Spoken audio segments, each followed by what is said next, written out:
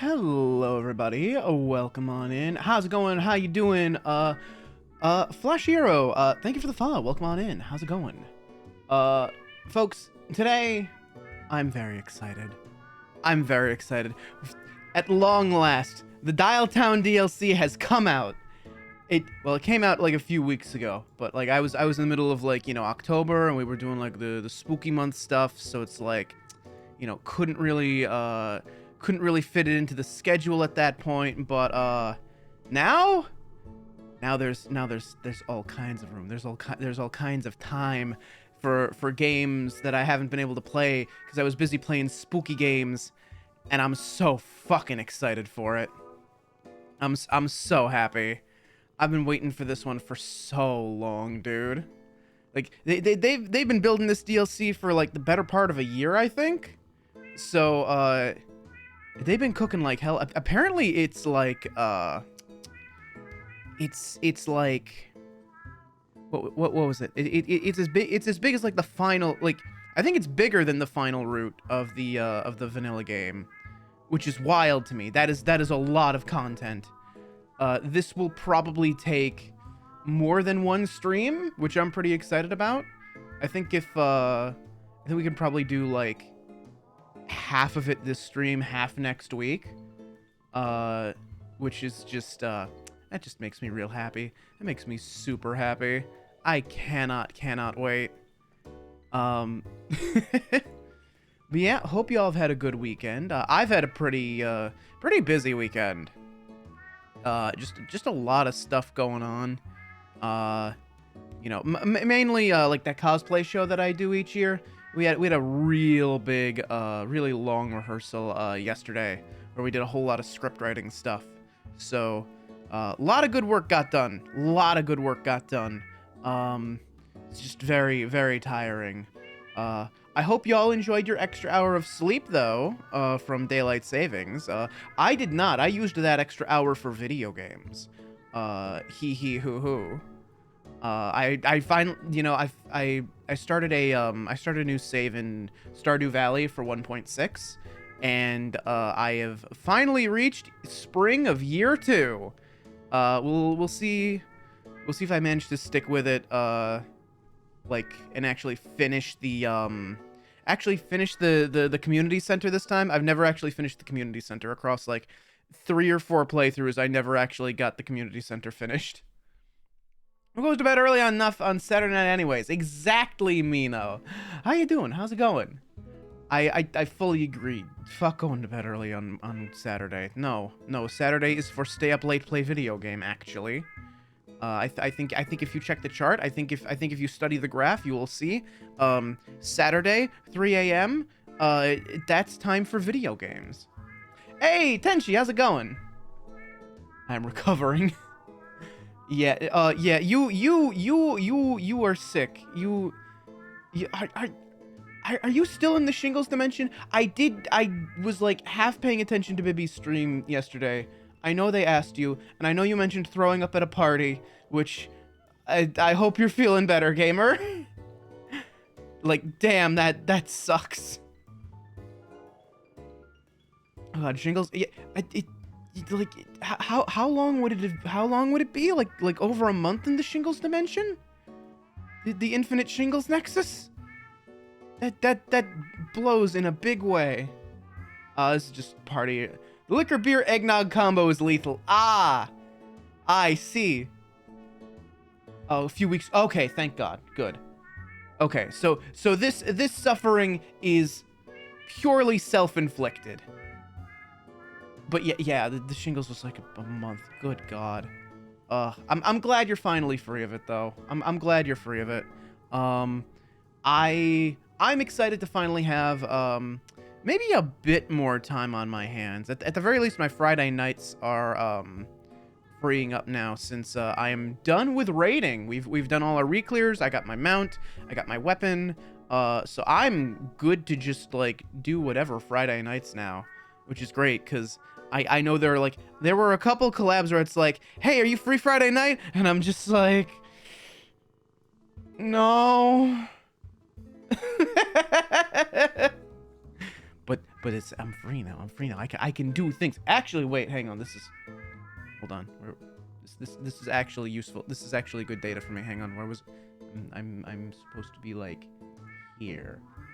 I had to move myself around for collab yesterday, so using the zoom to like center myself, like, yes, this is where I'm supposed to be. I'm supposed to be right here, actually. Free for 3 to 4 months. Yeah, basically. Cause I ain't doing ultimate. I thought about it and I said no, actually. Even just doing like 2 days a week was kind of a lot for how much I want to do and how much there is to do, especially with work that's gonna need to be done on 2.0 when we get closer to that. Which reminds me, I need to. Free time is at such a premium right now. Hopefully around the holidays I will have a little more time. Just because, you know, the holidays will happen. I wonder if I can convince my boss to let me work remotely those days. Because, like, I work, like, as a manufacturing engineer. Which means, like, when people are, like, when there's an issue, like, on the actual, like, manufacturing floor, I have to go out and, like, fix it. However, around the holidays, so many people take vacation, like, burn their vacation time or take sick time or whatever, that very often there is no one on the manufacturing floor. There is no one there, which means if there's no one on the manufacturing floor, there's nothing for me to go out there and fix, which means I really don't need to be in the office. I could just work from home and it would be fine. So I might talk to him about that. I think maybe perhaps that would be good and cool. And then if I'm working from home, that'll be really convenient and nice, actually. Yeah. Anyhow, sorry, I'm just thinking out loud. But yeah, I can't believe we're at the end of the year already. Good God. Where does the time go? It still feels like March was like a few weeks ago to me. Time needs to slow the hell down. Good Lord. But yeah, I got a lot of stuff that I want to do for 2.0. I've got Waterdo downloaded. Bagel gave me some models to play around with, just as like placeholders, so I can test like some programming stuff. I downloaded SammyBot, so I want to play around with that as well. Yeah, this year was somehow both too fast and had way too much happening. Seriously, it feels like every week I'm just like, okay, this is the weekend where I get to relax and do nothing. No, it isn't. You forgot. You have other things now. Like, dude, I've been so busy. I haven't even had time to, like, sit down and, like, schedule my next laser appointment. Because I gotta do that. Because I gotta touch up what's already been done. And I'm starting, like, new laser treatments on my upper body now. So, like, arms, shoulders, armpits, chest, all that sort of stuff. Gonna be real good. Very excited about it. But yeah, I'm doing rough. I'm hoping that the holiday like time period is gonna give me some just a bit of time to just relax and breathe and not worry about shit. Frankly, I'm just hoping for that. But yeah, I don't know. I think that's all the updates from me, gamers. I mean, I just kind of want to get into Dialtown. I'm gonna be honest. I'm like vibrating. I've been looking forward to this like all week. I've been really looking for. I've more than just this week, honestly. I've been looking forward to this like since it came out like a few weeks ago. And I'm like, it's October. I don't have time. I'm playing scary games. But October's over. October's over. It's time for no more scary games, except for the rest of the Dark Pictures anthology, which I'll be playing with friends still. Mino, are you ready for Little Hope in like 2 weeks? 2 weeks. So we're not doing it this coming week because I'm tied up with a fundraiser thing for Ryu. Mario Unleashed is out in a few days? Shit! God damn it! It's too much. There's too much going on. Yeah, 16th. Yeah. So, I don't know if you caught much of. I don't know how much of the one with Bagel you may have caught. It was not good. I looked up reviews on Steam for it, like Devil in Me, and one of the reviews said, "This makes Little Hope seem not so bad."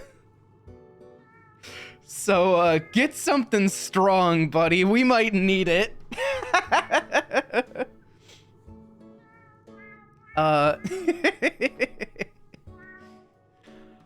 Oh, yeah, Devil in Me was not good.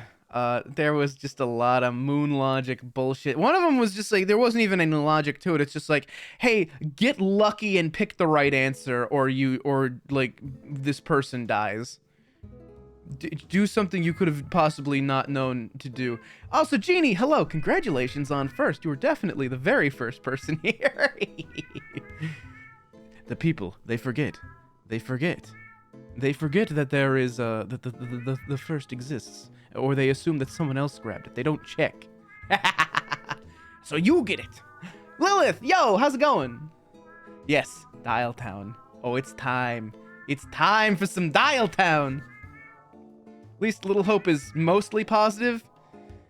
Yeah, I've come to realize though that mostly positive usually means like mid. Like it's kind of surprising like how bad a game needs to be like mixed is usually just bad. Which implies so bad it's good, which is way better than Snoozeville. I mean, Devil in Me wasn't like boring bad. Like, the concept was cool. The problem is like there were a lot of really unfair deaths that made no sense. So we had 3 deaths, right? And fucking spoilers for Devil in Me, Dark Pictures, whatever. The first death we had was Erin. She died in the depressurization chamber, which is it's a choice, right? You've got Kate and Erin in separate chambers. They're both depressurizing, and it's like, okay, flip the switch, and whichever one you point it to is going to die. If you point it towards Erin, she dies. If you do nothing, Erin dies. And if you point it towards Kate, both of them live. Fucking what? How in God's name am I supposed to know that one chamber isn't working properly, or just is going to arbitrarily not kill the person in it? How do I know this? How am I supposed to understand this? What do you mean? It doesn't make any sense. It's completely unfair. It's just like, flip a fucking coin, I guess. It's stupid. Next death we had was Charlie. You know, he escaped the incinerator. He was looking around. He found, like, the only way out he found was, like, this, industrial, like, crusher thing or grinder. And you have to, like, climb in. Apparently you have to climb into it and do a bunch of, QuickTime events. But I was playing shared story, which means me and Bagel were playing 2 different, like, sides of the game at the same time. Bagel was in a different area doing different things. And what I was doing was I was waiting, because what we found throughout playing the game is that if one person, like, gets to the end of their segment, it will force the other person forward in their segment. So, like, the other person might miss out on, like, exploring or finding things. And very often, what will move you forward, like, what the end of your section is not clear. So, I found, like, the crusher, and it seemed very much like this. Oh, like, okay, this is going to advance the story. I'm going to sit here and wait until Bagel is done doing whatever they're doing. And you know what I got for that? You know what happened? Bagel finished their section, and then Charlie died. Charlie got found by the killer and, like, grabbed and thrown back into the incinerator, and he fucking died. And, you know, I looked it up after the fact. That death is unique. It is specific to shared story, where you're playing with 2 people like that. And it's just, Charlie took too long to get into the crusher, and so was caught by the killer. This is shared story exclusive, and it's like, fucking why? Like every other time one person like got to the end of their section, it would push both people forward. This time it's like, oh, one person wasn't the one to advance the story, so that person dies actually for no good fucking reason. This death does not exist in either of the single player versions. Just why? What is the fucking logic? Why program in a completely unique death when the game is designed in such a way that if one person like moves forward too quickly, you miss out on stuff, so the game literally trains you to stop and wait for the other person to finish doing shit so you don't miss anything. That's dog shit game design. Absolutely fucking stupid. Good lord. I'm still mad about that. Third death we had was Jamie, which I will let you argue that this one was a skill issue. I will let you argue this one was a skill issue. Basically what happens is we're trying to trap the killer between like these moving walls, because this mansion has all these like different moving walls and hidden passages and stuff. We're trying to trap him in one of the hidden passages because we found the control room for the hidden passages. So Jamie's trying to lure the killer out. She's running through this hallway, and what you have to do is what you're supposed to do is you're supposed to wait for Jamie to get through the hallway, push the button to close the wall, and that's supposed to like trap the killer in there. That's what you're supposed to do. However, it's a button prompt. It is a QuickTime event. However,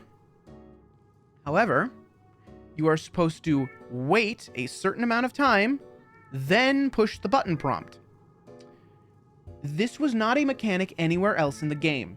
At no other point in the game did it say, hey, sometimes there will be QuickTime events where you don't push it immediately, you have to wait and then push it at the end, like part where like you have to wait to push the button prompt.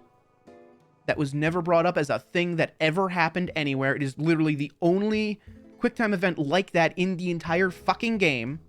And you could argue, well, the game kind of explained like that's what you were trying to do, and I'm like, okay, fine, but like you put a button prompt on the screen like every other fucking button prompt, where normally what you do is you push it immediately because otherwise you'll run out of time and die.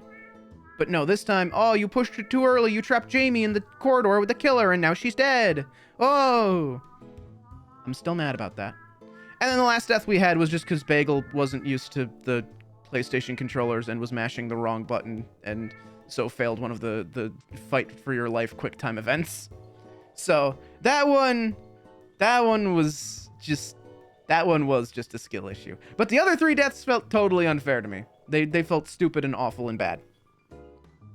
Anyway, I've rambled and ranted enough about that. Let's stop talking about a bad game and let's play a really fucking good game. Shall we? I am... Hang on, let me, where are you, Dialtown? Phone date. Oh, wait, didn't Dialtown have, I think I needed a separate,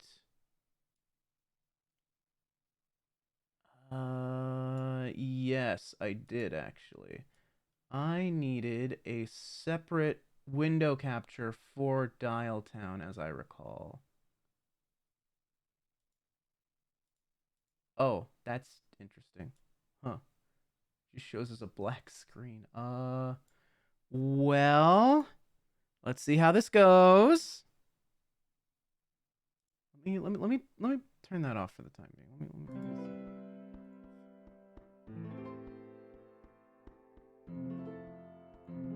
Will it capture? I don't think it will. Okay, so we do need to...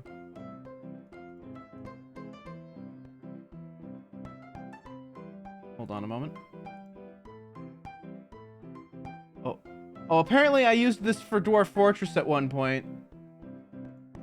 Let me swap it back to Dialtown. There we go. That's the ticket. Beautiful. Riley! Hi, how's it going?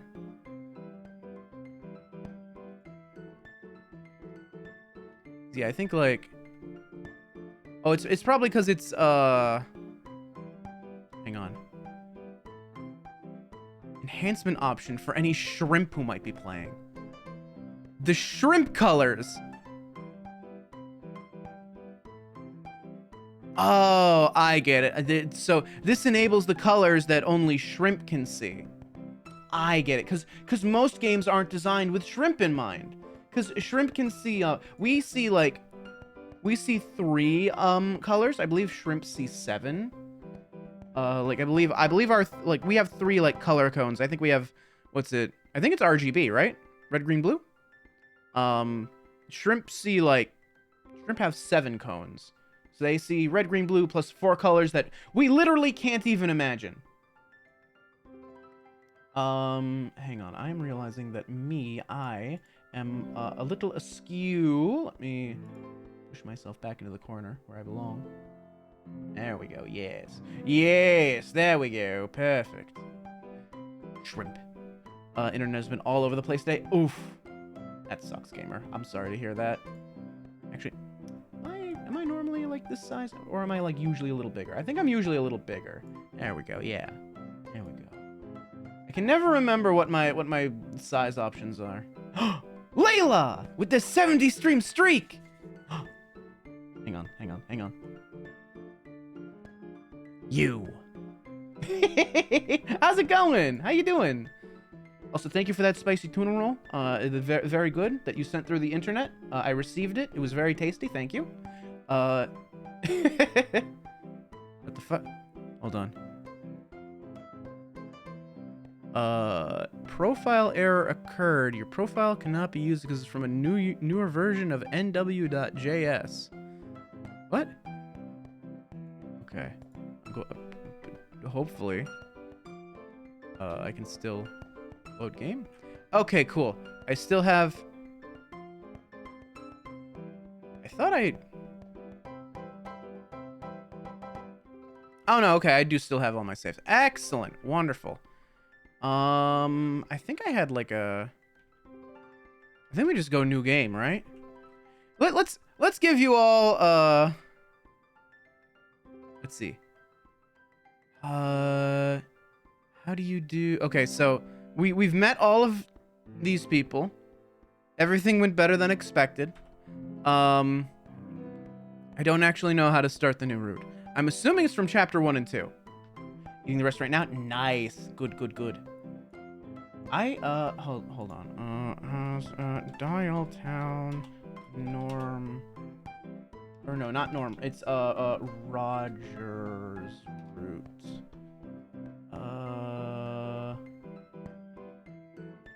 Roger.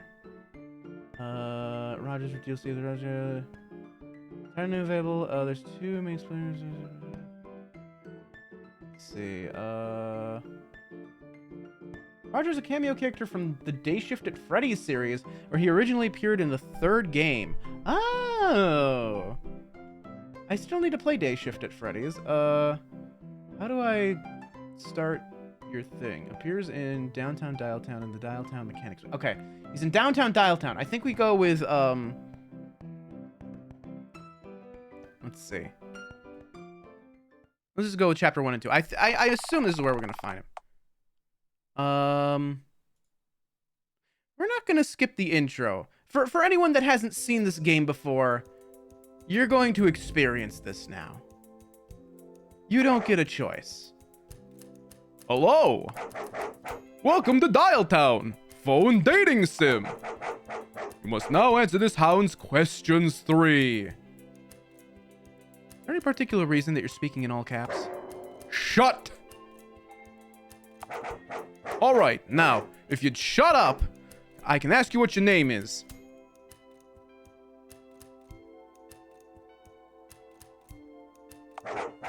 Oh, right. Anywho, what's your name? So we can be Fonjinji? Fongingi? I don't actually know how you pronounce that, but the name I went for was Alistair Ring, because then you get it? The ring. I've read the game title. Yes, Dialtown, phone dating sim. Me? Phone Gaga. Really? That's your name? Oh, hun, I'm so sorry.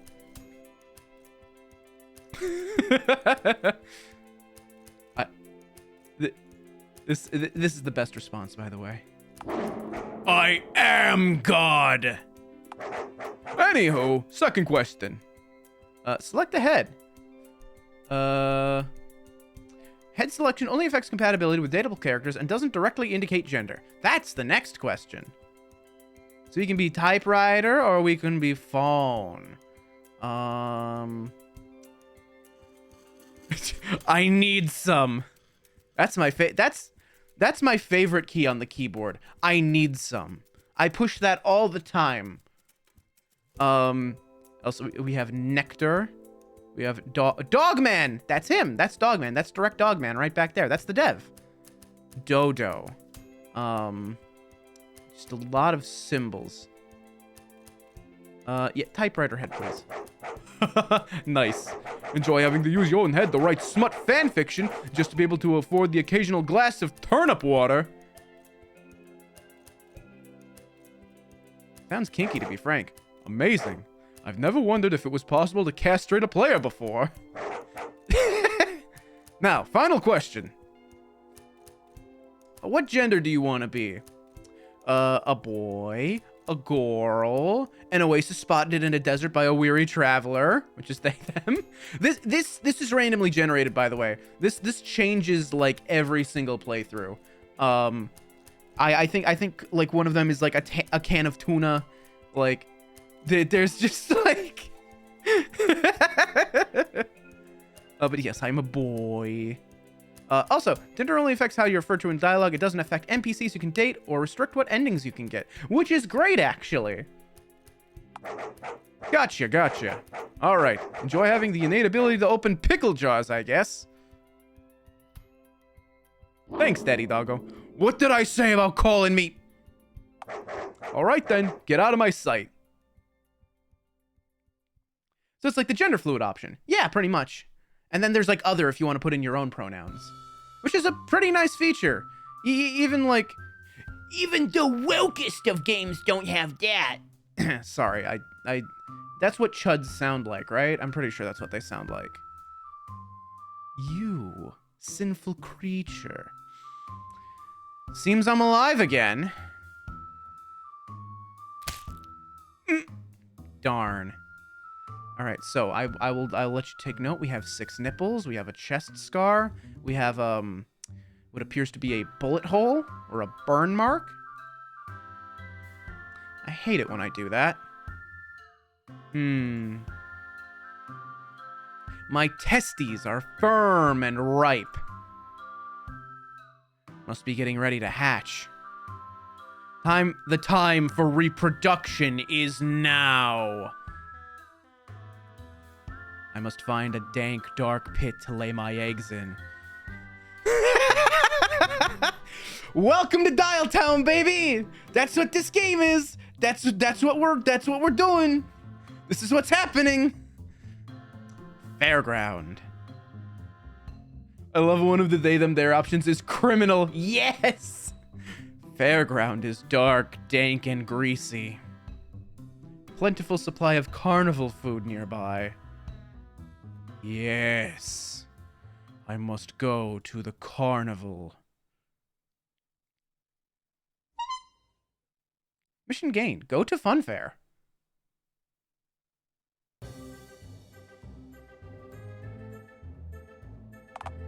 Well, there we have it. The carnival. So close, yet so far. Must gain entry. Must penetrate defenses of mile-high railings. I mean, those railings are hardly a mile high. Bastard narrator. Need lay eggs. Well, you could always, go through the main gate.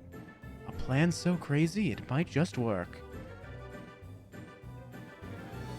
Wait, I need to go back and drink the deadly combo again, then I might be in the proper space for this game. Greetings, ticket buffoon. My name is Jerry, but okay, sir. Yeah, please don't bang on the glass. It scares Jerry. How can I help you today?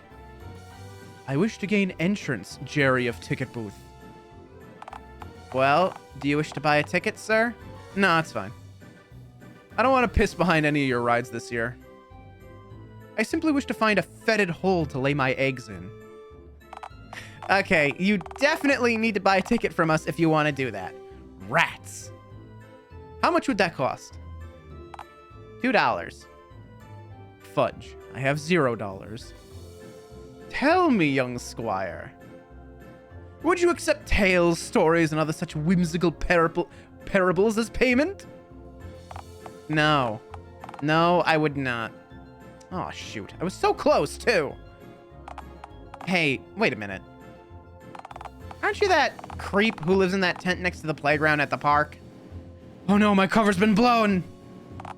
Look, sir, I'm only telling you this because your stench is just gonna drive away customers if I let you loiter around here uninhibited for any longer. It's Valentine's Day today. What? It's a day designed by the chocolate flower industry where single dads drink a bottle of gin for dinner. Wait, why am I explaining this to you? You're barely sentient. Look, hissing and drunken single dads aside. Valentine's Day is a day for people who are, you know, in love. Is this love thing a type of feeling? I don't really do those, thanks. Well, sorta. Love is what happens when two grown-ups start craving more than just business handshakes and platonic ice cream breaks. Love makes two people want to go on romantic ice cream dates and drink all kinds of exotic elixirs and nectars together. I like how they're holding hands in the graveyard. That too is where I would go for a date. When two grown-ups are in love, they'll make joint bank accounts together and go to the movies together to feed popcorn kernels to the rats and cockroaches there.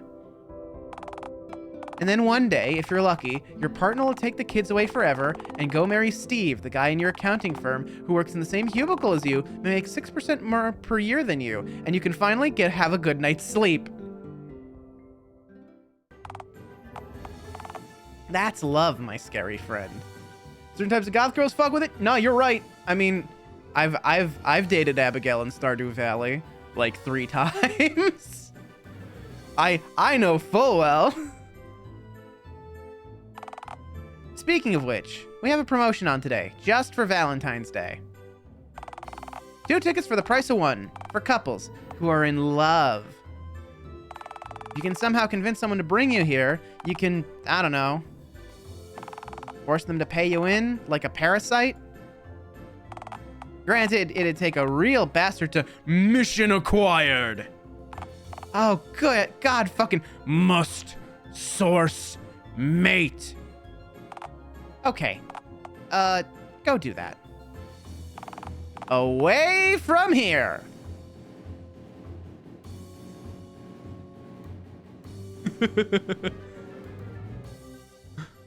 I think I did this the first time I played, so we'll go, just you see, Mr. Jerry Ticket. I'll be back with a smoking hot babe. Please don't come back at all. Scuttle away. So yeah, welcome to Dialtown. That's what this game is. We're in for about 5 hours of this. Are you prepared? Chapter 1. The Funfair Date. This character does not exist in the game, I don't think. Unless this is supposed to be how we see ourselves.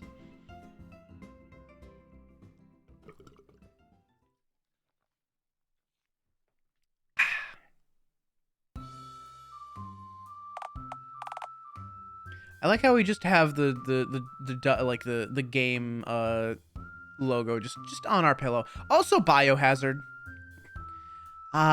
Tent, sweet tent. To find a well-functioning member of society to latch onto like a parasite, you'll have to leave the tent, you know. Damn, I hate moving, even when necessary. Can't I just lay my eggs here? Keep in mind, this tent freely occupies a relatively unwatched patch of grass at Dialtown's local park. AKA, you are dangerously close to at least 4 swans at any given moment while in this squalid tent. Would your babies really be safe in here? Ah, shit, you're right. By the way, in this game, swans' heads have been replaced with paper shredders. Yes. Everyone's had their head replaced by some sort of object. Swan's got paper shredders. Why? I don't know. Raccoon's got trash cans. I know it showed giraffes, but I don't remember what those were. I hate it when you're right. Friendly reminder. You can bring up the main menu at any point using the escape key, including during NPC dialogue and during player choices. This allows you to tweak options and save the game at any point. Use this if you want to do something, but feels as though it may get you arrested or killed. What the fuck was that? You can also just give up. Open menu.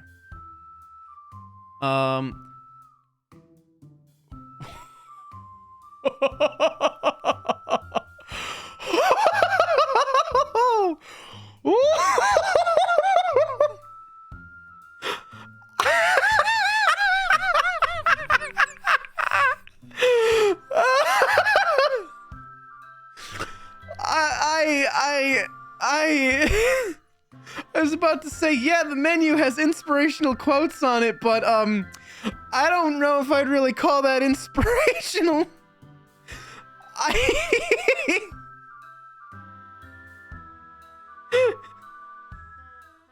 If that doesn't set the fucking tone, I don't know what does, dude.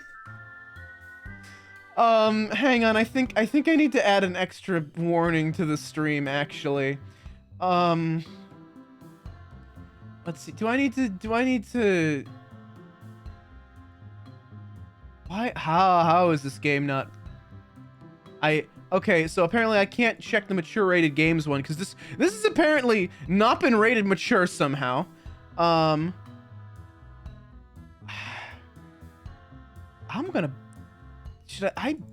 putting the sexual themes on here because it will make more jokes like this. I'm putting the sexual themes warning up. Yeah, no, indie games don't really get properly rated. So let's save our game in a brand new save file. Refresh the inspirational quote at the top of the screen. Titus, get the cross. Some Roman dude circa 3380. That's a very appropriate quote for this game. Like slay the princess before the pristine cut and that weird church trauma RPG I played. I gotta play. That's right. I gotta play pristine cut. That's also on the list of things I need to do. I don't know what weapons World War III will be fought with. I'm not a genius, LMAO. Steven Einstein. Doleful raccoon noises. The raccoon I have contained in my garage where it can no longer do any harm. The dodo brings you a gift. Is that all of them? There's got to be more. Ah, here we go. Today, I had a bowl of porridge, drank a bottle of gin, and wept. Tomorrow, I might change up the order. That's just from the dev himself. I think we've seen all of them. Oh, you break it, you buy it. Joseph Stalin. Fuck it. Far ago. Oh, here we go. If a demon or supernatural requires you to wear socks with sandals during the summoning ritual, I have no clue who you're summoning, but he's likely much worse than Satan. Pope Phonius the Ninth.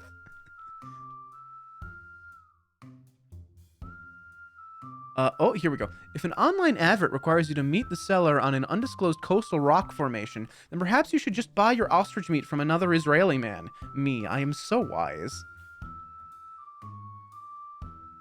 These are great. I love this. I think we've seen most of them. I think we've seen most of them. Behold, the optionals. These are already configured. We have the shrimp colors enabled. Oh wait. It's the little things. The little things, Gordo. Back to the slaughter then. Leave your tent. Where would you like to go? Let's go to Uptown Dialtown. Thank you, Lilith. We dodge attacks, we accept gifts. Correct. Ah, Uptown Dialtown. Home of everything and everyone not cool enough to be in downtown Dialtown. So, what now? Summon a local hobo. Ahem.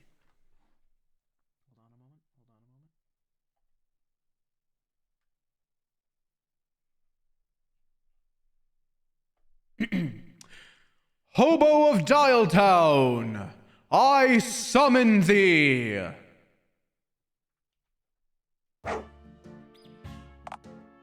Yo.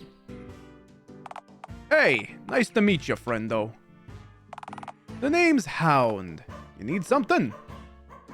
Hi, nice to meet you. You new around here? No. Pal, I'm the oldest thing alive. Like even older than a dinosaur? Okay, counting dead things is like cheating and stuff. But yeah, I'm older than pretty much every dinosaur I've met. Yeah, thing is, I'm kinda like God and stuff. I created everything around you right now and farted out the cosmos and the stars and shit. Yeah, I'm kind of a big deal, actually. By the way, he's not kidding. This is not like the drunken ramblings of a hobo. That is actually God. That comes up later. We're doing like the DLC, so we're not gonna see like the true ending and all that shit of like the main game. So yeah, in the true ending, the VODs are available on YouTube, by the way. I have a normal YouTube command. I don't know if I have a VOD command. I don't have a VOD command. If you go to my About Me section, you'll see a link to the VOD archive. They should all be up. I think, maybe. I'll have to double check that. I forget to make my VODs public. I send them all from Twitch to YouTube. I export them all, but I forget to go to YouTube and make them public so that people can actually watch them. So I have to, like, I gotta change the title and pick a thumbnail and I gotta just find a day and just go through all that shit and just make them all public. One of these days. Anyway. Hang on. You created everything? Well, yeah. Most things. But not everything. Well, yeah. You guys did some of the work, to be fair. I bet we did more than you did to create us, stinky mutt. You know what? Fair. Oh. You ever, like, leave a takeout box in the corner of your room and forget to bin the box, only to find a new species evolved from the remains of your chicken Thai curry from last month? No, I actually clean up my garbage, thank you. This world is my takeout box, and I'm the hungover dude gazing upon infinite possibility in disgust and awe. Yeah, it's nice to meet you.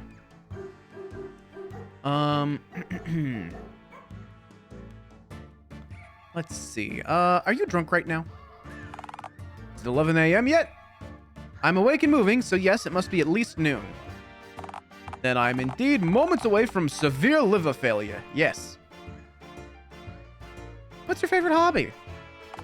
You ever eaten broken glass or shiny rocks before? Yes. I don't recommend it, but still, don't knock it till you tried it. You look like you eat broken glass, all right. Thanks, you too. Alright, thanks. You're very much welcome, yes.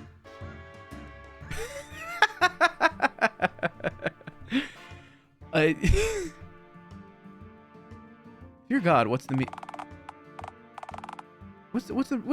meaning of life?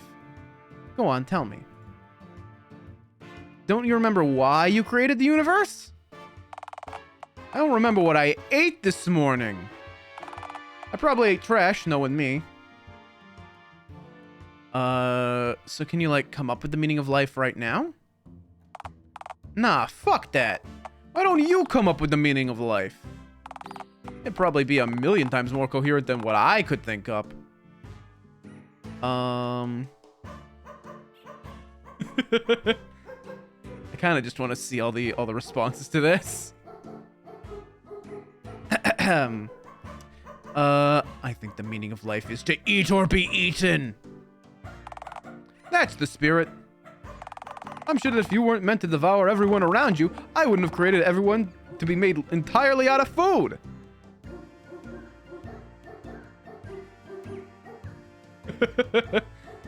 It's kill or be killed. Sure, why not? It's fuck or be fucked. Okay, wait. Don't get me wrong, I'm loving this idea. But please don't fuck a cactus under the assumption that if you don't fuck it, it'll fuck you first. Or actually, maybe do? I'm curious and kind of want to see what'll happen.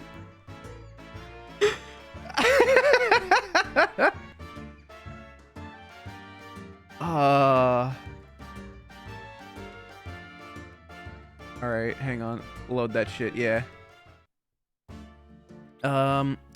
Life is merely a game, dear hobo. This is all just a game. Now let me just say, this is a pretty fucking shoddy excuse for a game. Don't quote me on that. Yeah, this is the dev's like profile picture, by the way. So yes, he is calling himself out here. It's very meta. It's very funny. It's literally his self-insert. I think life has no meaning and that you're full of shit. I don't know, man. In fairness, I am full of shit, don't get me wrong. But there probably is a reason we're all here, whatever the heck... Oh, sorry. Whatever the that could be. Well, if the reason's so important, then how on earth could you forget it? Now, hang on there. I've got enough people misquoting me as is. I simply stated that there probably was a reason, not that said reason was made sense or was even remotely important. Please do remember, I'm just a little creature, and at the end of the day, I know not what I do. Aren't you also, like, God? Yeah, unless the taxman asks. You think having a yacht yeets you straight into the top tax band? Or legally owning the whole fucking universe and every bullshit creature residing in it.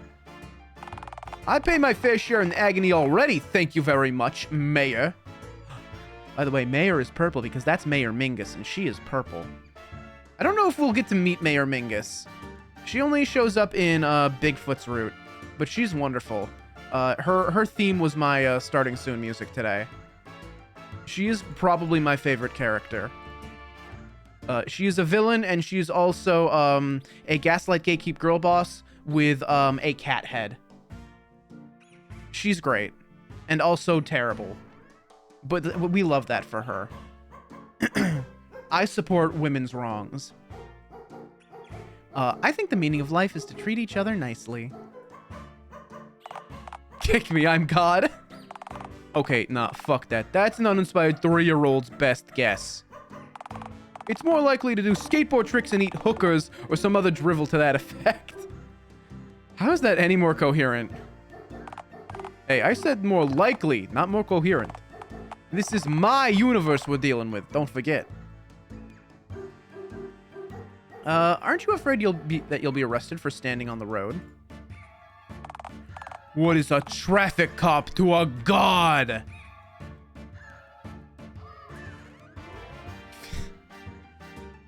Most traffic cops hold more power than you, and you know it. Ouch. I mean, you aren't wrong, but still, that shit stings. Punch God. Or no. Can you pay me into the fun fair, God? God, how much would that even cost? $1, maybe even $2? Do I look like I have $2 right now? Do not to the cactus. Eat, huh?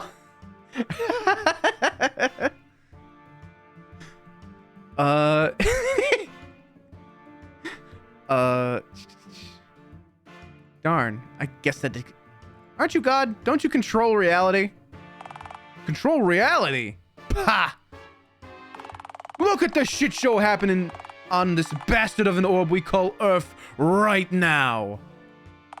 Do you honestly think I have a clue what's going on? You wanna fix shit? You be God for a day. Alright, I see we have an ad break coming up, and I think there's only one true way to run into an ad break. Punch God. Hang on. Hang on.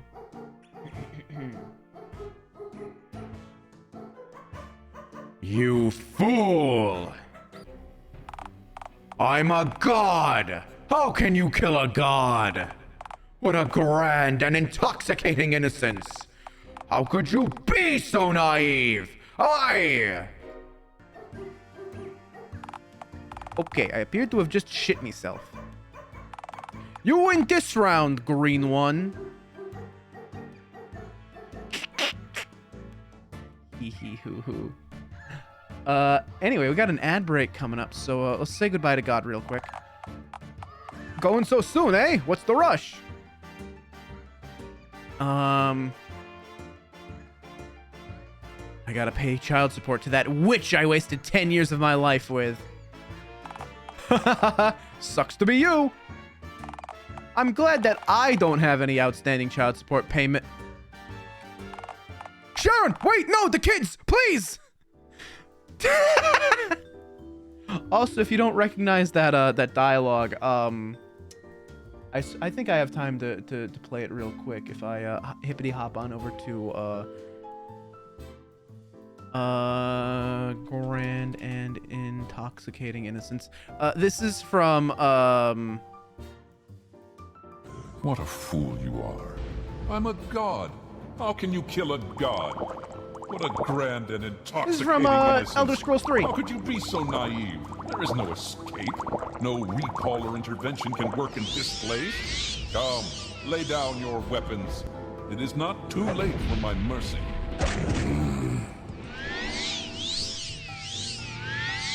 I think he may have just killed a god. I don't know. I don't know enough about the potions and magic he's doing right now. But yeah, that's just Dagoth there. Anyway. We will return shortly with more Dialtown.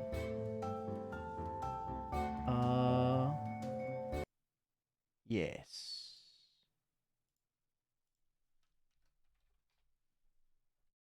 You can hit me one last time, then you think it's been more than 5 minutes. What if I just change back before you can hit me? It's probably too late. Wait, shit, that didn't work. Damn it. Damn you, Elgato. You're I've been betrayed. I've been betrayed by you, Elgato. Just goes into the trash can. It's stinky. It's limited time. Yeah. Like, you put all this work into the assets. Oh my god, there's a wiener outside! Where? Right there!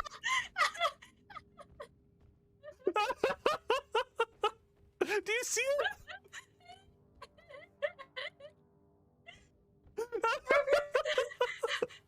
Goodbye, space cowboy. Goodbye. We'll remember you.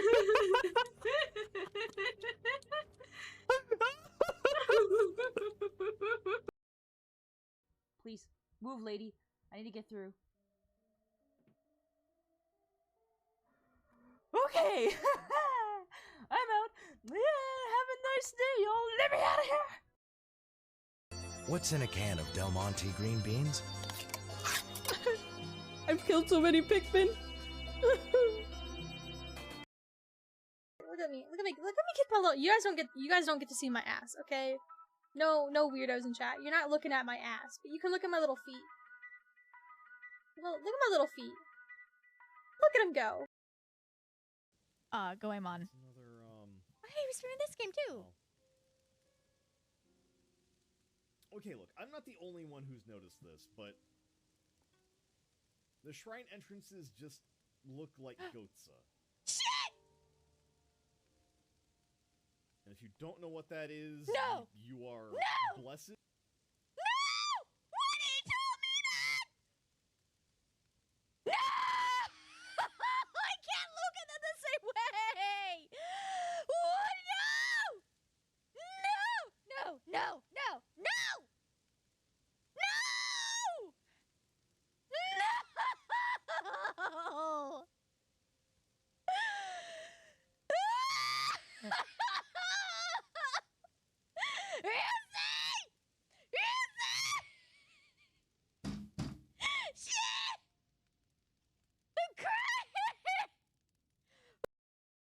it's extremely depressing and sad, but I really think that there is something like. I'm gonna have to go off screen for a second. Woohoo!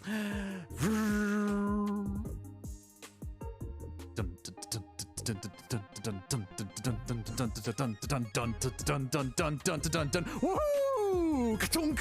Da-da-da-da, da-da-da-da-dun, woohoo! Da-da-da-da-da-da-da-da-da, yahoo! Da-da-da-da-da-da-da-da-da, dun dun dun dun dun dun dun dun dun dun dun dun. I made myself a minecart. I love Diggy's little minecart. It's very cute. Welcome back from the ad break, folks. Welcome back, welcome back. Let me hippity hop back over here. Welcome back. Welcome back. How's it going? How you doing? All right, it's time to leave the area. We've already summoned our hobo. It's time to go elsewhere. Let's see. We have a lot of places we can go now. Let's go to the local park. I think we might be able to meet the worst character in the game. Ah, the park. You could roll around on the nice spring grass, unless you mind getting a few discarded syringes stuck in your arm. So, what now? Lie down on the grass. It's relaxation time, friendos. You have friends? Shut.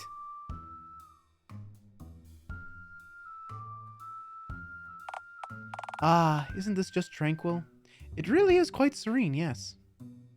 It's good to get away from the big city. When you're only like 2 yards further away from. Yeah, the peacefulness really helps unclench the old sphincter, alright? Sure.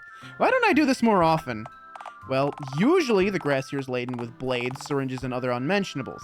It's a good thing that... What the fuck? What the fuck?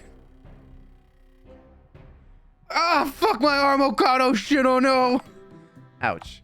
Yeah, I think I can see a scratch or two, alright. This is why I hate nature and shit! Well, technically syringes are completely man-made and used, so like, silence narrator!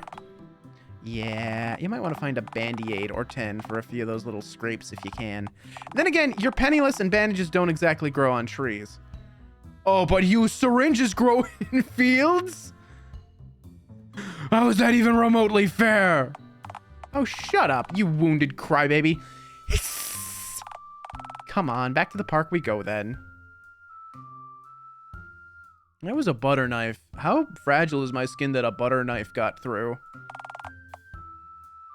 To the nearby playground. Oh, here's where we'll meet the worst character in the game. The playground. Oh, look at it. Look at that ball go. That ball is bouncing.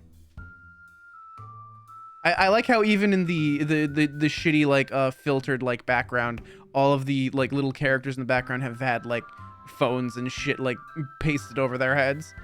Ah, the playground. As long as you stay exactly 25 feet from the perimeter of this zone of merriment, you shouldn't be legally prosecutable.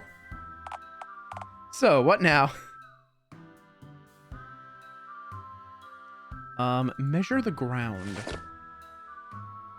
Exactly 25.05 feet away. Perfect.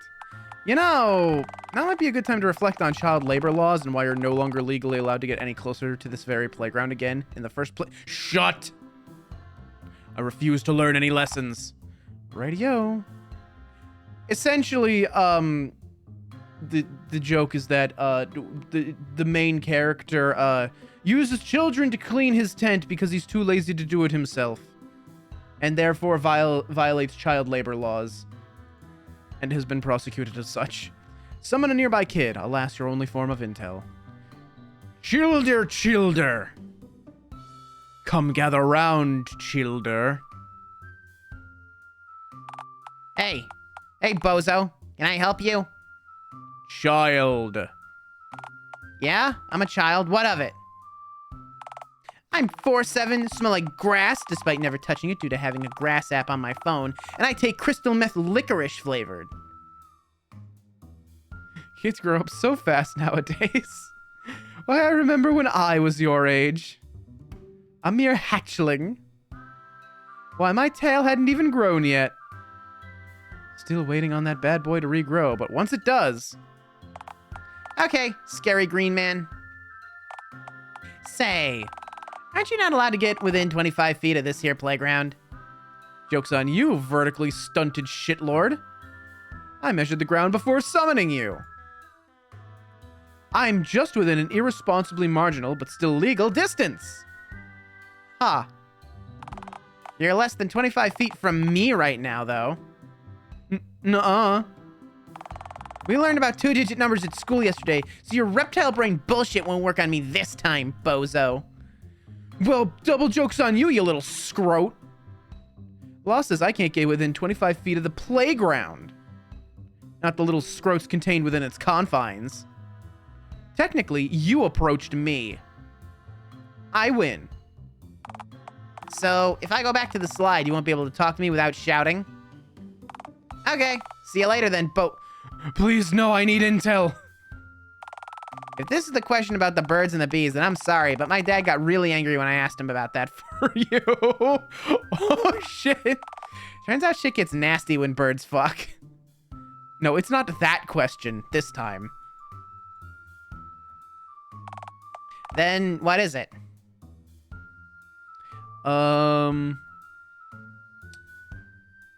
I don't know if it's gonna like lock me out of the others if I choose one, so I'm gonna save because these are all excellent excellent questions. What are the new cool words? Ah man, cool is the new drool. Hey, Felt Tarnished, welcome on in. How's it going? Finally back from my weekend. Ah, another person that went to the busy weekend factory this week.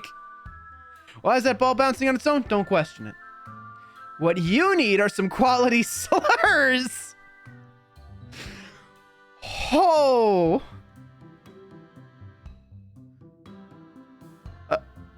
But aren't those the bad words? They aren't just the bad words. They're the really bad words.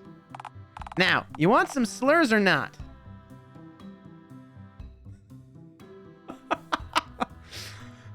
Give me the slurs, please. Now, I'm sure you all know the popular ones, like calling an inexperienced rug salesman Aladdin, or referring to an slightly unfamiliar dog as a Groucho. But the mightiest slur of them all... Krungus. It's like a cheat code, but instead of unlocking you an extra life or more money, it just unlocks you a particularly painful death. Awful. Thanks for sharing. My pleasure, green one. Now, we done here or what? Damn, Tarnished, I think I have to ban you for that. I think that's a permaban. You just said the worst slur in the world. I think I gotta permaban you for that one.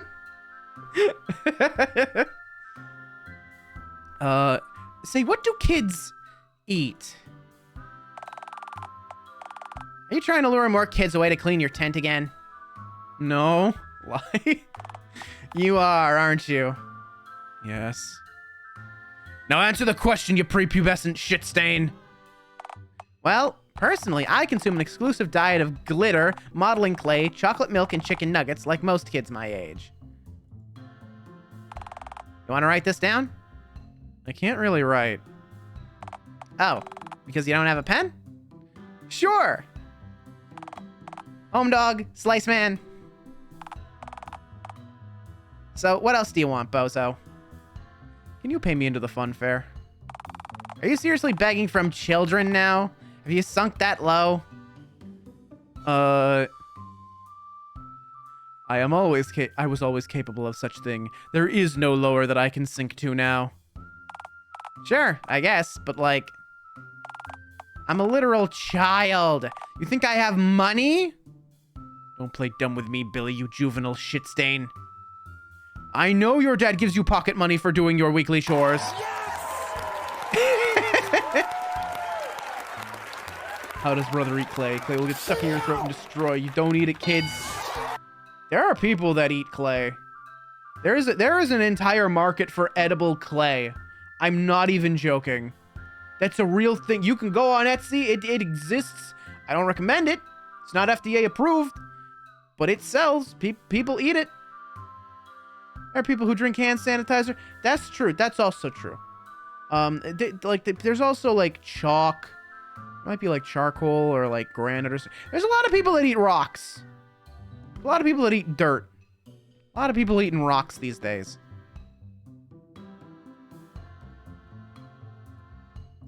Cough up the money.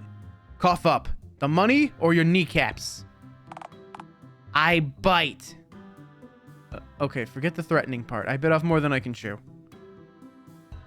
Come on, man. I'm desperate. I need somewhere damp and moist to lay my eggs. Okay, I'll stop you right there. I have $2.07 to my name, which would only afford me one ticket. Oh shit, I'll just have to abandon you at the gate then. No, see, there's a 2-for-1 Valentine's offer on... Yeah, for couples, bozo.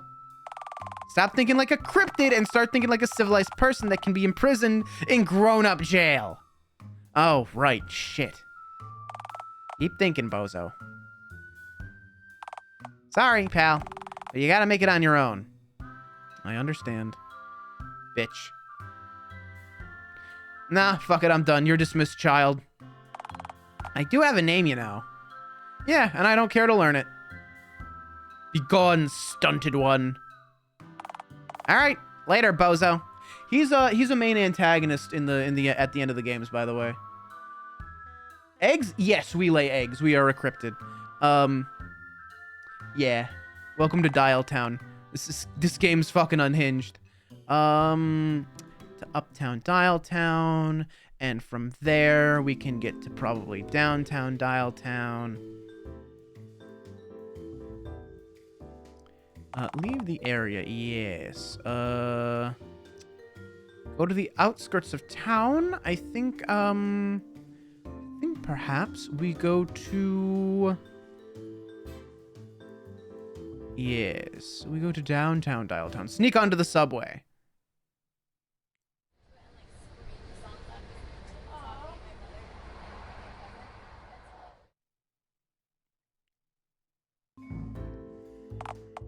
Ah, downtown Dialtown, where the air tastes like crystal meth and the crystal meth tastes like smog. So, what now? Talk to a nearby passerby. Right. Hello then. You need something done, mate? Who you? Oi, no beef me daft friend. The name's Nathan Hanover, governor. Bloody well chuffed to make your acquaintance, I am. Sorry for me ace, mate, but I'm running late for a very important date. What's gotten you in a hurry, then? Well, I've got to do a charity gig that I'm holding to raise money for alcoholic dogs, yeah? Right, piss them mongrels are. Gotta get there to conduct me symphonic orchestra. But I'm happy to answer any questions you've got. And if you're quick, I'll be right chuffed. So Nathan Hanover is the person who composed all the music for the game. So this is another staff cameo. What does symphonic mean? Oh, don't be naff. Surely you know. Nah, not a clue. Alright, so imagine a ghost, yeah?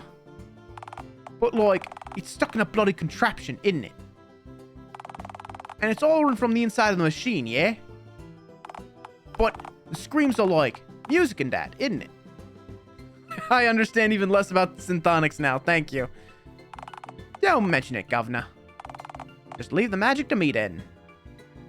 Can you take me to the fun fair? Please, please, Dad? Oh, blimey, that sounds like right bunts. But unfortunately, can't. Gotta go to me concert, and I'll be right knackered after I... What are you saying? Oh god, am I being mugged? Nah, mate. You're alright. No beef. Oi, so... We done a little natter then, or what? You ever met God? Oi, the bum, yeah? Yeah, the great old universe and that, isn't it? Saw him fall face down into a puddle yesterday. Well, Grim. I'll let you go then. Good luck with your whatever. Right, get this donezo. Get home, watch some footy, have a parmo and chips.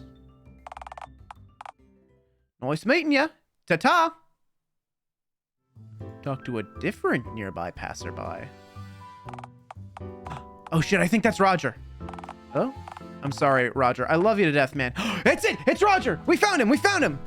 This is it. This is the new route. I'm sorry, Roger. I love you to death, man. But you've got to work on those nerves. Surely saying hello just once would suffice, no? I know, Peter. It's just... The green one is looking right at us. I think he wants something. Well, turn around and ask the nice man what he wants. Right, yeah, of course. Hey, nice to meet you, man. The name's Roger. Hey, Roger, how about you bring me to the fun fair, eh? Well, I could go for some cotton candy right about now. Roger. Right. Whoops, I forgot where I was again. Sorry about that.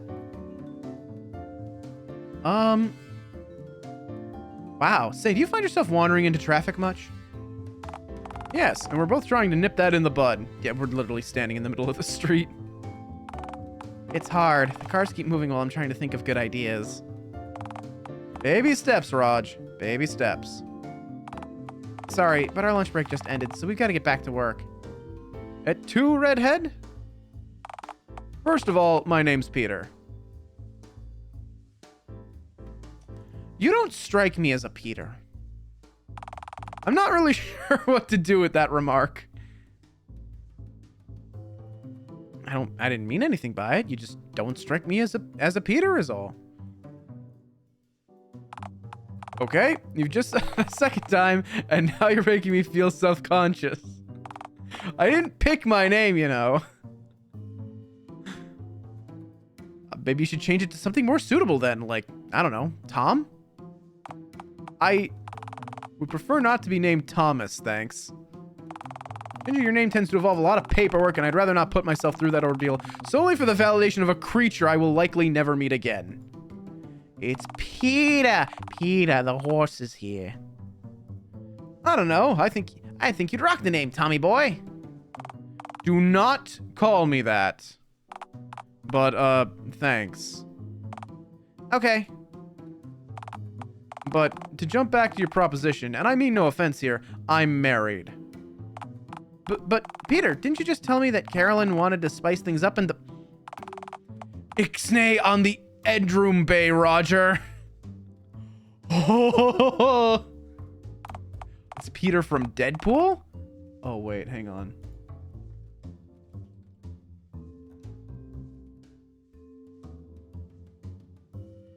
Oh, shit.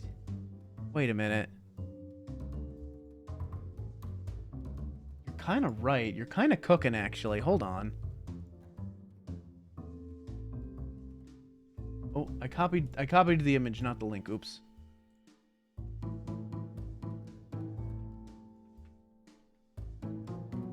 Yeah, you know, you're kind of right.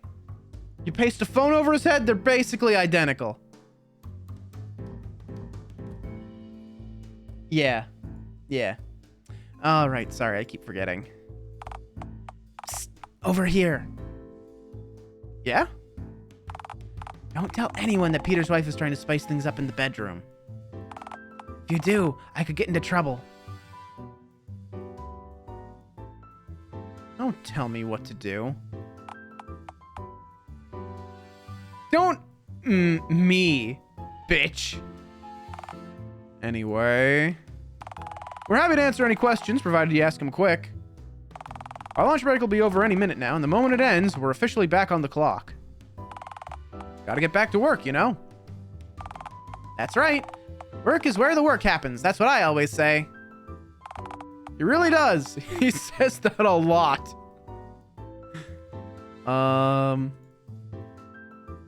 Hey, nice hat. Hey, thanks. I find it makes my head complete. Why doesn't your friend have a hat? I don't do hats, I'm afraid. I can see this divide between you. This festering gap growing in your friendship. This difference of ideologies. This will lead only to war. Hey, I'm cool with the fact that he doesn't have a... Shh, sweet summer child. Be silent. Only darkness now. Peter, are we in danger? When are we not under the thumb of some kind of existential terror? Yeah, that's a good point. Relax, I'm not a threat to you, merely a harbinger of fate. Oh, I like the sound of that. Do you think people at the plant would take me more seriously if I asked them to call me the Harbinger? Given that a Harbinger is someone who signals incoming doom, I feel like it'd likely just bum everyone out. Perhaps. Wonder if we could use that to our advantage, though? Spice up the old workplace? Do not try this.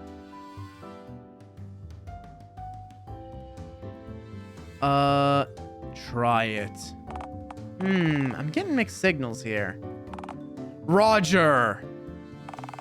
What are you gonna listen to? This thing we just encountered on the street minutes ago, or your assistant manager who you've known for years? You are so mean to poor Roger. Yeah, I'm not being mean. I'm just warning him of the, fact that he and his friend are probably gonna go to war over the fact that one wears hats and one doesn't. I'm just warning him. I'm being very, very, I'm being a good friend to him. Well, when you put it like that, I'm definitely leaning heavily in your favor. Listen to me, Roger. I'm magical. You are? No, Roger, no. Not this again. For the last time, when someone tells you that they're magical, they're trying to swindle you.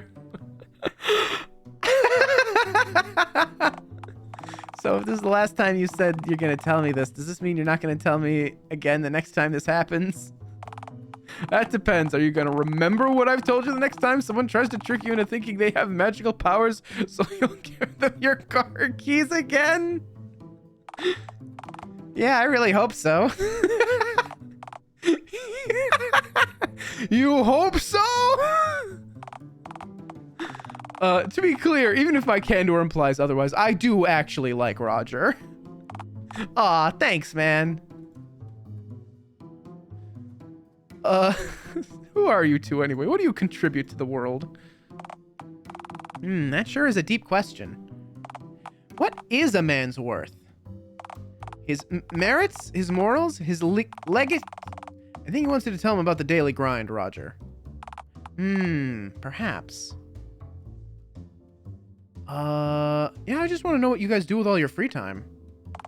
Oh, why did you just say that then? I use captivating, bewildering language. I am a master of conversation. Yeah, well, please don't use bewildering language when talking to Roger. His brain does not need any help being bewildered, flummoxed, or otherwise befuddled, thanks. I don't know, Peter. Is there any harm in aimlessly meandering around with a song in your head and a dream in your heart? It's the journey that matters, after all, not the destination. In that case, perhaps we should continue our journey back to work before the factory collapses in our absence. Oh, man, that wouldn't be good. No, it would not. Debatable. Rubble is fun, free, and easy to use. Easy to use for what? Assorted purposes. Oh, I like the sound of that. Factory collapse. Bad. Roger's IQ is 1. Man's got a -8 to his fucking intelligence rolls. Oh, yeah, right. Sorry, I got distracted by the rubble talk. Which isn't mathematically possible, but I say that he could. He's managed it. Ah, rubble, the gamier cousin of gravel. A delicacy. A delicacy, you say? Enough of this talk. Roger has enough problems as is without some stranger tricking him into devouring gravel. Who's tricking anyone? Gravel's phenomenal, man. Phenomenal, you say? Wow, that's quite an endorsement. Do not. Radio then. Roger, just tell him what it is that we do.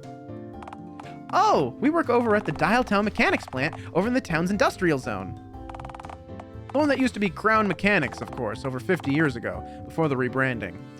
Callum Crown is the person what gave everyone phone heads.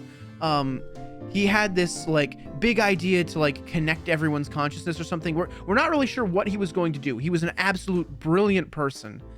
He gave everyone phone heads, and he was going to do something that would, like, make everyone's lives super, super easy, like, super increase, like, the quality of life for everyone.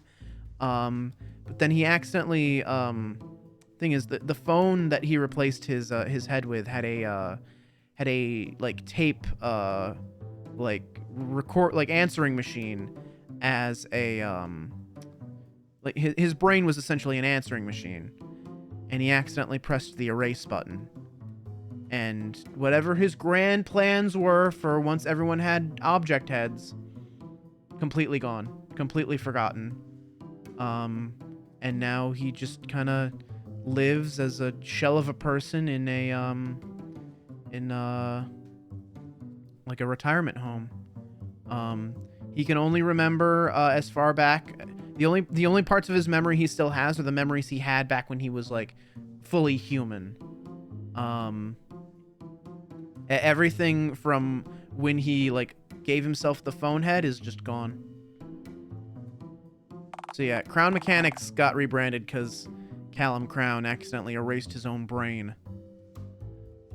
Anyway, me and Peter work there together. He's the assistant manager. And I'm the manager. Wait, you're his manager? Yeah, luckily. Luckily, yeah. How'd Roger end up being your boss?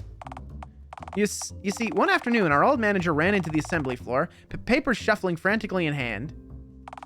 Said our plant was going to go through some new changes, and one of us was going to be promoted to his old position. Was he promoted? To a corpse, yes. Oh, shit. Nasty bit of business, that.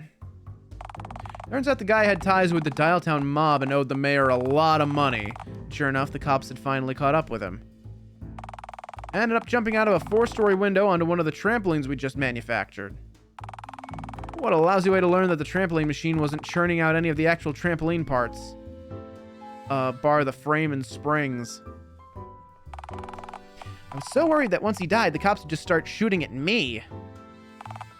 I figured, Phone Lord, if he can pass his old job to me, maybe he could pass his crime to me, you know? Regardless, I persisted and made it through with a brave face.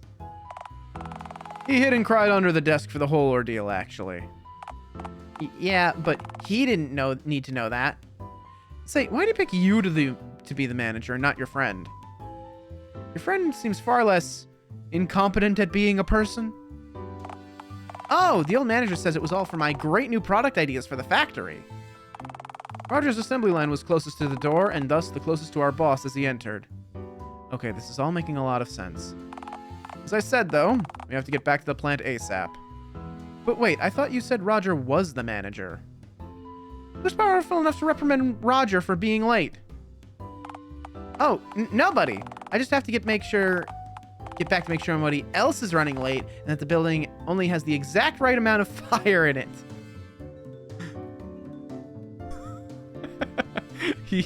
That's the funny thing about fire. If you have too much or too little of it, you've got a problem on your hands. Yeah, that's really true. Wow, you are so wise. Yes, I am. I keep thinking I should write a book. Just gotta learn how to read first. Oh, and remember not to drink the ink. Okay. How's about we wrap this up, eh? I need to check something real quick. Hold on. I'm gonna save my game real quick.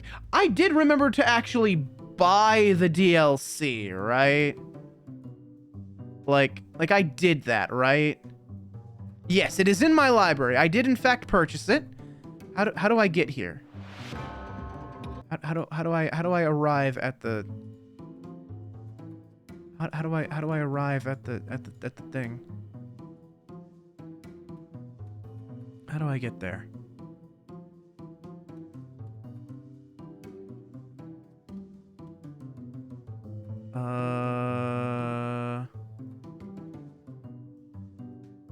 How do I do this? Dialtown, how to start Roger.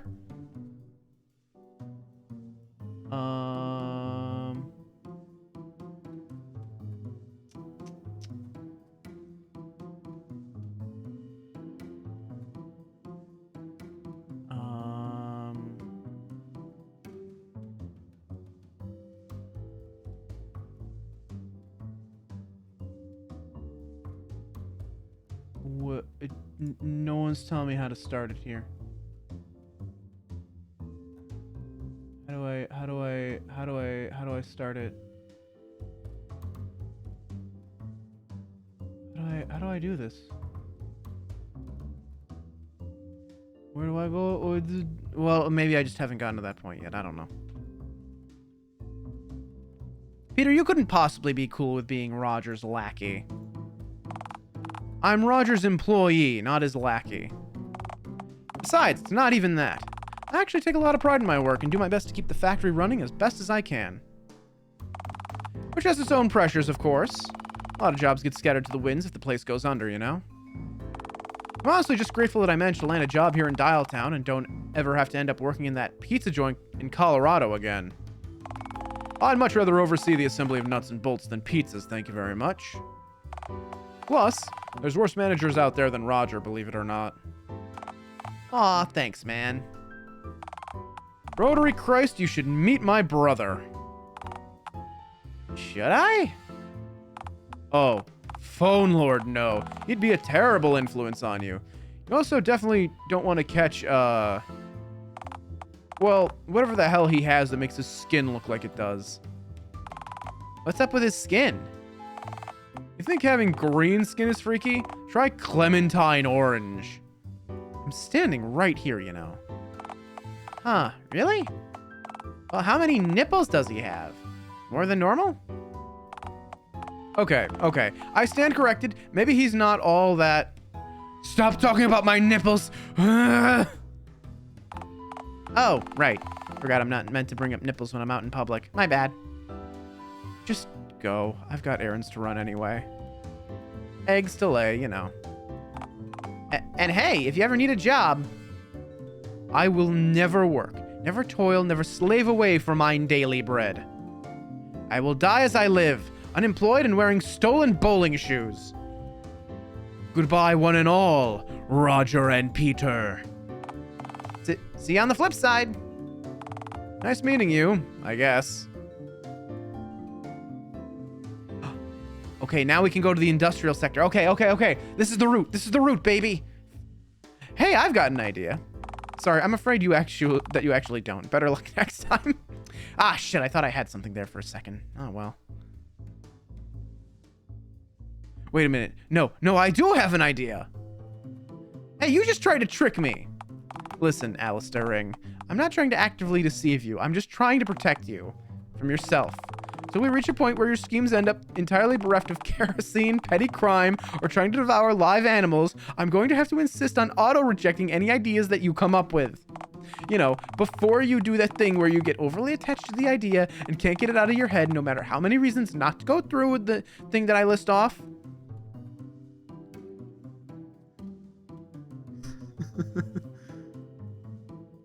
Some ideas are worth When have I ever done that?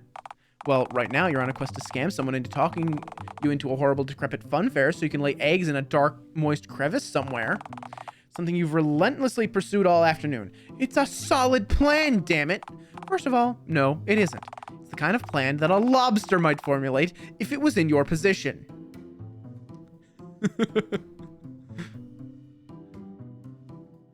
Lobsters have essentially not evolved in millions of years. I trust their wisdom over yours. Oh, please. When has a lobster ever stopped you from wandering into oncoming traffic? 0 times. 0. Maybe lobsters know something about traffic that we don't. Have you ever considered that? Huh? Damn, I would smash a lobster right now.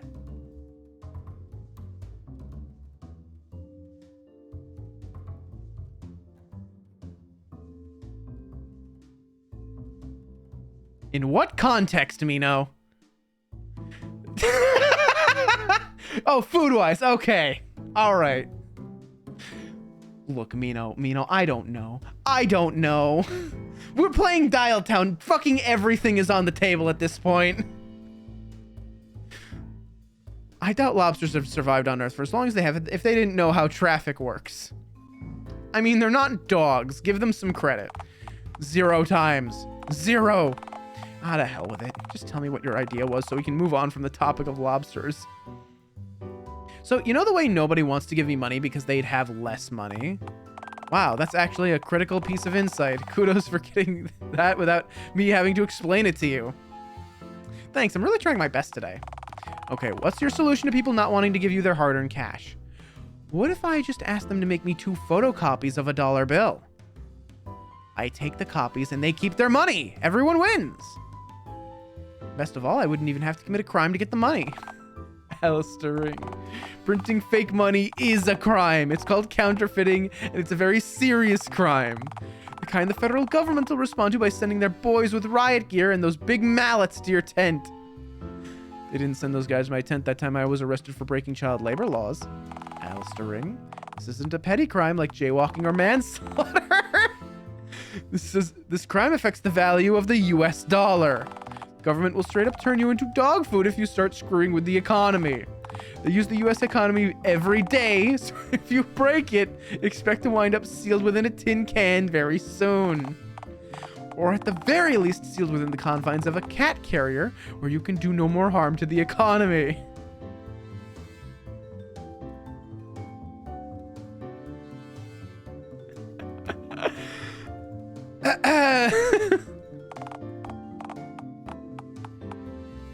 I don't care, I'm doing it. Do it. Oh, god damn it. Where to print? Well, there's the printer at the library. Wait, why am I helping you? No can do. That machine's a dead end. I tried to use that machine to print my found dog flyers last month, and it's coin operated. That was for the best anyway, as that wasn't a dog you found. It was a small fattened bear that just wandered out of the woods looking for food. If it wasn't a dog, then why was it so friendly? Why'd it let it pet me on the belly, huh? Because you kept periodically feeding it meat that you found in the dumpster behind Burger Hovel? It mauled you and trashed your tent as soon as you ran out of meat to feed it.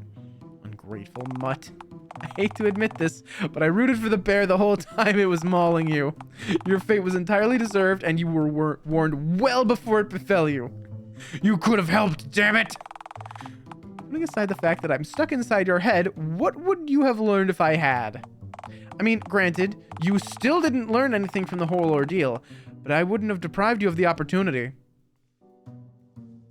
I could try the mayor's office. Do you think she'd let me use her printer? I think she'd kill you if you asked to print counterfeit money using her printer. What if I said I was printing something else? Yeah? Like what?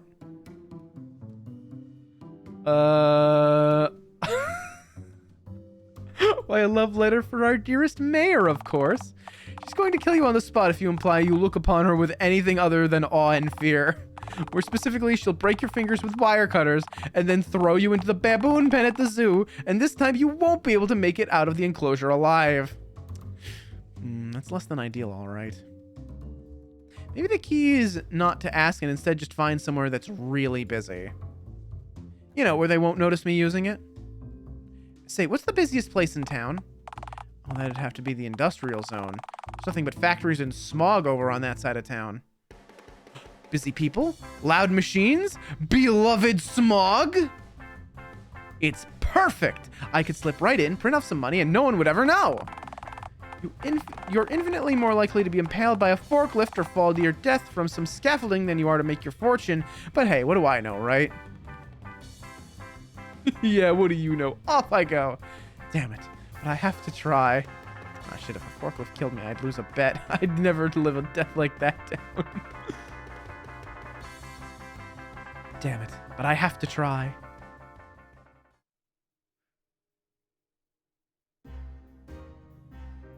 Free shit! Oh, damn. Hell yeah. What is this place? Dialtown Industrial Sector. It's, smoggy. That's the idea, yeah. I thought downtown was smoggy, but this is so much worse. This makes the air in my tent seem breathable in comparison. I wouldn't go that far now. People actually turn up to work here every day and manage to cough up a little, if any, blood during lunch breaks. Can't imagine a human being surviving in your tent for more than 72 consecutive hours. Transported an impoverished Victorian-era London street urchin with a heart of gold and a miner's lung to your tent, he'd be dead in minutes. It stinks around here. Actual nonsense stank all around. What am I smelling? That'd be the fumes, I assume. Huh, what kind of fumes? Fumey ones? Yeah, that checks out, I suppose.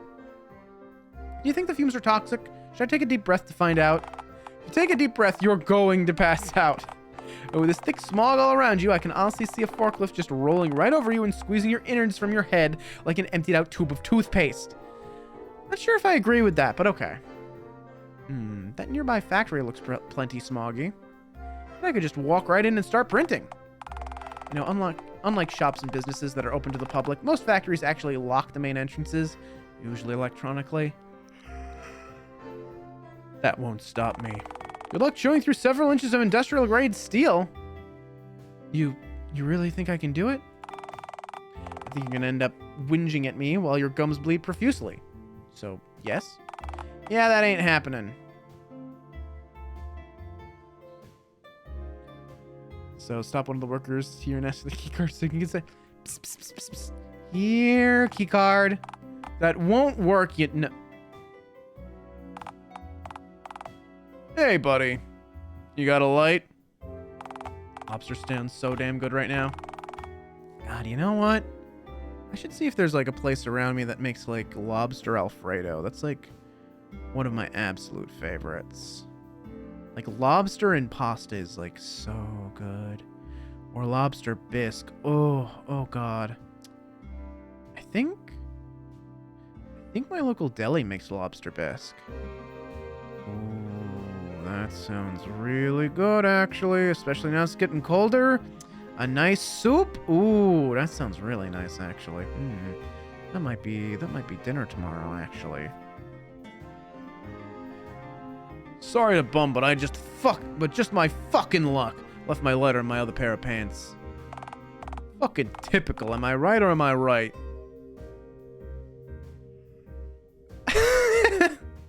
I've been told my dazzling personality really lights up the room.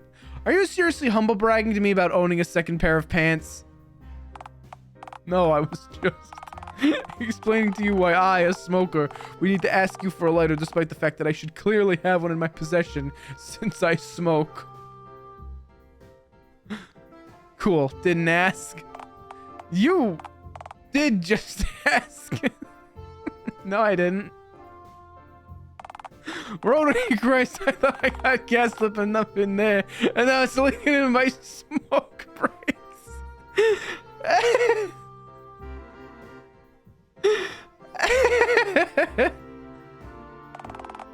Still be smoking in there, though.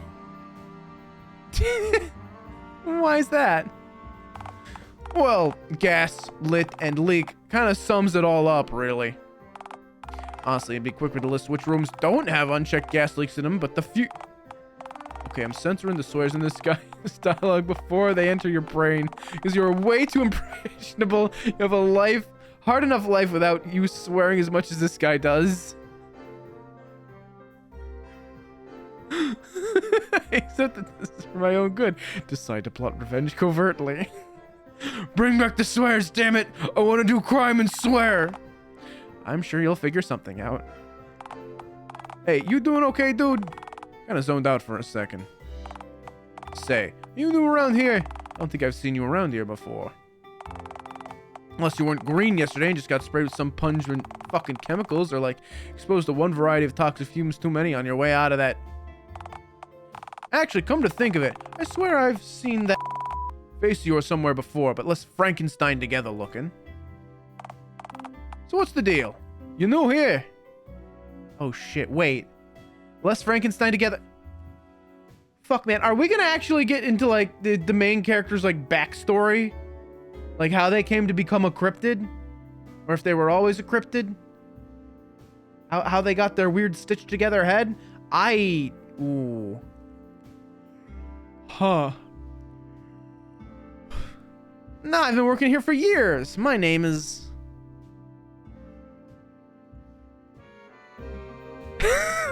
Bigfoot, please make...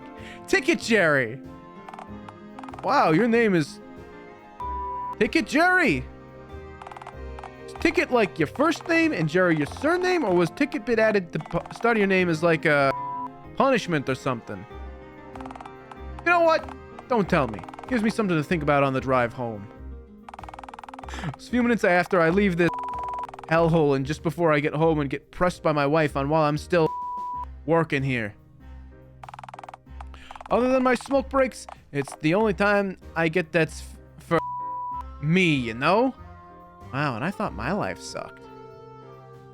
And I'm the one with Chicket Jerry as my name. Chicket Jerry? Ticket Jerry is my name, apparently. Oh, I'm Joe, by the way.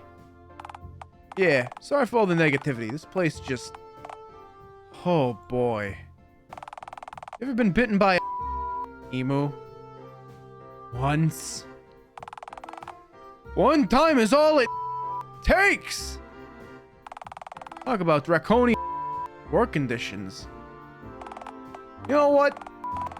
Draconian. It's Jurassic. Those things are basically just fuzzy dinosaurs. You know, I've got this spinal thing, and my wife keeps begging me to see a doctor because I can't even bear the physical sensation of her touching my back at night. At this point, I'm sleeping on the couch most nights just to avoid waking up in agony because she'd roll over while asleep and nudge my back with claws. Now she's sleeping at her sister's place because we can't be intimate anymore, and I can't even see a doctor since we've lost our health insurance and they haven't paid us in weeks. Jesus Christ. Oh, I love her though. I really do. But it's hard, you know? I'm this close to coming back after lockup one of these evenings, pouring gasoline all over the cesspit and watching it delight as it's all to ashes. Sounds like you're holding onto a lot of anger. You should take a chill pill, friendo. Hey, if you ever want to revisit that arson plan, I could be convinced to help. You know what? I don't really have the time or energy to have a full-on mental breakdown and burn my workplace to the ground right now, so I have a pretty week ahead of me. But I'll definitely take you up on that offer if things don't pick up in the next week or so. I don't think you'll find anything worth snagging of a place, but hey, feel free to meet me back here this time next week if you feel like working a little more cheeky arson into your life. Shouldn't be too hard to find you when the time comes. You are green after all. Hey narrator, can you stop censoring this guy's swearing? I'm missing out on quality naughty words. No. Come on, I can be trusted. The fact that you missed the swears enough to bother asking for them back demonstrates that I should not allow you unrestricted access to the guff this guy's coming out with. Bastard! If you don't like ambiguity, maybe you should just wrap this pointless encounter up. Oh, alright. Hey, so I sort of forgot my keycard on the way out of the house this morning. Say no more. You can borrow mine. Use it to get in, jam the door with a brick or something, and then come back out to me and return my keycard. As long as you remember to give it back to me once you get inside, I could give less what you do with it first. Gives me an excuse to take a slightly longer smoke break after all. Wow, thanks for your trust. It means a lot. Trust? Pal, as I said, nobody in their right mind would ever want to break into that place. Now, if we were inside and you needed my keycard in order to get out of the building, then I'd figure something was up. Don't forget to give it back, alright? I don't think these bozos could afford to fire me even if they wanted to, but Rotary Christ, I think my last remaining shred of self-respect would evaporate if a place like this canned me. Thank you, guy who never told me his name. I won't let you down. Joe. I said my name was Joe only a minute ago.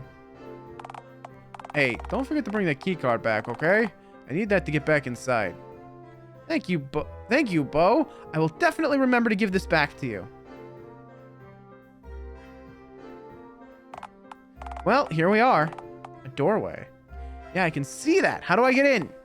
Well, if you tap the key fob in your back pocket off that little panel on the right, the door should just open.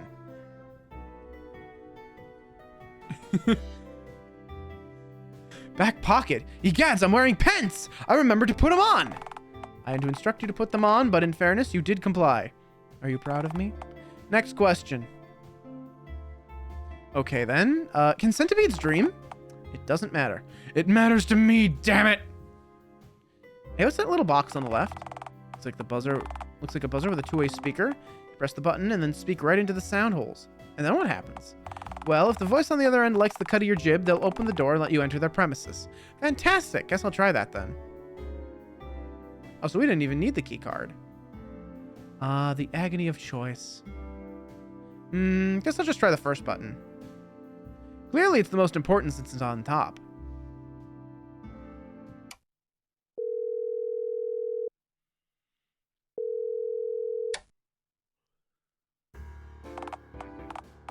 Hello? Hello, hello?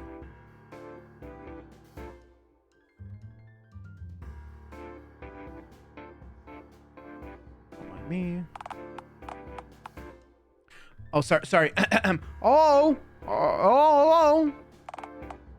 Okay, I'm just gonna assume that the speaker box hasn't fallen off the wall since you were able to buzz me just now. Hello? Can I help you? Gargle foam cutely. Are you gargling? Stop that. Let me in. Why on earth would I do that? This is a place at work, you know? I want to commit financial fraud. It'll only take a minute. Can't you read the sign on the door? Bold of you to assume I can read. It says no scammers. Yeah, I'd never have gotten that. Sorry, but that's our policy. No solicitation, no solicitors. Seriously, if this place were to get hit with even one more lawsuit, I think I'd go feral and wind up living on the outskirts of town. There's a lot to be said for living in a tent. Yeah? Granted, most of it is decidedly negative, but hey, it's technically a lifestyle. I think I'm fine, thanks. I don't plan to have a psychological break anytime soon. Far too much to do. You wouldn't have to pay rent. Huh, right. Yeah, I guess not. No. My wife would kill me if I went feral.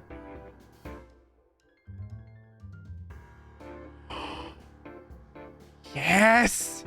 Maybe she'd like it. Might spice things up in the bedroom. She would not like it. We explicitly discussed this very idea and spent an entire sleepless night weighing up the pros and cons. I'm simply not going feral anytime soon. Sorry. Okay, but can I come in? No, you simply cannot. Oh. Hang on, I didn't see what that said. How do I, can I, is there a log button? Can I look at the logs? Oh, yes, I can. But I need money. I'll do anything for it. Wait, you're looking for a job? We're, not exactly financially solvent enough to justify hiring any new workers. Holy Christ, we can barely afford to pay the ones we already have. By barely, I mean not at all. I don't want a job. Nah, I just want money. Well, yeah, who doesn't? So you let me in and give me money? Look, I'll tell you what. How about you come inside and we have a little talk in my office? I've got a problem of my own that needs solving, and if you're willing to scratch my back, I'll scratch yours.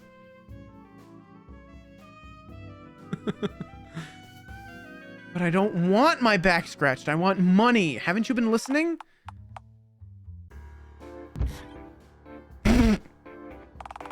Just get in here, damn it.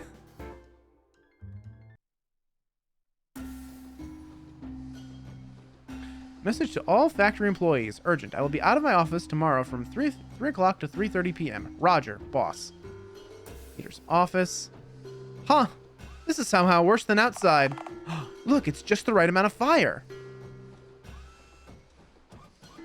I just got the worst feeling. Is it the grime? Grime's definitely a pretty considerable hang-up of mine, yeah. Though I was more referring to the cockroaches. Those... I didn't think roly-polies got that big. I think the scientific name for those things are scuttlers, actually. Please be quiet. Hey, don't humiliate me in front of the fire. You know, I don't want to say anything, but workplace fires are actually considered quite gauche in this day and age. Frankly, it's a little embarrassing. Trash on the floor, too. Why don't they just devour it or throw it into the fire? Maybe the trash is covering something up, like exposed live wire ends peeping through the floor or dead rats. I thought this place has intact rat carcasses with those scuttlers about. Do you think the metallic garbage is electrified? I'm just saying that there'd be no disadvantage in not kicking around conductive litter. You think the fire was the one who summoned me? Do you think it's alive? Fire doesn't speak. Well, except for in some very specific passages in the Ring Bowl. And believe me, there's nothing holy about this place. Maybe not. Guess I'll just ask it what it wants then. Hey, what if it's like, this is like enlightenment, you know? A spiritual awakening? A cesspit like this is far more likely to eat away what remains of your soul, make you remember why you have one, you know? Hello, fire! Why have you summoned me here? Hey, quit speaking that fire and come... Oh my god, it's you! From the, Huh. Whoa, I've seen you somewhere before. You were outside at some point. I saw you like ages ago. Are you stalking me? Did you follow me here? How on earth could I have followed you here when I got back here before you showed up? Dear God, you're not just a stalker, but a witch as well. I'm sorry, but are you stalking me? I think the evidence points to it being the other way, actually. For the record, unlike you, I have a specific reason to be here. Dross! And what would that be, Oh shit, we're 10 seconds out from the ad break. I work here. Anyway, I'll see y'all on the other side of the ad break. 3 minutes of ads to push out pre-rolls, and I'll see you soon.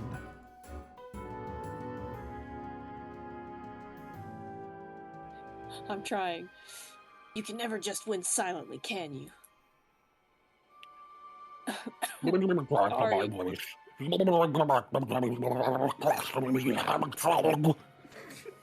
You really do sound like you're drowning now.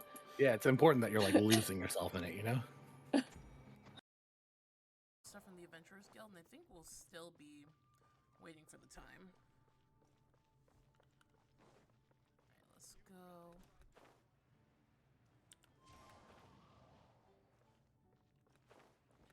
Come on, say it, Donna. Come on, say it. All I can think about is D-Luke. All I can think about is D-Luke.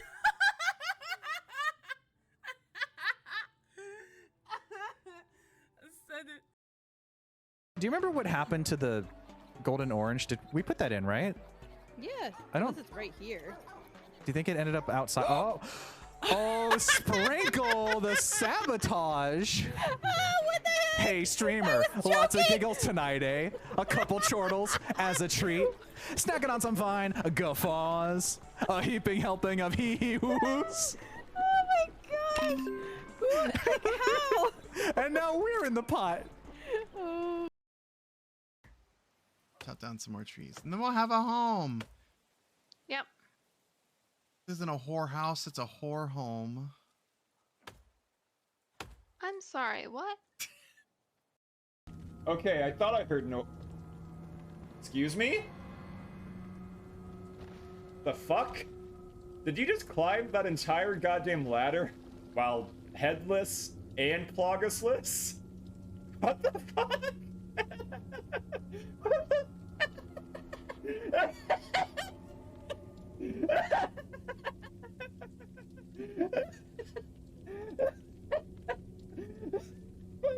What the... I'm still in a dream, snake eater.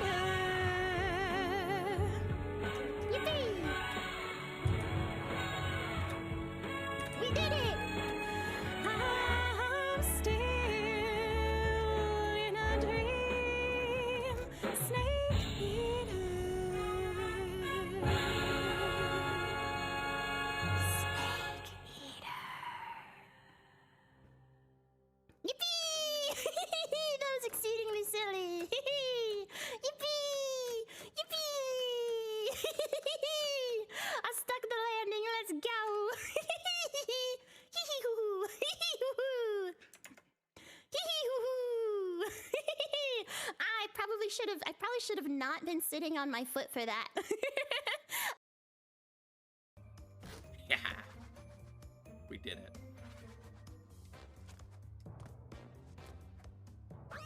Oh. We did it.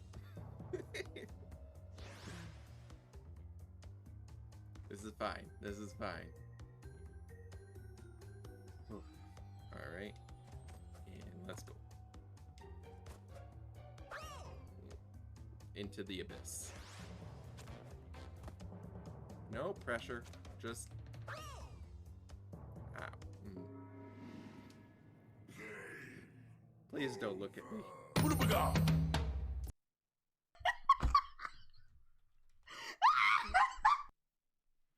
Welcome back, folks.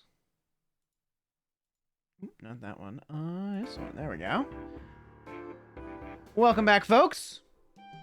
It's time for more of Roger's Root. I work here. That sounds a bit too convenient for my liking. Okay, I guess I'll let you off the hook just this once. Just get into my office.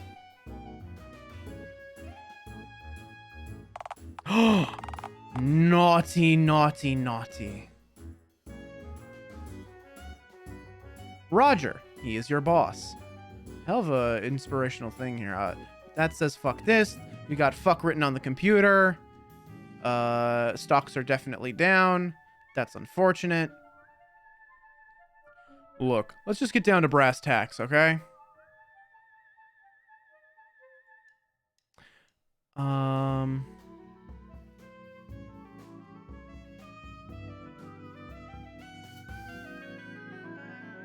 Hold on.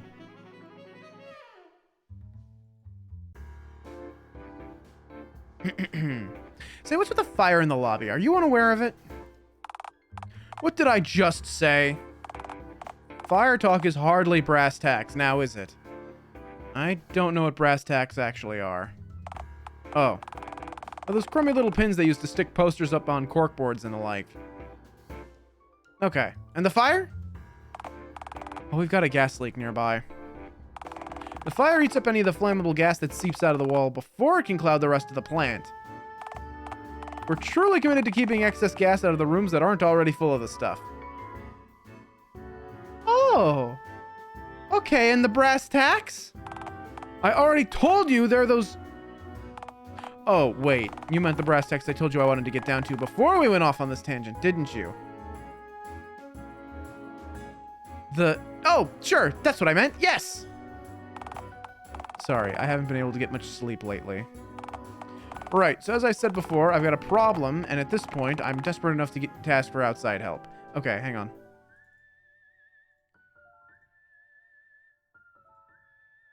I wanna say the green line.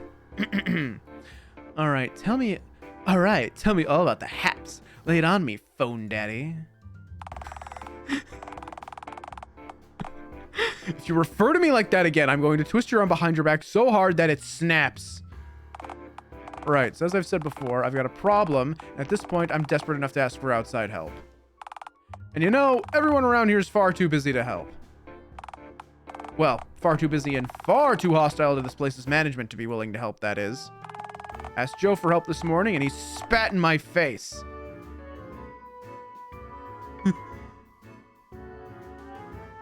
Joe who? Joe Mama? Haha, nice one, bro. Stop that. Joe's, well, he's our accountant. Third in line to run this place, you know? Actually, I think he's on a smoke break right now. So you probably saw him lighting up outside.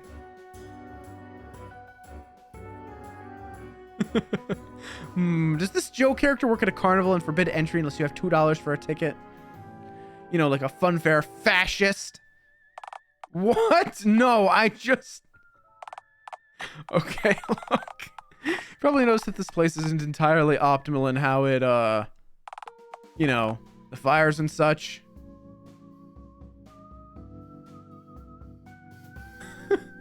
Oh, it's awful. Where did it all go wrong, Pete? I saw scuttlers in the lobby, you know. They were just well fed, but smug. You consider getting something even larger in here to hunt them? Okay, I know having isopods on our premises isn't exactly ideal, but this place has a pretty delicate ecosystem, and we try not to disturb it too much. If we exterminated them, the rat population in here would flourish again. That's what brought the isopods in here in the first place, actually. Well, that and the humidifier we installed in the vain hopes of making this place less flammable. In truth, I've never heard of any business having to deal with a scuttler infestation other than my brother's pizza joint, which sounds all the more dire now that I'm saying it out loud. Probably remember the fellow I was walking back to work with when we encountered each other outside.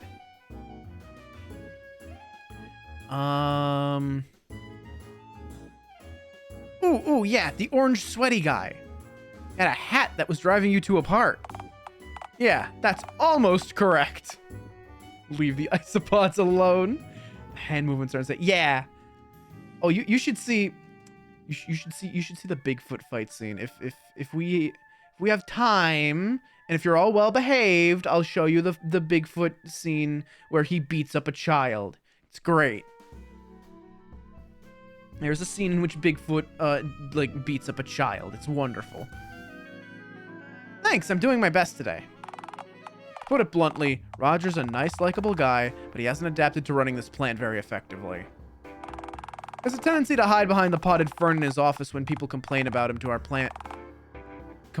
the issues our plant faces, which, as you can imagine, occurs staggeringly often. Yeah, of course, Mino. There's a scene where Bigfoot beats up a child. It's well deserved to. Little Billy is a fucking piece of shit. Little Billy's one of the main antagonists in the final chapter. He entirely deserves it. Roger doesn't understand the source of all these hurdles all too well, and as such, tends to try and fix our problems by implementing pointless blanket solutions, which usually only worsen things. Like hiring therapy emus to help workers cope with their immense stress, or changing the things we produce here on a whim without buying new manufacturing machines first.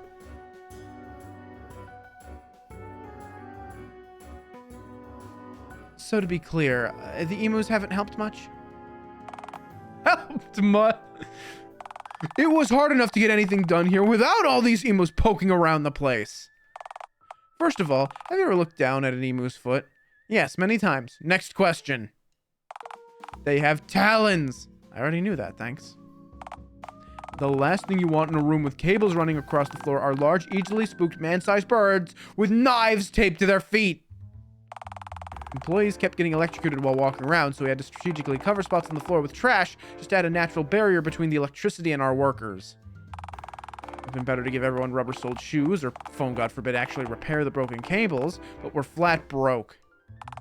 Nobody's been paid well in over a month, all employee benefits are out the window, and the workers who have stuck around out of desperation, or loyalty, are all each one emu-related incident away from walking. Simply put, this isn't sustainable. Ah, fuck! I've had it with these fucking emus! I'm done, you hear me? Done! Fuck you! And your emus! Well, there goes Walt. If I'm being honest, I'm impressed he stuck it out for this long. I mean, I'm only still here, but... What? Look, I like Roger. I really do. But between our truly terrible workplace conditions, our lack of employee benefits and wages, and... Oh man, the scams. Don't get me started on those. Scams? Roger's tendency to thoughtlessly jump on every bandwagon he sees at the drop of a hat unfortunately means that he's very easy to take advantage. It's very easy to take advantage of the guy. And with how clumsy he seems, I'm sure he drops his hat often. Shut up. Recently, we've had a horde of fraudsters, crooks, and hooligans and ne'er-do-wells turn up here to try and get Roger to pledge the plant's remaining funds toward investing in pyramid schemes, Ponzi schemes, and everything else that comes across his desk. I say try because Roger had to turn the last few down due to him already draining the employee health insurance fund to buy all those wicker golf clubs. He doesn't even golf! What was he thinking? Not only has it effectively undermined all my attempts to restore our coffers, but having the boss attempt to peddle dodgy vacuum cleaners and gravel-based vitamins... Ooh, gravel-based vitamins on our workers has really hurt morale. Roger can't help himself, and his tendency to always assume that everyone is truthful with him all the time makes him a phenomenally easy target to scam. Seriously, I don't think there's a scam out there the guy wouldn't fall for.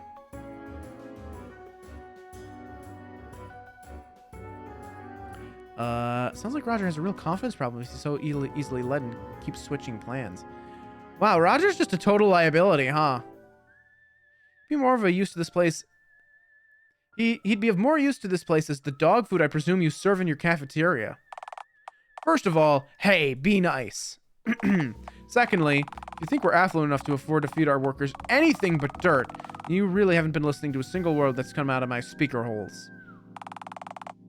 Not that our workers would know that, since our cafeteria is completely submerged in water right now. Huh? Yeah, Joe forgot the cafeteria was one of our designated gas rooms, and... well, the place went up in flames.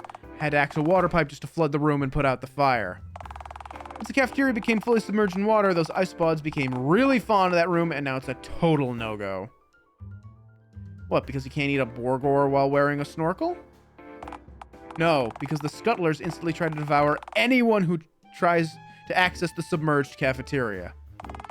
I don't know if they somehow figured out how to read and associate the room with food because the signs there say cafeteria, or if they just got cocky because of how wet the room is, but... either way, the scuttlers have spoken. That room is theirs now, and we'll simply have to live with it. The more you talk about this place, the less safe I feel. The burden of knowledge is indeed very heavy. I mean, just ask Roger. The guy's hiding behind a fern in his office at this very moment. What's he hiding from? Well, we got a phone call from the mayor about a week ago, mostly consisting of her hissing, yowling, and yelling down the line, predictably enough. The gist of what she said was that this place was a waste of prime real estate, and any other company using this space would be able to pay her taxes from its earnings. It's more than just that, though. This site used to belong to her beloved Paw Paw, and to see it being used for this... don't mind me. Little yawn, little stretch. Ooh. If we don't turn a profit soon, she's going to forcibly evict us from the building and let one of the many businesses that are trapped in her pocket set up shop here instead. Yeah, Mayor Mingus's grandpa was Callum Crown. You know, the guy what did all the phone heads, and this used to be his factory. Okay, so why don't we just let it happen and get a job, whatever, replace this cesspit? Sounds like it'd be a positive enough change around here, though, even if nobody's getting paid as is. Yeah, why not just let it happen and get a job here again? Anything would be better than this, surely. Working for the mayor, or realistically one of her lackeys, would be no picnic, I can assure you. Yes, we'd be making money again, but Mayor Mingus pursues her goals ruthlessly and by any means necessary. The last thing you'd ever want is to wind up on one of her underperforming teams. Every worker here would be in a permanent ill health from sheer overwork, and no one would be able to take sick days because she would threaten to replace all of us collectively for the failure of even a single person. The mayor knows that we have no loyalty to her, but we have loyalty to each other, and she would undoubtedly use that to control us. Even then, that fate would only befall those of us lucky enough to actually get rehired to work at this site again. While working for nothing isn't sustainable for our employees, realistically, very few of them would be able to find reliable work if this plant closes. Most of us would have no other choice than to leave town and take what family we can with us. At least while our doors are still open, our workforce can cling to the hopes that we can still turn things around yet. This place closing is an end game, you understand? For all of us. While our lights are still on, shouldn't have said anything. Well, that completely undermines the point I was about to make. Anyway, as I was saying... okay, there, you see? A bit of hope goes a long way. Hope, I didn't think for a moment that the lights were going to come back on. It's a miracle. A Christmas miracle! It's February. That's nice. Uh-huh. As I was saying, the mayor giving our factory away to some other company would mean we'd have to lay off every single worker here. Simply put, as this plant's assistant manager, I can't allow that to happen. So, I've devised a scheme to ensure Roger's leadership doesn't lead to the plant getting annihilated. I booked a slot in Roger's schedule for a slideshow presentation this evening, during which he'll explain his plan on how to save this place from the brink of collapse.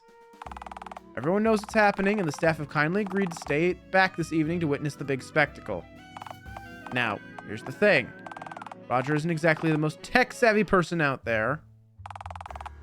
He's also bad at public speaking, decision-making, persuasive speech, motivational speaking, articulating language, getting a point across, etc., etc. His strengths mainly lie in his ability to fall for magic tricks easily, lust for life, and naturally high well of empathy. None of which help him in the slightest at giving slideshow presentations. So, with Roger at the helm, the company's fucked, essentially. Why not just tell Roger that he needs to resign? Sounds like you'd all be better off if he did. Roger suffered pretty badly with his self-esteem before he was chosen to lead this place, and... Okay, I could march right into his office and rail the guy on his lack of progress, even order him to resign, sure. But being told that he's incapable of doing anything right by the last person he has left to turn to could... Look, I like Roger. I don't know how I'd sleep at night if I had to go to bed knowing that I was the reason he wound up back on the bottle. Oh shit. Got a cluttered desk, a packed schedule, and a lot on my mind. So it'd be really valuable to me to have someone making sure Roger's actually, you know, working on the presentation instead of just procrastinating until closing time. It'd be really valuable to, huh? Exactly how valuable are we talking here? Would I be rewarded handsomely? That sounds maddening. I think I'd rather die than do that. I'll give you exactly $5 if you do this frustrating and otherwise thankless task for me.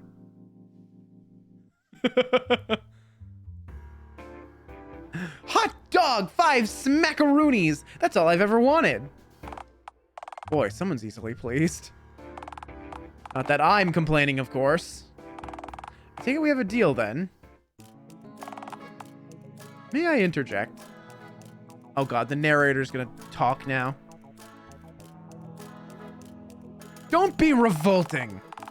I see you haven't changed one bit since our last conversation. I'm an unyielding obelisk, and I'm bored. Well, may I make a suggestion, then? If you must. You spent the day doing nothing but making the worst choices, and now that a golden opportunity has just fallen onto your lap, I'm not letting it pass you by. You've got to say yes. I don't know. I am pretty feral. What does that have to do with anything? That don't play by the rules. Rules aren't cool. It's the first opportunity to make money that you've come across all day that doesn't necessitate committing a crime or seducing someone for cash. It's basically a slam dunk.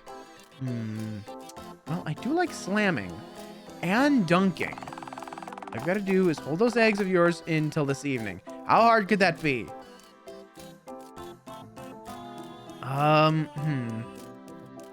Pretty fucking hard, dude. I'm sure having teeth pulled would be a better experience. Somehow, I keep forgetting that you have teeth. Don't most people have teeth? No. No, they do not. Still, Peter said that Roger's dumb enough to fall for any scam. No matter how obvious...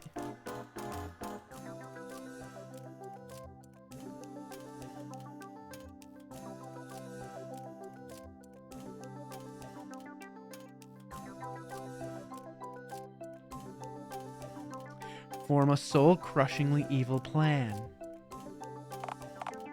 I don't like that tone, Alstering. $5 is $5, sure. Why settle for 5 when I could have so much more? Oh lord, you're devising a nasty plot, aren't you?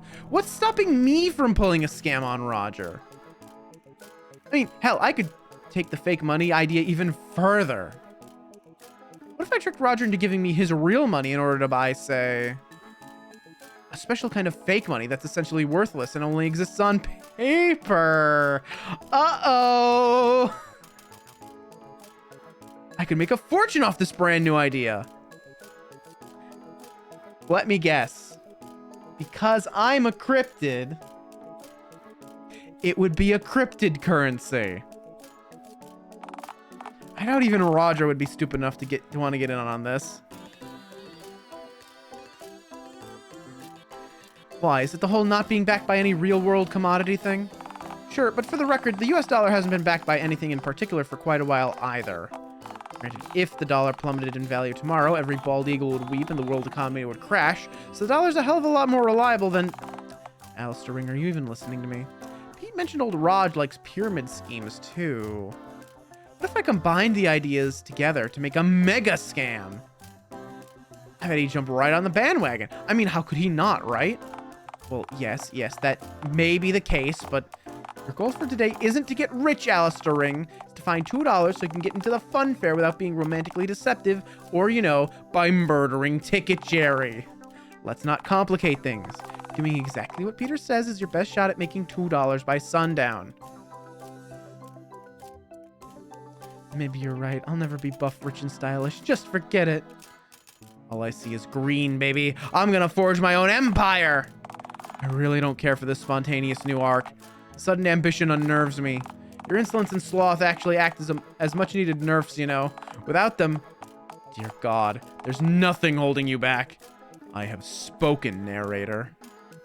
I'm going to embrace consumerism and accumulate capital. This is going to be your worst arc yet, I can already tell. You are literally going to become the worst possible version of yourself if you keep at this. So I'm ready to make my decision.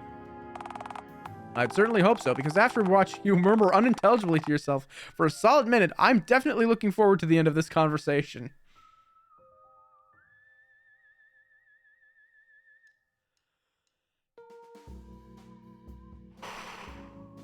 You've got yourself a deal, Petey me boy. I'm so in.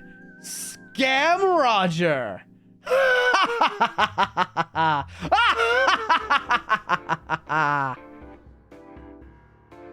Rest assured, I'll make sure Roger has a productive and profitable day. Wink. Well, that's a relief to hear. For the record, all I'm asking you to do today is make sure that Roger doesn't shirk his responsibilities and actually completes the slideshow presentation before closing time. Can do. That's what I meant. Yes. Naturally, right? You'd hardly be cold-hearted enough to listen to the sorrowful tale of our plight and immediately decide to take advantage of Roger now, would you? Would you?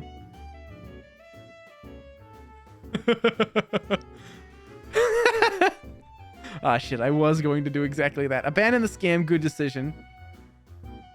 Me? Pfft, as if. I'll do exactly what you asked me to do. Warning, evil. No more, no less. Lie through your gritted, scary teeth. Oh, thank phone God. I was worried you were lying through your teeth for a second there. You've been so kind by agreeing to help with our presentation. The least I could do is escort you to Roger's office. No need. I have a natural sense of direction, like some kind of polar bear. Just point me in the right direction and I'll be off. Are you sure? Wouldn't take me a second to show you where to go. I'm good. Sorry, what was that?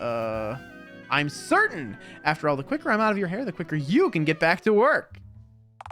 Huh. I mean, I don't have hair, but you're more or less correct. Roger's office is just up the stairs to the left of the entrance, third office on the right. His name's on the door, so I'd be shocked if you somehow managed to miss it. I'm actually completely illiterate, believe it or not. But he doesn't know that, tee-hee. Well, I do know that now, as you just whispered it aloud, right after you explicitly told me about it. I meant to do that. Uh-huh. Roger's office door is the only one with letters on it, so again, you can't miss it. Why does Roger's office door get letters, but the others don't? The official story is that Roger's the only person here who's important enough to warrant having letters on his office door, but, well, in truth, he kept getting lost upstairs and entering rooms that weren't his office, so we had to label the door. Grim. Alright, you know where to go, so I wish you the very best of luck with the trials ahead of you. You're definitely gonna need it. Bon voyage and bon chance. yeah, and goodbye in Italian to you too. Alright then, off I shall go to fulfill my legitimate task for you. I have no clue why you came out with that strange sentence and uttered it in such a malevolent tone, and I simply don't have the time nor energy to figure out why. I'm really enjoying the thought of you not being in my office anymore. All right, away I go. Bye. Bye.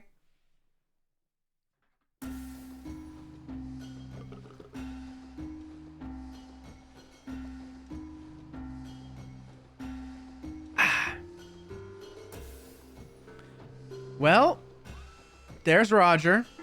There's a poster of Roger. It says, Roger, he is your boss now. We got trash. We got a keyboard. Got an overturned office chair. Got a broken office chair. Got a computer. We got the chart turned upside down. It says, holy shit, Roger, do something. Oh, wow. No, I kind of figured that Peter's description of him hiding behind the fern in his office was somewhat hyperbolic. But damn, when you're right, you're right. He's not very good at avoiding predators if he didn't notice me entering the room. What do you think he's hiding from, dearest narrator? Fate? Responsibility? The gods, perhaps? I'm sure it's one of those three.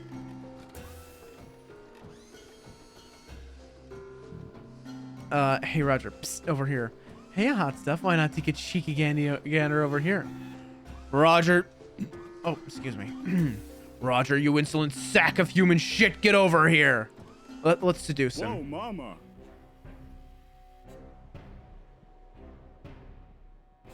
He's voiced. Roger. Oh, hey, it's that green dude I met on the street earlier. Say, what has you calling out to me while I'm secluded behind my moribund fern?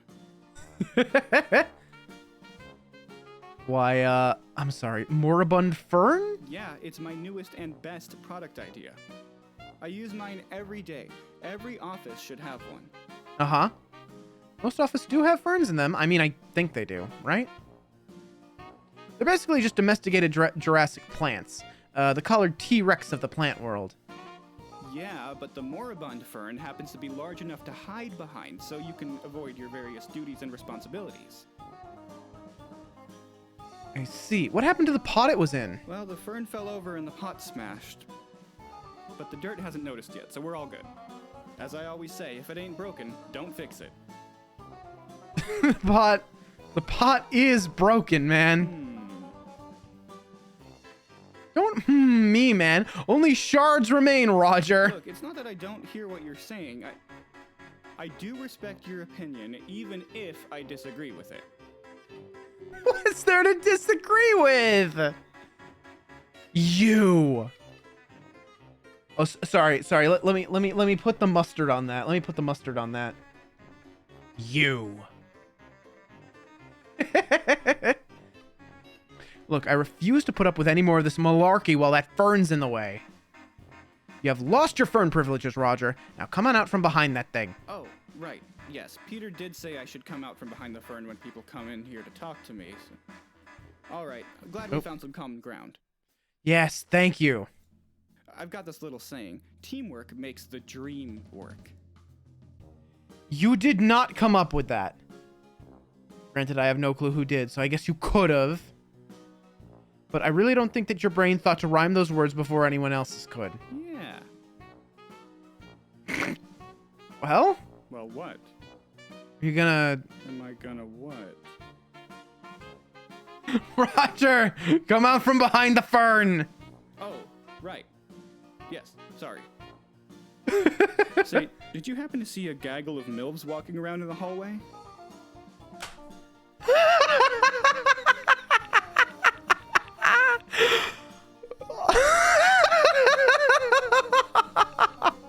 Roger, you can't just ask that in the workplace. You can't. That's an HR complaint, buddy. You can't ask that in the workplace.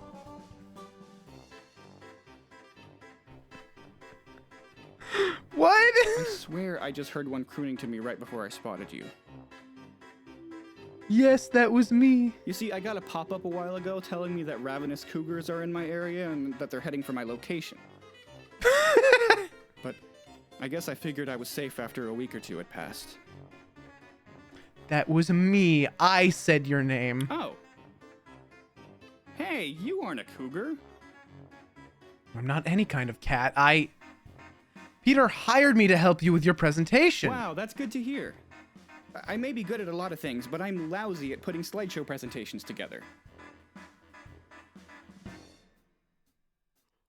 Well, not to worry. I'll tell you exactly what to put in it. You said you're good at some things. What exactly are you good at? Mostly business things, like running this factory, thinking of snazzy new products, way to make this factory run better, at ketamine.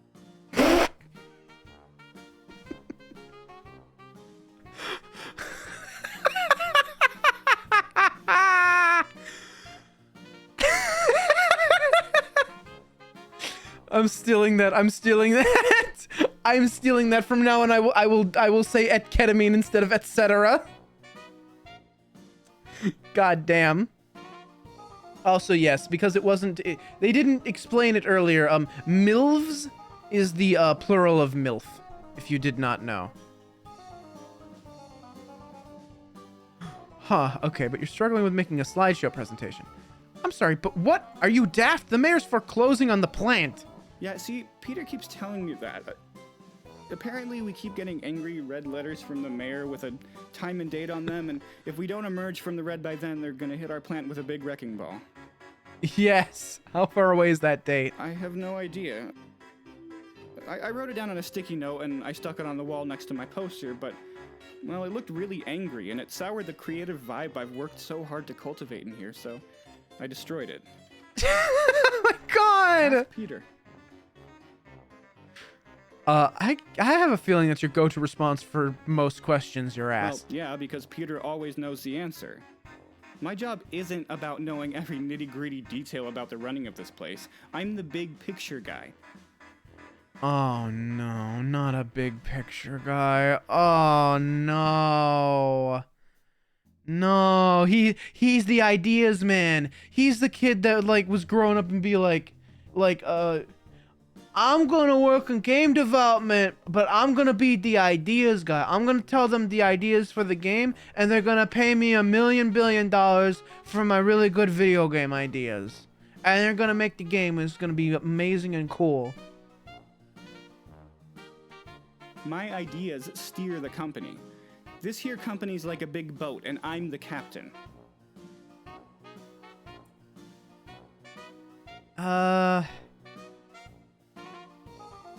You're about as good of a captain as the guy that drove the Titanic into that massive ice cube. Actually, that guy got a bad rap.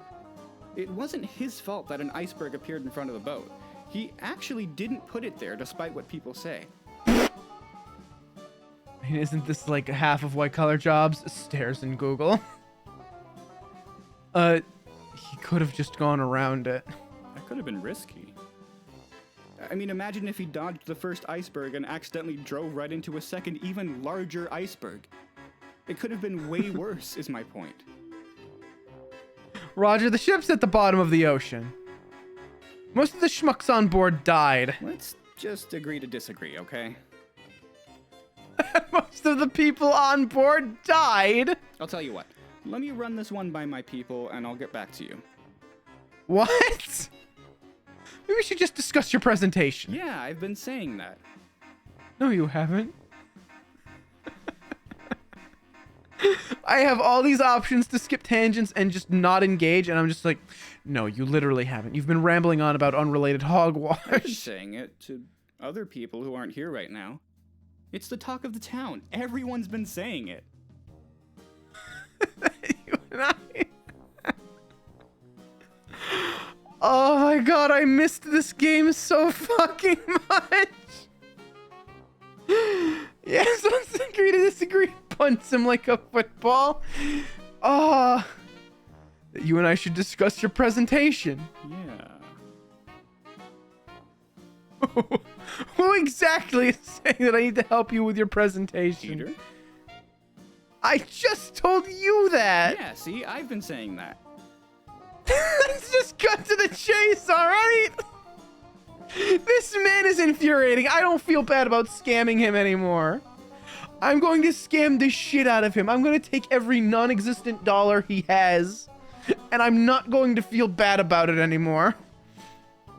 You want to know what to put in your presentation, don't you? Well, I had my own idea for the presentation involving, like, me fixing up this plant and making us a lot of money, but sure, I guess I'll listen to your pitch, I guess. What if I told you that I knew a way to make yourself and everyone else here excessively wealthy? Wow, that'd be way better than just getting this place fixed up. If we had that much money, we'd have enough gas funneling into this place to relight every fire that's ever gone out. Okay. I don't think you want tell that. me how I can make the big money now. Please and thank you. Well, it all begins with my ingenious new idea. Wow, I'm big into those. Keep going. I got an operation of my own, insanely profitable, you see. Say no more. I'm in. I didn't finish telling you what the thing was. Yes. Okay. Sorry. Just jump the gun there. Oh, sorry. It's a multi-leveler. Ah, fuck it. It's a pyramid scheme, man. Oh, I know all about pyramid schemes. Ah, shit, you do? Yeah, they're like triangle companies that give you valuable stuff to sell to other people, and then all the money goes back to the top of the pyramid, and then everyone gets rich. Wow, you know your stuff, man. Well, duh. I'm currently an official representative of at least 8 different pyramid schemes. Oh. Wait, there's more! At least, you don't even know how many? Those pyramid schemes haven't made you or your company rich, huh? Well, no, not as such. But one day one will, and then I'll get to help other companies sign up to brand new pyramid schemes. Yeah. Well, hey, guess what? Mine's the one that's gonna make you rich. Wow, yes, that's great. Because the last time I tried to get my workers in on one, nobody was interested, and Peter told me that my employees would quit if I asked them again. Sounds like you need to work on your pitch, then. Oh, I should ask, do you know what a cryptid currency is? I was right! We're going with cryptid currency. Oh, yes. I've invested in many of those before. You see, whenever you ask anyone what they do with a time machine, they always say that they'd go back in time and invest in a huge company before it became mighty and powerful, right? I'd go back and kill JFK probably, but you do you. Didn't someone else already do that?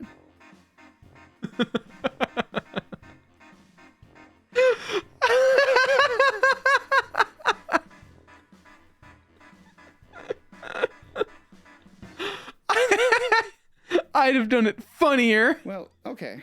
Maybe you've got a Anyway, back to my new idea. It's a pyramid scheme, but the product we're selling is cryptid currency. Wow. Combining 2 surefire ways to make money into a single thing? I couldn't be more in. Even if I was inside the pyramid, I still wouldn't be as in as I am right now. God. Look, if you ever want to learn about pyramid schemes, just ask Layla.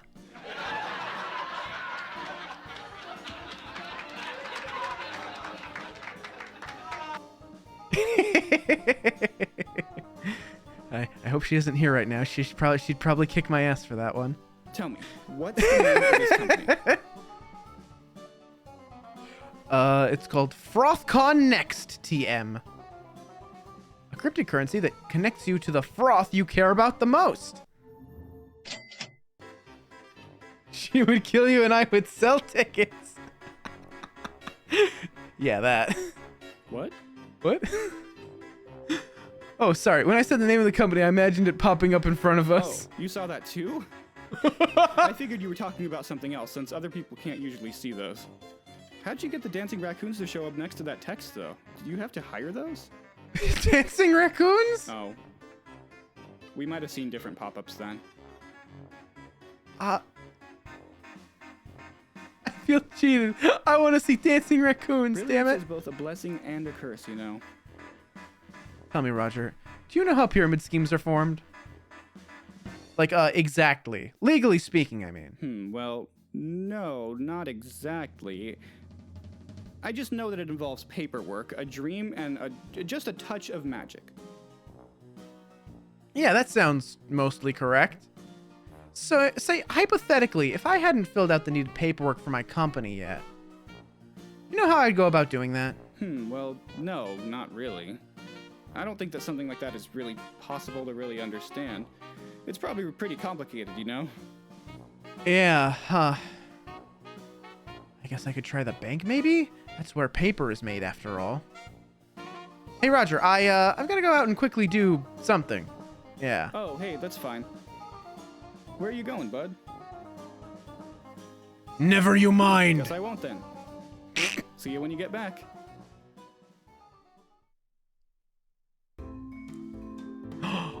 Oh, we get to meet Karen! Karen's great. I love Karen. Someone come here now! I need help with my pyramid scheme! Hello, sir. Welcome to the Dialtown City Bank. My name is Karen Dunn. How may I...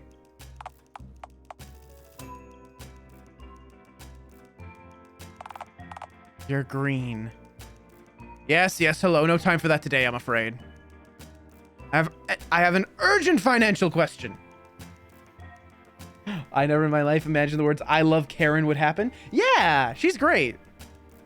I mean, there's also like there's good Karens out there. There's Plankton's wife, Karen. I'm sure Plankton loves that Karen. I can't think of any more great Karens off the top of my head, but I'm sure they're out there. The name Karen gets a bad rap. Actually, I think you actually get that. I think that gets brought up in like Karen's root. Their first resort is fictional characters. There aren't. I don't think I've ever met a person named Karen.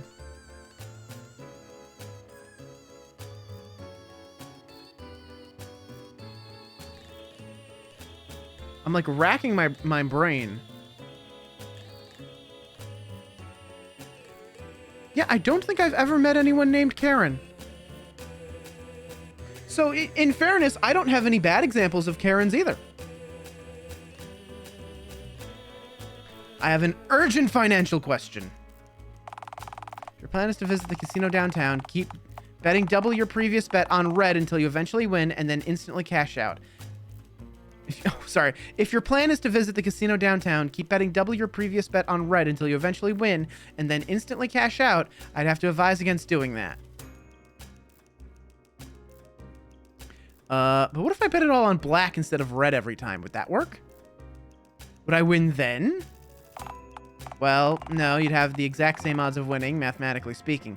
Bullshit! How is that fair? Same fucking odds. It's not even the same color. Bullshit. Just ask me your question so I can get back to serving other customers, please and thank you.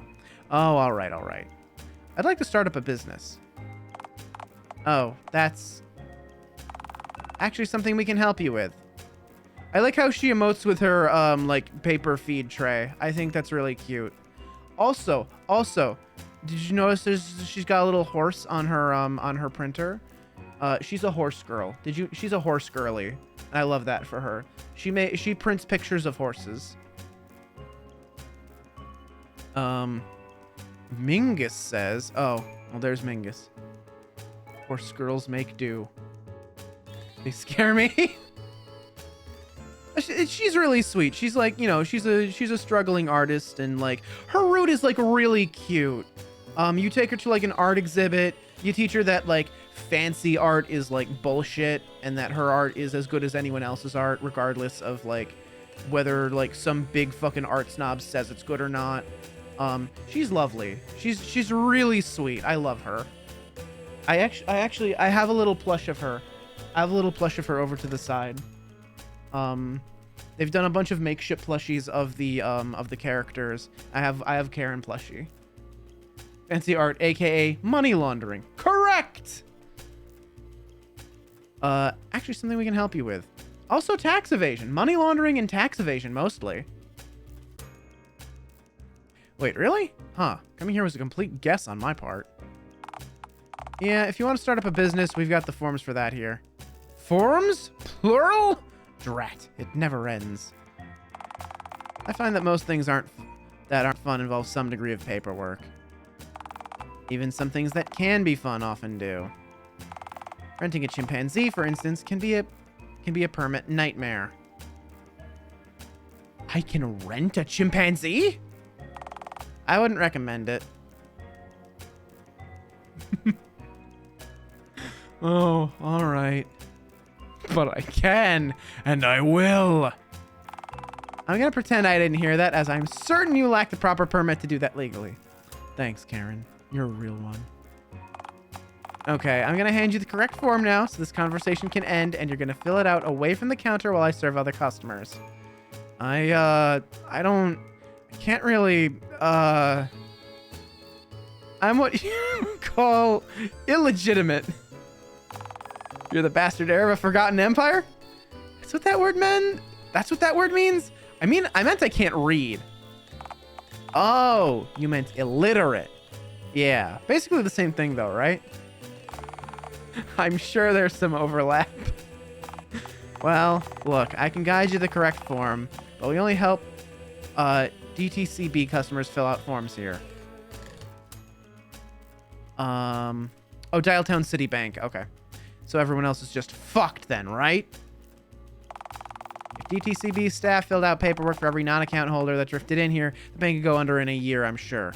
But what about me? Well, if you had an account with us, we could help you fill out the form. You have an account with us? No.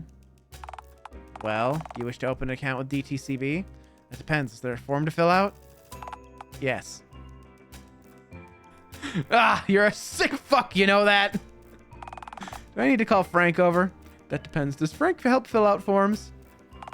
No. He opens the front door using the heads of customers who are rude to me. Then no, I'll be good. Alright then.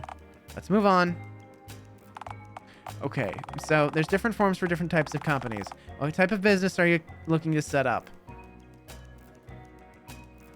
If I tell you, do I have to pay taxes? Regardless of what you tell me, you will have to pay taxes, yes. Okay, so what I'm getting from your response is that you personally cannot force me to pay taxes. Correct. That's the IRS's job. So if I'm really sneaky, I can just not pay taxes. You see why you like her? She wants to kick your ass. No. That doesn't count. She's getting someone else to kick my ass, and that doesn't do it for me. I like her because she's sweet and she's an artist, and she's like you go to her house and she has all these like little like paintings of horses, and it's very cute. She's very shy about her little like passion project dream. It's great. It's really cute. Like even the ending is like, it's bittersweet, but it's really cute because she goes off to like fulfill her dream of being an artist, because she gets her art like accepted at a gallery, and then she goes off to like kind of travel to other galleries, and it's like, oh, we have to say goodbye, but like thank you for helping me out. And it's really cute. It's really cute. Everybody you date is better off because of it, despite the fact that you are a wretched fucking creature. It's like it's just one of those games where it's like, you know, it's unhinged, it's awful at times, but you legitimately like make things better for people, and that's cool. They will absolutely catch you and then take everything you have. What's there to take? I'm a man with nothing to lose. They'll throw you in prison then. And feed me human designated food at the taxpayer's expense? By the gods, I can't lose. Why didn't I do this years ago? What I meant was, do you want to make an LLP, LTC, INC, or... What? LTD, LLP, FBI? All I know is that I'll be on top. Right. Please tell me what your business is for so I can give you the correct form and we can end this encounter. Oh, it's, do you know what a cryptid currency is? You mean cryptocurrency? I think I'd know, Karen. Oh, it's also a pyramid scheme. All the money goes to me, somehow. Oh, that's rancid. Each and every part of your idea is a really foul. But you have a form for pyramid schemes, right? Regrettably, we do. A good 63% of this town's cash flow is tied up in a myriad of multi-level marketing schemes, and the mayor's cronies need to get their paperwork somewhere. Lord knows she won't foot the printing costs. Wow, 63% of everything, huh? That's a lot. Ooh, do you think she'd help me set up my company? Well, since you obviously don't work for her, I think she'd likely regard you as a competitor and maul you if you were stupid enough to ever approach her about it. So she wouldn't help me. Yeah, I doubt you'd make it out of her office alive. Rats. I like to avoid getting mauled whenever possible, so that's a dead end. Anyway, can I have the form now? Sure. Just don't spend it all in one place, alright? What? I'm sorry, that was just a little joke. See, she's cute! She's got cute little, like, dorky jokes. I love her. I don't get it. That's okay, sir. Believe me, it's okay. Yeah. Anyway, here's the form. Multi-level marketing for... Ah, it's even got Mingus's face on it. Oh, this must be the form, all right. Hang on. Let me try and read this. Your name. I assume you know it. Current job. Do not write dirt. Company name. Ugh, here we go. Company address, if you have one. Flavor of fraudulent scam. Yes, this is a pyramid scheme form. Note the pyramid. Oh god, what's that last bit say? Hang on, I gotta get close to the monitor. Note, any forms filed without these, without the filing fee,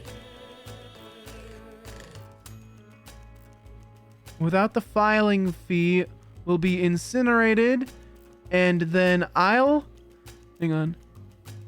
come for you in the night for wasting my time. Got it.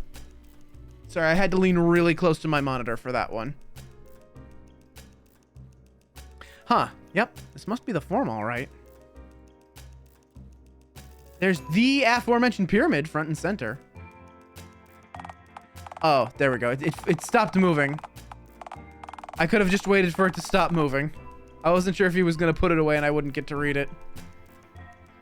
Yeah, the mayor had to add that because every time we handed the pyramidless form to one of her lackeys, they saw multi-level marketing at the top and insisted we'd given them the wrong one.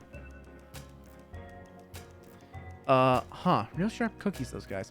Aw, that's cute. There's even a cat inside the pyramid. Aw. So why does it say multi-level marketing if it's a form for pyramid schemes? This is complicated. Now I know why people who wear neckties will all look dead inside. Hang on, these are all great options. I can't afford to just pick one. Subtlety is a lost art in this town. So to be clear, this isn't actually the form I need. Give me that one. Shh. Focus on the pyramid. Oh yes, there it is. Very good. Oh, before I forget, there's a $2 filing fee for these forms. So you guys have to pay $2 just to file my form? Wow, that sucks. I don't care about that. Enough about that. Don't bring up filing fees to me again. No, you have to pay it. What? How is that fair? How would it be fair for us to have to pay the fee? Right. We're moving on ahead from the fork. Hang on. Because that cat in the pyramid is Mayor Mingus. That's Mingus's face with the hat on it.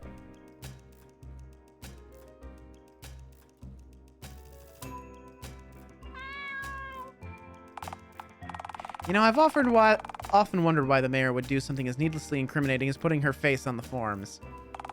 My best guess is that it's to remind her cronies who to vote for the next time there's an election. I'm sure they need all the help they can get in that regard. Right, okay. And there's a $2 filing fee. All right. Okay, if you say so. Just bring the money back with the completed form and we can file this for you today. What? You vultures want money from me? It's always this way with banks. Money, money, money. It isn't up to us. The money goes directly to the mayor. What? Doesn't she already have enough money? Doesn't she indeed? Where do you think this town's budget comes from? Every 2-bit operation in this town has to give the mayor a taste. Or else. Why am I always exactly $2 away from achieving all of my dreams? I'm going to need to be creative. Hey, how about you give me the $2? No. And I'll let you be executive vice president of my company? No. God damn it. I would sooner pay $2 not to be associated with your wretched idea in any way.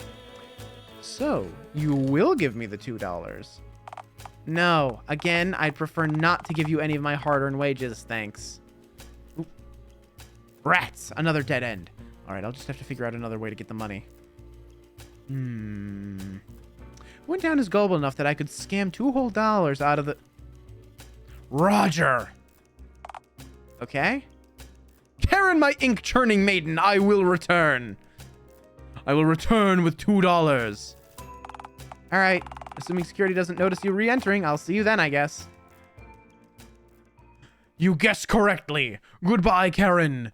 Goodbye! You aren't actually moving. You're just standing still and trailing off as if you're gradually getting further away. But you aren't. It's called a fade, Karen. God.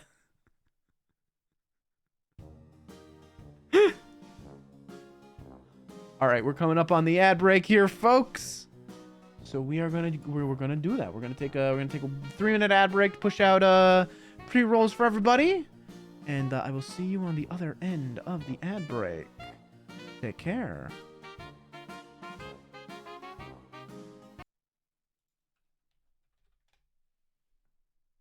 Open your own tiny bookshop. Available demo right now. Wow. See you there. In our next game, you'll create paintings with 3D stamps, sell them to the locals, and use the proceeds to decorate your home. I'm sorry, you can't just go. Professional. I love the kind of woman that'll actually just kill me. Just fuck me up. Make me her pee-pee piss-piss boy. Absolutely beat the brakes off of me. That is a boo-boo-boo ass move. Anyways, I think I'm gonna do a classic. I will kill myself. Okay. Let's see what we got. Let's see.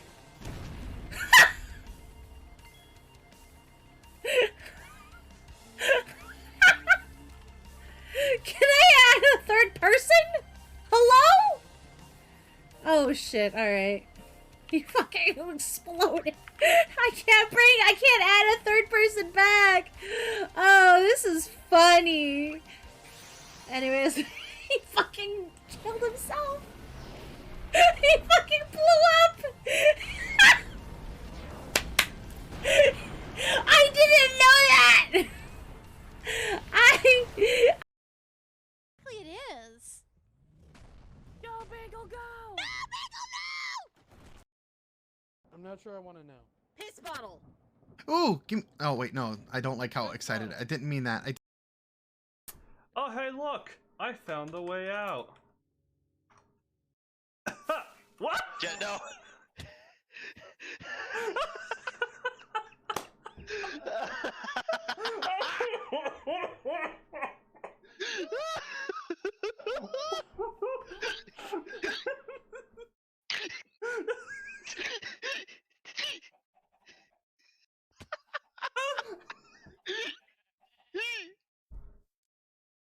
And I was apparently like crawling towards them, just curious and looking at them. I was like, oh, babies. I smacked one of my brothers on the face, and then I smacked the other. I don't.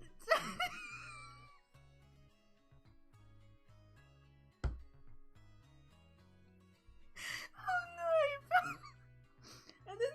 And then they started crying, and the other brother started crying, and I just started crying, and it's like, oh my poor mom.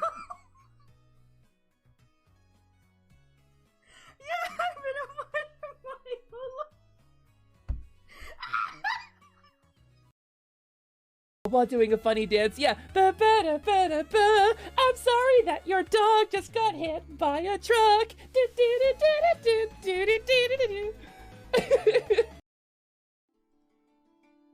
That is a classic Hepper clip. Love that clip. All right, welcome back, folks.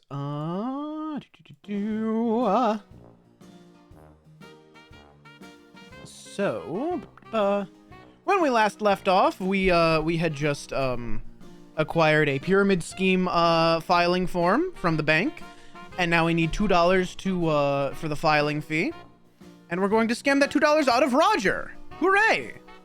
We're trying to scam Roger for all he has. Roger, I'm back. Oh, hey, you are back. Say, how'd your mystery diversion go? Unclear. Hey, Roger, I need to ask you for something. Okay, I guess I'll just have to give you whatever you asked me for since you're helping me with my presentation today. Right. What presentation? Oh, yeah, that. Never mind that now. I need $2, man, badly. Okay. I guess that checks out since you are green and all. Yeah, whatever. Now cough up. Oh, my wallet's actually empty. What? You have no money? Yeah, it's the funniest thing. A few minutes before you got back, this guy in an impressive top hat came into my office to make me an offer. What? Yeah, this guy appeared out of nowhere. Said that he traveled hundreds of miles through hurricanes and blistering winds just to reach me. What hurricanes? Well, I didn't really ask that because I was pretty eager to hear what his enchanting offer was. Which was? Oh, he offered me the groundbreaking opportunity to invest in his new cryptocurrency startup. What? Yeah, I gave him all of the change I could scrounge up from the carpet, and when he gets rich, he's gonna come back and give me $10,000. Roger, that guy just scammed you. I don't know about that. He was wearing a top hat. True. I meant to compete with that, huh? Would you trust anything said by someone wearing a top hat? I mean, duh, wouldn't you? Not just say it? Yeah, I totally would. Still though, balls. Well, if that guy really did scam me, which we'll likely never know for sure, then I really need to nail this upcoming presentation, huh? You were absolutely scammed, so yes, you need to do this right. Well, it's a good thing you're here to help me with that then. Let's crack open a few cans of soda and knock this presentation out of the park. Why? Do you have soda? Can I have some? Alas, no. I had to sell my mini fridge to get them to turn the gas back on a few weeks ago before they turned it back off. To gain a company but lose your mini fridge. That is tragic. It's like losing a child. A mini fridge-sized child. Yeah, losing access to soda on demand was quite the blow. Peter reckons it was for the best, though. Said Sody Pops make me way too eager to invest in stuff. You still seem really eager to invest in stuff. Yeah, but you didn't see me before. I'm picturing you vibrating like a hummingbird. Oh, hey, I guess you did see me on the stuff. Wild beans. So, what should I put in the presentation? Oh, I guess the key thing is, what do you call it? Oh, credibility. Yeah, that sounds right. Also, I think we're past all of the sexual bullshit, so I'm going to take the warning off of the stream. I think we're past anything with the sexual themes in it, so I think we're good now. We haven't seen any obtusely grotesque things lately, so I think that's good. So, how do I do that? People here might have it out for me a little with how not so great things have been lately. Poppycock! Hogwash! We just gotta learn how to sell, my boy! Oh, hey, that would be pretty useful since we do sell stuff here. What do you have in mind? Good question. You know, I seem to remember this guy I heard about, like, years ago. I don't remember his name or what he did, but I think I remember hearing that he, I think this guy was famous for being, like, the best salesman in the world. Or something. Ooh, that sounds promising. He, like, made enough money to buy the whole world. They just gave it to him, or whatever. Wow, I can't even get loan sharks to lend me money anymore, and this guy talked someone into handing him the entire planet?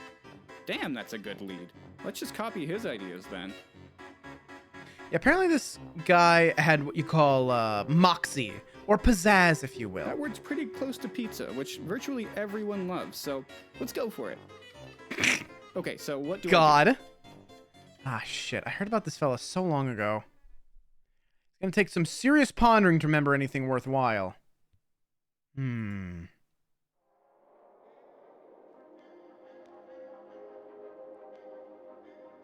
Oh. Use dazzling language. With the right jargon, your words will get your buyer's head spinning faster than any uppercut could. That's Callum Crown. That's Callum Crown. Wait, what the fuck? Oh no, are we going into Callum, like more of Callum Crown's backstory in this DLC? Oh shit. Oh no. Aha, I've got it. You've got to dazzle people. Oh, I'm great at that.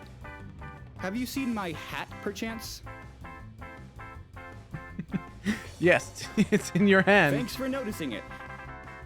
This bad boy's never failed me, not even once. It's never failed you, huh? Well, it has caught on fire once or twice, but I can hardly judge it for that when Peter's met the same fate on a few occasions, right? Peter's an exceedingly patient man. Have many of your employees been on fire? I'm not sure I could just know something like that off the top of my head. So, what's your advice on dazzling people? Buzzwords. The key to getting people to buy your shit is to wow them with fancy schmancy words. Ooh, I like the sound of that. So words like masquerade and incomprehensible? No, you can't seem too intellectual. Otherwise, otherwise you won't seem relatable. Those are some good words, but they come off as deceptive. Masquerade is when you wear a sneaky costume. And incomprehensible is what people call me. And people never give me anything I want. So you'll want to avoid that. Okay, so what do I say? Seamless, synergy, freemium, blockchains. Wow, I have no idea what you're selling, but I'm already in. Wait, I was already in. Hell, we're doing this together. Man, you're good.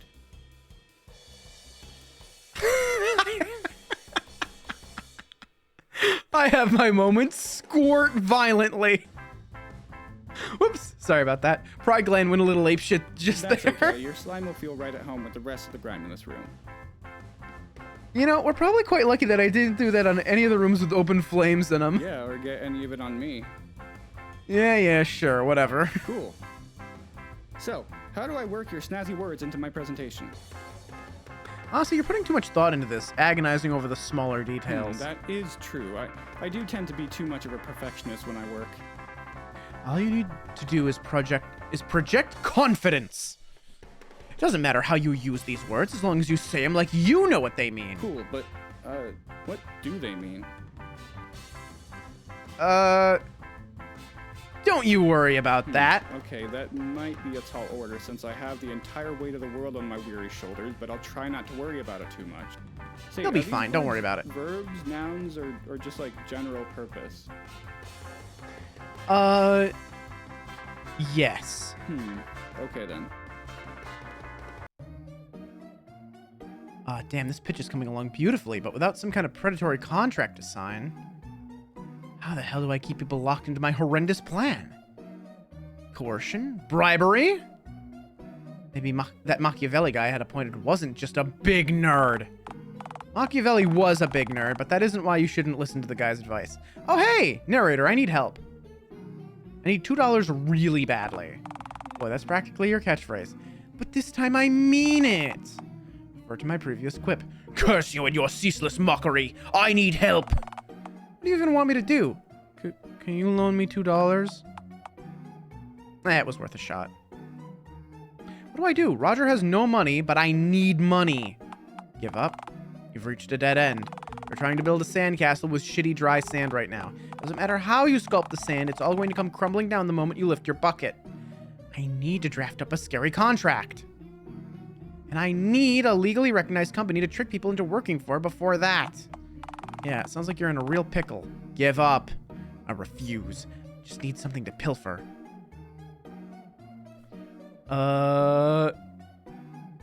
Let's see. Maybe Roger has assets that I can sell off? This might be one of the worst ideas you've come up with today, which is really saying something. What? No. You sell stuff, you make money. That's how the world works, you know. What's there left to sell around here? The only stuff left in here is the trash that Roger can't sell, or whatever the con artist vultures haven't felt like taking. The guy sold his own office mini fridge, for Christ's sake. True, it's like selling your own kid to a pack of talking boars for cigarette money. It's the single most desperate thing you can do. Unless you can figure out how to extract some kind of value from this accursed place that nobody else has managed to pillage yet, you won't have much luck. But, damn it, I have to try. Hey, Roger, I have an idea. We need some starting capital for this company, you know, before we hit it big. So how's about you lend me your cryptocurrency collection for a bit? That might be a problem, since we've already had to sell a lot of the stuff around this plant to keep up with bills, so... We have a lot of cordless vacuum cleaners, but nobody seems to want to take them off our hands since they don't have batteries built into them, meaning they don't ever turn on. Oh shit, what was that? Yeah, that could be a bit of a problem. We could always just tell people that the vacuums turn on, sell them, then run away before anyone finds out. That could work in theory, but it feels a little dishonest. It isn't. I'm not sure about that. It isn't. Well, if you insist. I think if we're gonna go through with this idea, we should double down and buy even more. We are cordless gaslighting vacuums. the absolute shit out of this man. Good lord. That way we can make more money. Genius, right? Buy them with what money? That's the whole point of this, Roger. We need money. Okay, yeah, I can see the problem. Oh, you could go down to the bank and ask for a loan. They don't give out loans to me anymore thanks to not having such a good time trying to pay the previous loans back. Wait, those DTCB motherfuckers only give out money to people who have accounts there. Do you have an account with them? Well, yeah. Where else am I gonna put all my money once I hit it big? Shit, I keep accidentally clicking on those. Wait, do you have a bank card? You know, that thing that commands ATMs to dispense cash? Yeah, I sure do. I've also got a lot of credit cards, but most of them were cut off for reasons that nobody could have ever predicted. Hey, Roger. How's about you let me mind your bank card? You know, so I can protect it from cyber hackers. Well, okay. I'd hate for a cyber hacker to somehow end up with my bank card, because then I'd have to call up the bank for another replacement card and they'd yell at me again. The cashier at the bank is really sick of my shit. Anyway, here's my bank card. Oh, poor Karen's got to put up with this guy. Bank card acquired. Oh. Man, I feel Esquire, like a weight has this been lifted off my fucker's a back. lawyer? In the second since you'd mentioned cyber hackers, I haven't been able to get a wink of sleep.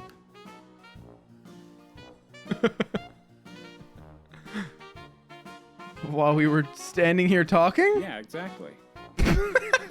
You normally sleep standing up while people are talking to you? Yeah, it's something I practiced because, man, running this whole plant can get really stressful. Granted, sometimes while I'm asleep at meetings, I fall over and everyone gets really angry once they realize they've been talking to someone who hasn't been awake for the last 15 minutes. Oh my god. Sometimes I also like to stare at the wall and force myself to hallucinate funny dancing gnomes while I'm bored, which Peter really doesn't like for some reason. Jesus Christ. God. Okay, weird. Anyway, I have to, go to bed. But it's daytime. Right. I was, up all night. Doing your mom! Oh, that's fine then. She gets lonely sometimes. I hope you've been treating her nicely, because she's really a very kind woman, you know. Well, you know, God bless this man for... I am a beast, Roger. An animal. She croons for me. Well, that sounds like a good sign. Usually you only croon for things you want to see again. Very true. Now, away I go. Wait, you're not going to see her, are you? No, I just need a nap. You know, to recharge the old batteries. Well, that's always a good thing. I mean, if we could recharge the batteries we use up here at work, then we wouldn't have to dump them in the pond at the park.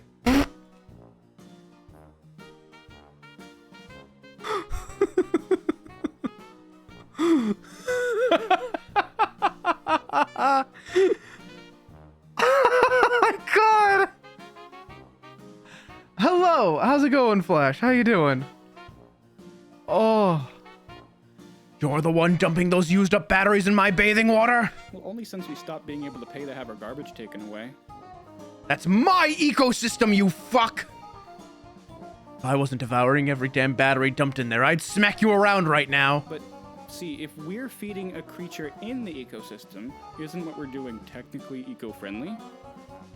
You have me there. Okay, dump more batteries. You have my permission. Nice. I'm doing all right. I'm having a great fucking time. Batteries thing. Peter seems to think that could wind up being an issue later on down the line. I don't know, man. I'd rather the feds don't really know about me. They might want to cut me open, you know, to see what's inside. Like that bulbous-headed Roswell freak. Okay, thanks for participating anyway, though. Say, when you come back, can you help me more with my pitch? Roger, would I ever let you down? Well, no. I guess not. Okay, go enjoy your nap. I'll be here. Sprint off wordlessly with Roger's bank card. Don't tell me what to do. All right, time to catch some Z's later, Raj, man. If you aren't here when I return, expect violence. Okay, but what if I need to use the toilet? Oh, right. You could always go in that crushed tin can on the floor, I guess. But what if I need to go number 2? Did I stutter? Okay, I guess I can try to make it work. You will. Okay, off I go.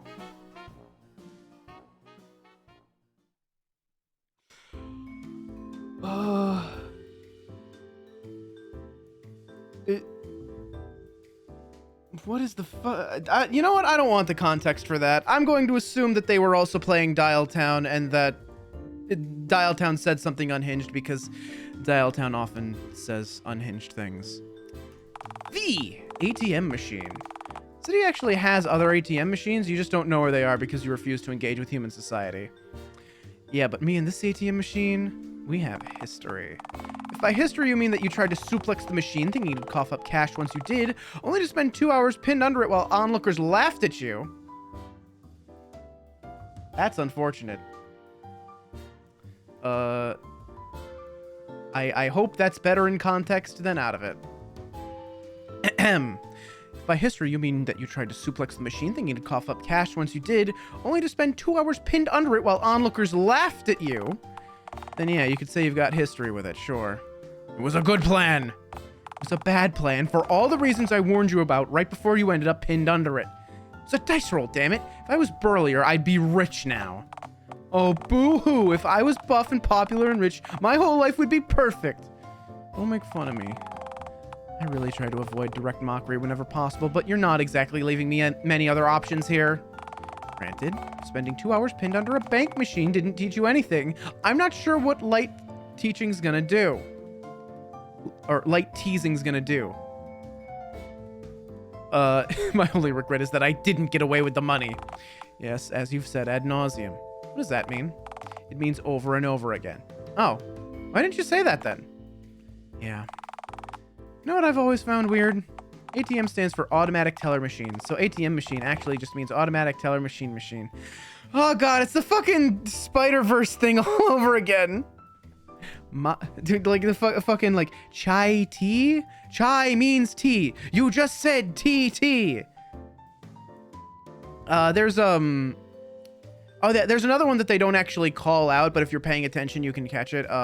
Someone says PIN number. And PIN number is PIN stands for personal identification number. So you're actually just saying personal identification number. Which comedy rule of 3. That's kind of funny, right? You and I have very different definitions of the word funny. A clown stepping on a nail is funny. What you said is not funny. So you're acknowledging that clowns are real now? No, clowns are not real. The government says so. No crime. You can't tell me what to do.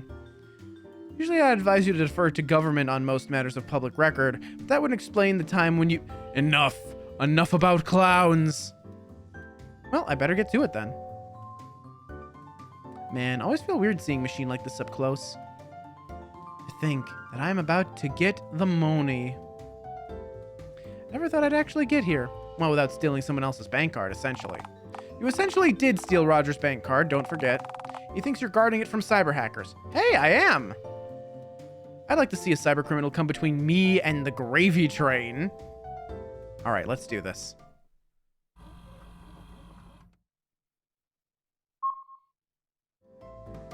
Narrator, what does it say? Where's my money? You need to enter the 4-digit PIN. What? What PIN? Oh, it's a security measure. Stops people from, oh, I don't know, stealing bank cards from people and then withdrawing all of their money? Damn it, but that's what I was doing. Those damn feds, they're always one step ahead. Usually more than just one step ahead of you, actually. But yes, you have been thwarted. This is a problem, isn't it? For you, definitely. For Roger, it's a blessing. Fuck Roger, I want the goods, damn it! You're a truly selfless creature, you know that? Wow, you don't say that often. Just when I'm really disappointed in your conduct, yeah. I'd probably say it sincerely if you did something genuinely selfless, but you'd have to do that first in order to find out. Wouldn't be a bad idea to try, though. Shut up! We're talking about money here! Damn it. I can always go back and ask him what the PIN is, offer to protect that from hackers. Lord knows he'd probably buy it, but then I'd have to walk all the way back to the plant. This is bullshit. Alright. New idea. I can guess what the PIN is. Knowing Roger, it's probably something really obvious. I think I recognize the numbers on the keypad from all the time I've spent looking at fast food menus. This is a really bad idea, but I'm not going to bother explaining why because you're going to do it anyway. Shh, I need to think. 1, 2, 3, 4. Damn. What's that say? Invalid PIN. You got it wrong. Invalid PIN? Invalid machine. Motherfuck. The last time, Alistair Ring. I know I can't stop you from using the word motherfucker, but please say the whole word if you insist on using it. Shut. Yeah, ditto for shut up. Cut that out. Make me. Ah, shit, I thought it'd be 1, 2, 3, 4 for sure. Yeah, honestly, if I was actually willing to help you with your obscene plan, that would have been my first suggestion. I mean, like, come on. Yeah, I know, but alas, 'twas not to be. Time for another guess, then.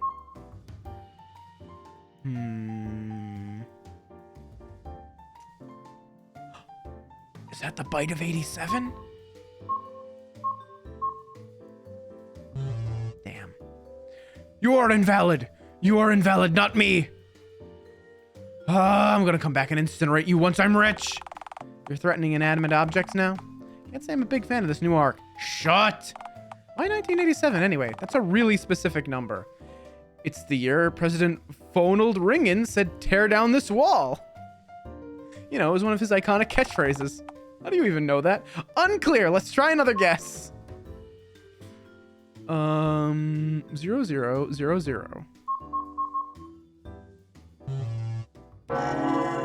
Too many failed attempts. Be gone.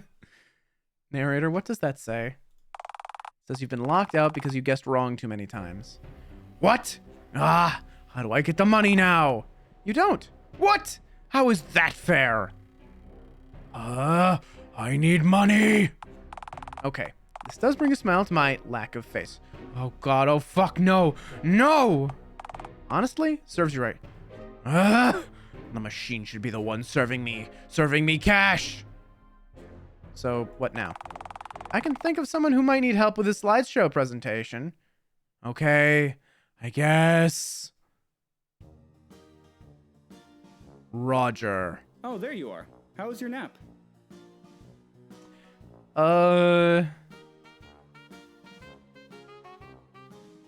What? I don't know. Unclear. Hey, I have to ask you something. It was great. I cut some real Z's. The realest ones. Oh, that's nice to hear. You know, I actually think Z is the most underrated letter of the alphabet. What? Well, the fact that it's shoved in at the end makes people forget all about it since there's so many more important letters around to seduce you before you can even finish saying the alphabet.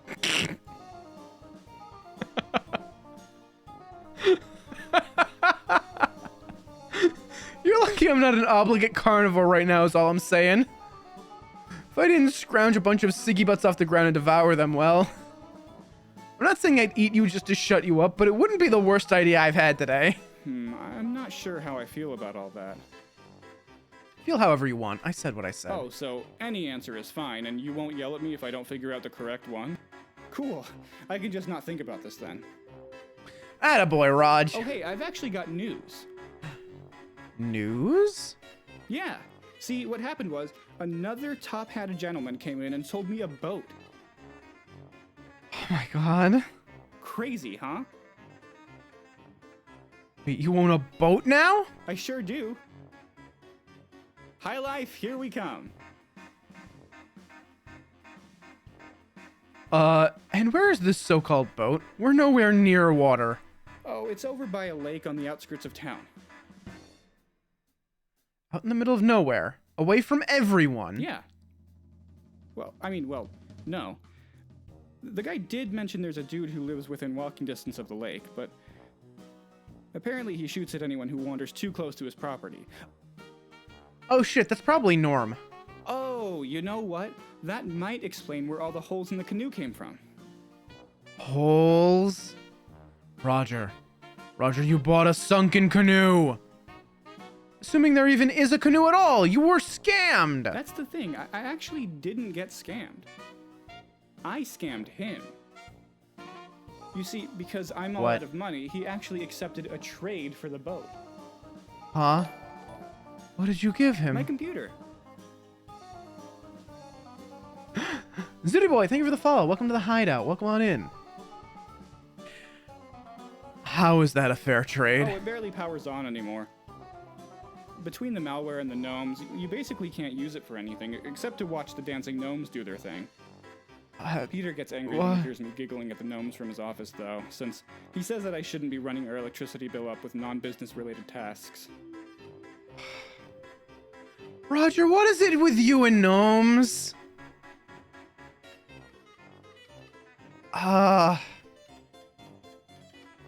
Gnomes? All will be explained to you in time.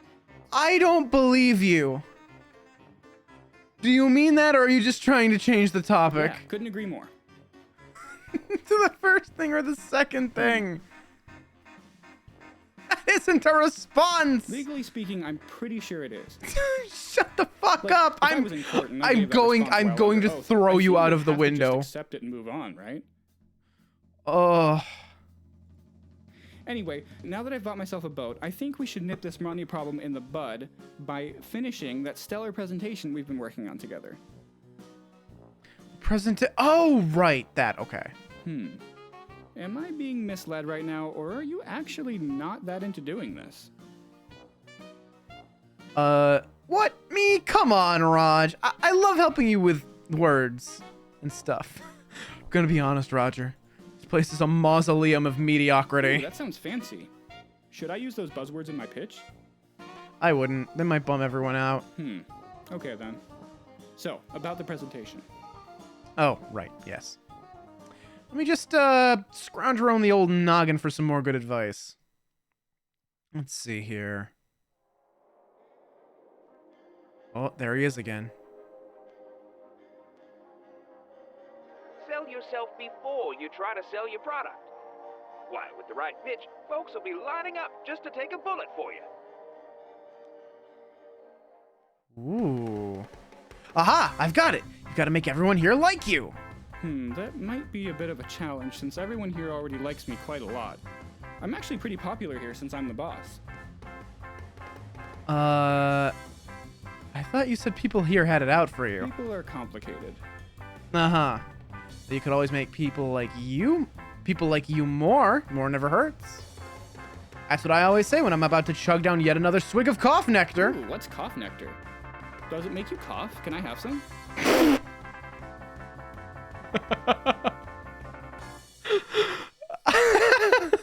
Why do you sound like you wanna cough? You know, to seem more relatable to my workers. People are always coughing around here. Oh, don't cough.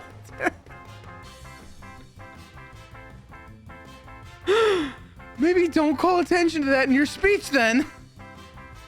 They mightn't be too happy about that. Although appearing sicklier mightn't be the worst move. In fact, it might make them buy into your spiel out of pity. Ha! That's it! You should make people feel bad for you! That might be kind of hard to do since everyone around here sees me as somewhat of a big shot. No, it's the perfect idea. If at first you can't get what you want, holler in pain so loudly that people rush over. That's the healthy way to deal with defeat. That's true, because then people might feel so sorry for me that they actually give me exactly what I want. Oh my god, this is terrible. I hate this so much. Man, that's a shocking revelation because Peter's been telling me to do the exact opposite of that this whole time. Don't be sad, Roger. Don't get drunk, Roger. Keep your chin up, Roger. No. It helps morale.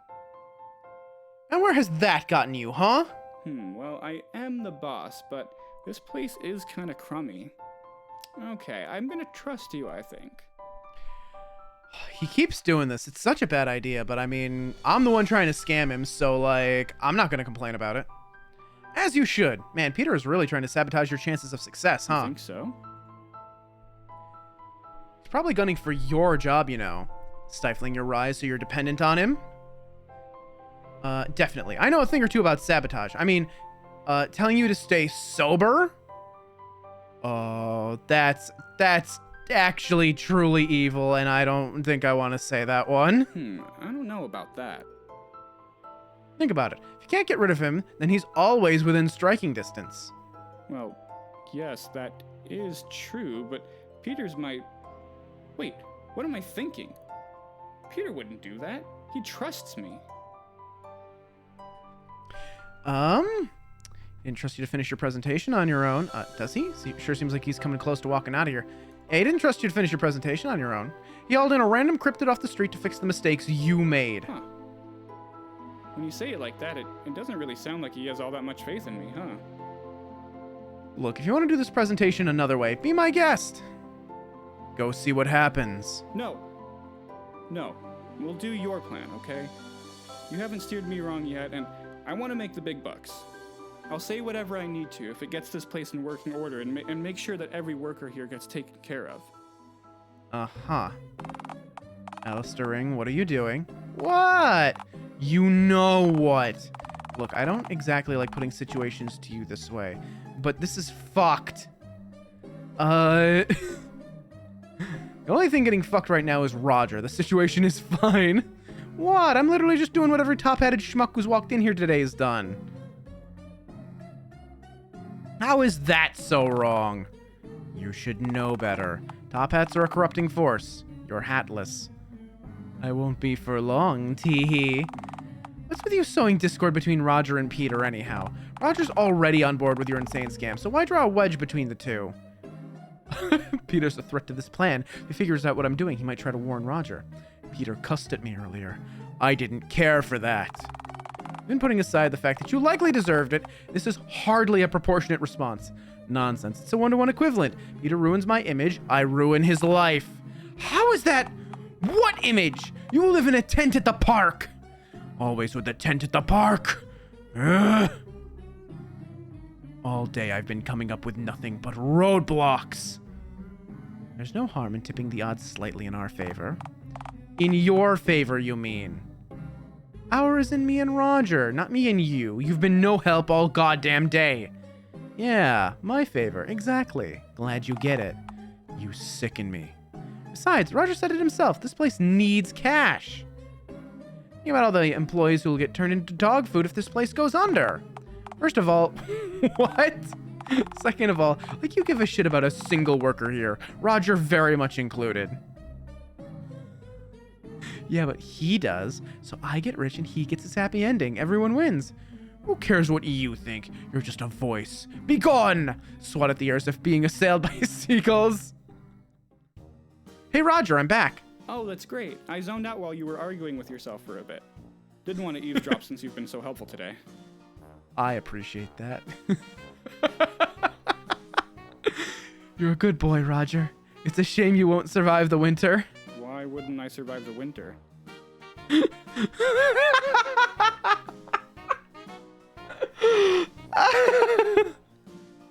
Because that's when the wolves will arrive. The wolves?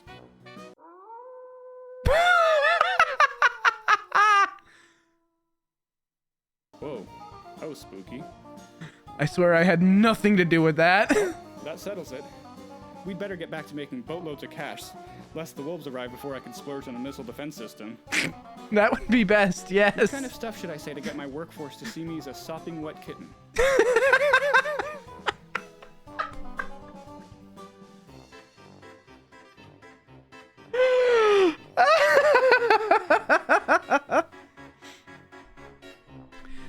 Who taught you that term? I don't really remember. I think I read it online somewhere. What to say? Ah, to hell with it. Mention being born without any teeth or eyelids or whatever. I wasn't born with teeth or eyelids. I don't think. There we go. Now we're getting somewhere.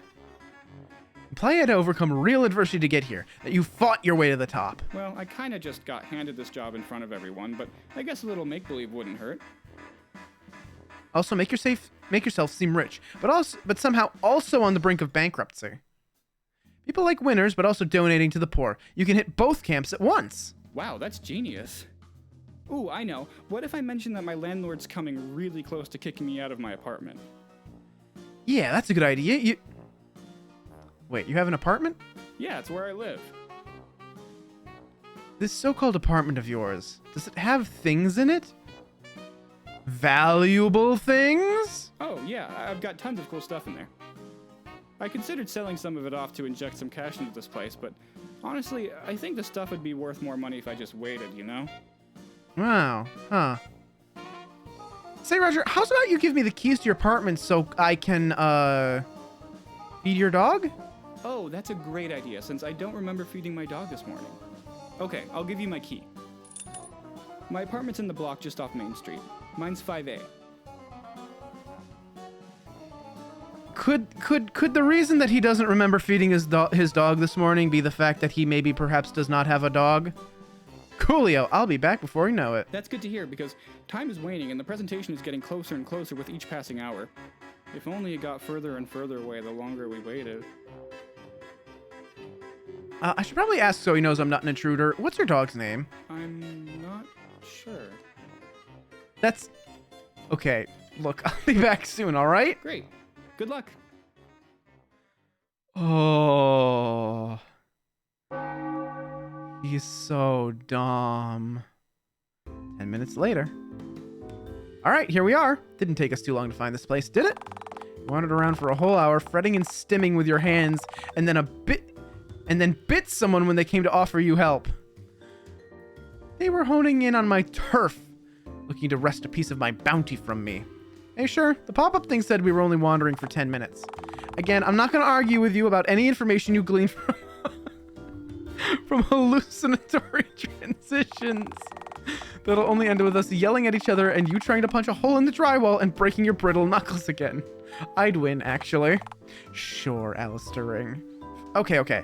Let's just get inside. Feed this ridiculous fucking dog. More accurately, just devour the dog food myself. Teehee. As I get that over with, I've got the moral high ground and can pilfer whatever I want. No, I'm just eating the dog food. Unbelievable. To think you'd steal food from a hungry dog. This would be sad if it was a first. Alright, let me grab Roger's key and... It's gone. I lost it. How on earth did you... You know what? Maybe this is for the best, you know? Yeah? Oh, definitely. Roger's gonna be pissed when you tell him you've lost the key to his apartment, and that he might even have to sleep in his awful office tonight. That guy's gullible, but even Roger would know that you can't be trusted with a key to his apartment. Your pitch can't be trusted either. Oh god, oh fuck, that won't do at all. Oh shit, balls, what am I gonna do? Hang on, don't humans sometimes leave spare keys under doormats? Definitely not. Pretty sure you're thinking of chupacabras, dude. No, I swear I've heard about this. You haven't. What's the harm in checking? It'll only take a second. It could take hours. You lie. Me? Pfft, never. Note to self, narrator has gone rogue. It happens. Alright, let's see here. It's a fucking gnome! Hello, me old chum. I'm not a gnoblin. I'm not a gnelf. I'm a gnome. And you've been gnomed. Okay, fuck this. I'm kicking the door down. I don't think that's a good idea. And why not? Aside from all the noise you'd make? Well, for a start, the door is solid lumber, and your legs are... Actually, you know what? Try it. Okay, now we're on the same page. Ah, my fucking leg! The door wasn't even fully closed. Oh yeah, I noticed that. And yet you told me to kick it as hard as I can? You told me I was buff. It worked. You used my dreams against me, damn it! You know how badly I want to be seen as buff by the greater world. You're right, that's exactly why I said that. Good job, Alistair Ring. So you were trying to injure me. Just a little, yeah. Why have we drifted so far apart? Stop committing crimes. Never. Well, there's your answer. Ah, to hell with this. I'm going inside. Sure. I mean, I can't stop you. He's got a poster of himself. He's got 4 clocks set to different times. Considering that the minute hand is in a different place on each, or no, is that the minute hand? I guess it's the minute. No, that's the minute hand there. I think they're all set. I don't even think these are like different time zones. I think they're just set to completely different times. Shit, he's got a really nice ladle there. Oh, wait, shit, does he have silverware? Where's the silverware? Grab that first. Always grab the silverware first. Where's the silverware? I mean, a ladle's just like a really big spoon, so I'm definitely stealing that. There's a gnome. He's got a gnome there. Got a vacuum cleaner. He's got just a lot of random bullshit. Huh. This place is certainly full of stuff, all right. Is that like a big like hole in that tire? Like, do these tires all just have like giant holes in them? Like giant rips in them? Because if they weren't ripped, they'd be kind of valuable. But the fact that there's big holes in them tells me, no, we cannot sell these, actually. Certainly full of stuff, all right. Yeah, that's one way of putting it. What gives? Where's the valuables? All I see is trash everywhere. One man's trash is another man's treasure. So you think someone out there would consider this stuff treasure? What? What, aside from Roger? Pfft, not a chance. Don't pfft at me. This isn't funny, damn it. It is kind of funny. I see there's quite a few clocks on the wall, all stopped and set to different times. I feel unsafe here. Do you think Roger might be, like, a hoarder? What's that thing they say about stopped clocks? Aren't they, like, bad luck or something? Is he a hoarder? What, like you? No, like a hoarder. Someone who hoards. I actually doubt it. Hoarders tend to hold on to stuff out of a sense of ill-earned emotional attachment. I reckon Roger genuinely believes people would gladly pay him vast amounts of money for his treasure trove, since the guy clearly has no concept of value. He'd be lucky if anyone took it off his hands for free, just like the junk at his factory. You're right, since some of it is clearly the same junk. Those vacuum cleaners are a dead giveaway. How about those tires? I bet I could flip those. Oh, come on. Look at the shape of them. Those tires would be deadly to drive with. Not my problem. Just let the poor bastard who's going to take them off my hands worry about that. Not to mention, they're clearly punctured. Is that bad? Considering there's barely any air in them, yes, that's very bad. Nobody's going to want these. All that air in Roger's head and none in these tires? How is that fair? You can't drive with them. Why keep them here? Maybe he's planning to build a whole car around them, which I could sell.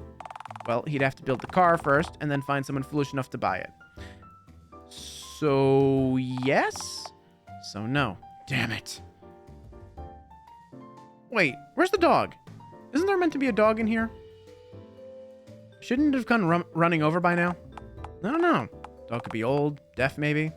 True, but where's the food dish? Where's the kibble, damn it? I don't think it's a bad idea to question if there even is a dog in the equation at all. But Roger gave me the keys so I could feed his dog. That's right. So that'd mean... Ah, fuck, what the fuck? Why would he give me the keys if he doesn't have a goddamn dog? Roger, you imbecile. You've wasted enough of my time.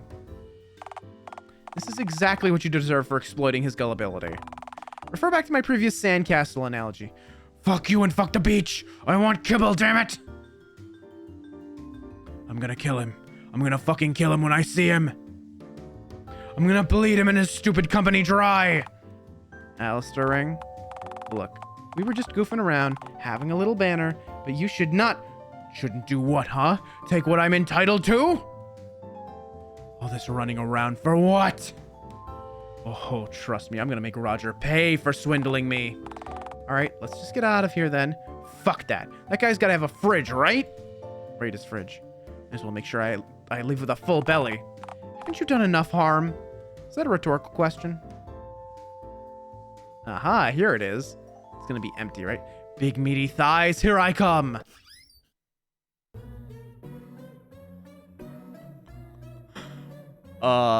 We have a monkey mask, we have a tiny leprechaun, and we have a key.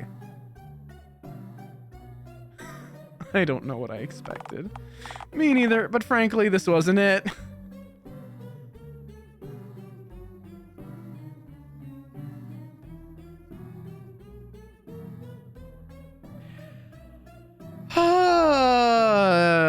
Let me look at the leprechaun. What the hell is this? Looks like a tiny leprechaun statue to me. I can see that. I mean, why is it in here? I mean, there was a gnome under the doormat, and there's one sitting on the table. And it's just one of many. Leprechauns are not gnomes. They're a different but related species. Would you say that a lion and tiger are the same thing, huh? Leprechauns have pots of gold. Gnomes do not. You think gnomes would loiter on driveways if they had vast fortunes to spend? Leprechauns love rainbows and light. Gnomes love damp, moist spaces. You sure you aren't mixing up gnomes with silverfish? Let's just agree to disagree. Did you hear that? You're now leaving Roger's apartment. There's another goddamn gnome on the door. Hey, Roger, I heard banging from down the hall. Sounded like your door was getting kicked in again. What? Who's this asshole? Sounds like a neighbor of his. This is bad for you. You aren't supposed to be in here after all. But Roger himself sent me here to feed his dog. Uh-huh. What dog, Alistair Ring? Oh, shit. Yeah. What do I do? I don't know, but you better think fast. That guy comes in here and sees you, he will call the police, and your whole scheme's going to unravel. Well, that, or he could be carrying a firearm. He might just shoot you. A whole lot of guns in Wisconsin. Oh, Dialtown's in Wisconsin. I didn't know that. How about that? If he thought Roger's apartment was being robbed, I doubt he came empty-handed. Hey, who's in there? Oh, shit. Oh, shit.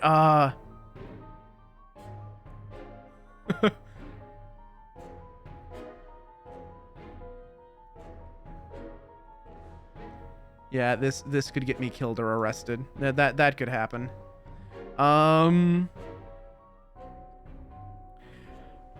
Hey, it's just me, Roger. I'm Roger. That's me. Oh, please. That's never gonna... Oh, hey, there you are. Mind if I come in? No, I'm very busy, so whatever it is, just say it, okay? All right, man. I just wanted to say, please stop leaving your bills in my mailbox. I'm not gonna pay them for you, okay? Fuck you, I do what I want. Hey, where the hell do you get off talking to me like that? Fuck this, I'm coming in there. No, don't. You aren't Roger.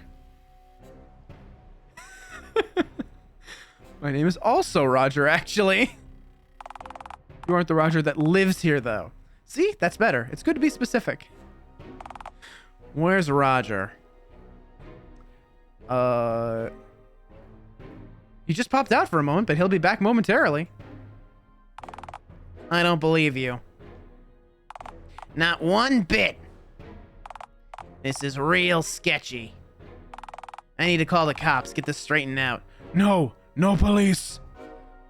Squirt violently. I'm sorry, but it's a reflex. Alas, there is no alternative. Ah, my shirt! God damn it, bail. Oh my god. He's getting mugged. Fuck me, Roger, what did you do?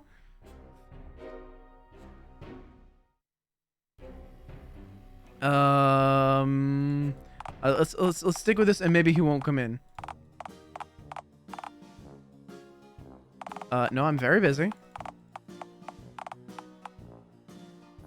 Are you serious? I mean, okay, I'll stop doing that.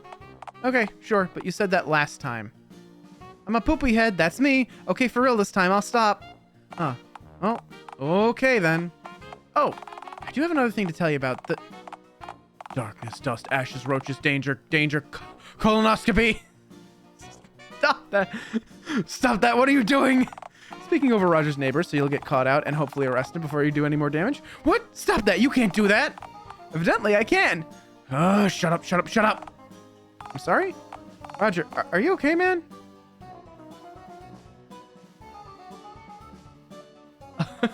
Sorry, just arguing with the voices in my head again. Yeah? Okay, that's on brand for you, I guess. Sure. Want to come back in a couple minutes? Yes, come back then, in a couple of minutes. Okay. All right, then. Hope you feel better soon, I guess. That was close. Lucky you didn't raise your voice much or hurl any object to the floor while you were rummaging through the fridge, or he definitely would have moseyed on in. Shit, I need to get out of here. He's gonna be back soon. I think you should stick around, actually. Nothing bad will happen to you. What, and wind up in the slammer? No dice, I'm out of here. Okay, so this takes us back to the same place. I am curious if we could figure out what that key is for. It was this one, I think. Yes, gazing into Roger's fridge. Excellent. Show me the key. Huh, so I guess I just found Roger's spare key. Why do you think he stashed it in the fridge? Hey, don't ask me. I'm working off the same information you are. Huh. Wonder if it tastes like food? Maybe that's why he had it in there. I highly doubt that. Well, I guess I should take it back with me, hand it back to Roger. You know, so he doesn't know I lost the key he gave me. The key isn't even the same color as the key he gave you. He'll absolutely notice. Ah, hell. He obviously won't notice. Ha! I'm in the clear! Booyah! I hate that you made all the wrong moves and somehow still won. This isn't fair. Things are looking up. Trust me, one of these days, you're going to wind up getting yourself into real hot water, and you won't be able to just scuttle away from it. Ha! Fat chance of that ever happening. Alright, now let's see if Roger's got a tasty egg stashed under his pillow. Alright, and now, here comes the neighbor. So we're going to do this again.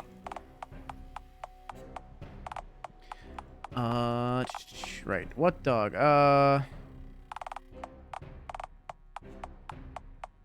so we just pretend to be Roger again.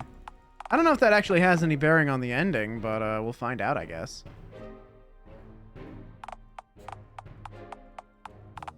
Yep, it's just me, Roger. I'm Roger. Ha ha, it's me, Roger. Don't come in. Don't come in. I'm Roger. Hi.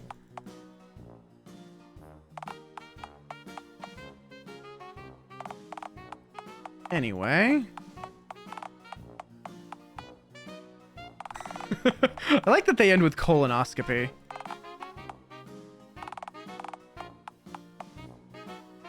Arguing the voice in my head. Yeah, this is just sneak our way out of here. Sure. Works for me.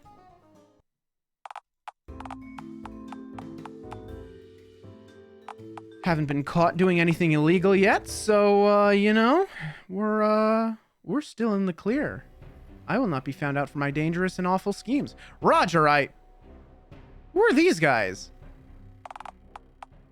I also just really love that the guy with a gun for a head has a knife, and the guy with a knife for a head has a gun. Ho ho! What do we have here? Whoa, Slick, you catching this? Boy, am I. Hey, Greenie.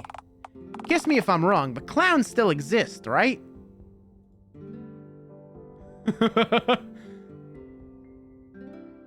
Ah, fuck you, they don't! Damn. Seems he didn't like that one. Try another line, bro. You'll get him next time, alright? Alright, how about... Do you have a band-aid for me? I scraped my knees falling for you. Why is he trying to do pickup lines at me? Do you just have a bunch of these memorized? Yeah. He has this article bookmarked on the library computer called 100 of the swaggiest pickup lines. These never fail. And memorizes a couple of new ones every time he visits. Bro, you can't let these bozos see behind the curtain or it doesn't work. Oh, right. I'm real sorry, bro. That's my bad. Bozo? Me? A fucking bozo? Where do you get off calling me right next to you if I play my cards right. Nah, bro. Wrong vibe. You're pissing him off. But he set that one up so perfectly. That's the really hard part, bro. Letting go of the perfect zinger when the situation calls for it. Damn. You're right, bro. Oh, this isn't voiced, actually, huh? They also called me a bozo a bunch of times while you were gone, and I came really close to crying, actually. Shut up, Clementine. Who's talking to you? Yeah, can it, Clementine? Yeah, my bro's trying to get laid, and I'm his wingman. Aw, bro. I'm so lucky to have you. Seriously. First of all, don't tell Roger to shut up. That's my job! Thank you. Shut up, Roger. The grown-ups are talking. Okay, thanks for letting me know.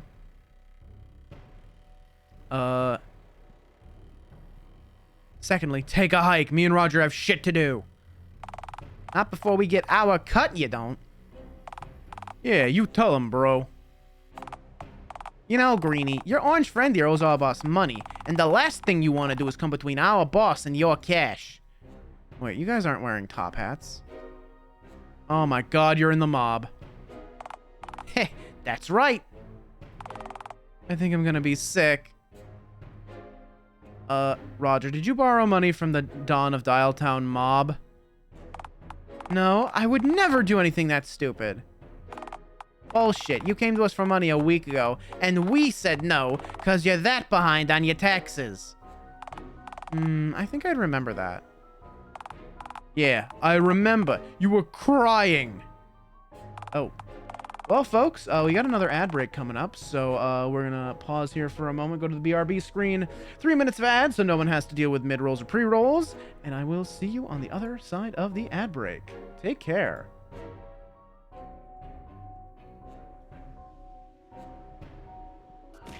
Once upon a midnight dreary, while I pondered weak and weary over many a quaint and curious volume of forgotten lore, while I nodded, nearly napping, suddenly there came a tapping, as of someone gently rapping at my chamber door. 'Tis some visitor, I muttered, tapping at my chamber door, only this and nothing more. Yeah, I remember it was in the bleak December, and each day I spread down and brought its ghost upon the floor. Eagerly I wished them sorrow, vainly I had sought to borrow from my books their cease of sorrow for the lost Lenore, for the rare and radiant maiden whom the angels named Lenore, nameless here forevermore. Yeah. And the sickness sad uncertain rustling of each purple curtain thrilled me, filled me with fantastic terrors never felt before, so that now to still the beating of my heart I stood repeating, 'tis some visitor entreating entrance at my chamber door, some late visitor entreating entrance at my chamber door, this is it and nothing more. Yeah, presently my scroll grew stronger, hesitating then no longer. Sir, said I, or madam, truly your forgiveness I implore. But the fact is I was napping, and so gently you came rapping, and so faintly you came tapping at my chamber door. That I scarce was sure I heard you here, I opened wide the door. Music box. Sounds like some Silence of the Lambs shit right there. That's Silence of the Lambs shit. Ara. That thing that the anime girls do? Is that what that is? Ara. Okay. I don't do this kind of shit, so hopefully this isn't dumb. Okay.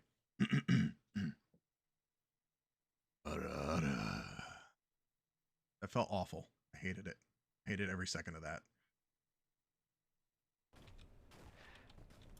You found it. Oh. What is this? Oh my, what the hell? Where's Molly? Wait, put it on the ground. Put it on the ground. You need to be initiated. Oh my god. Get out your pointer.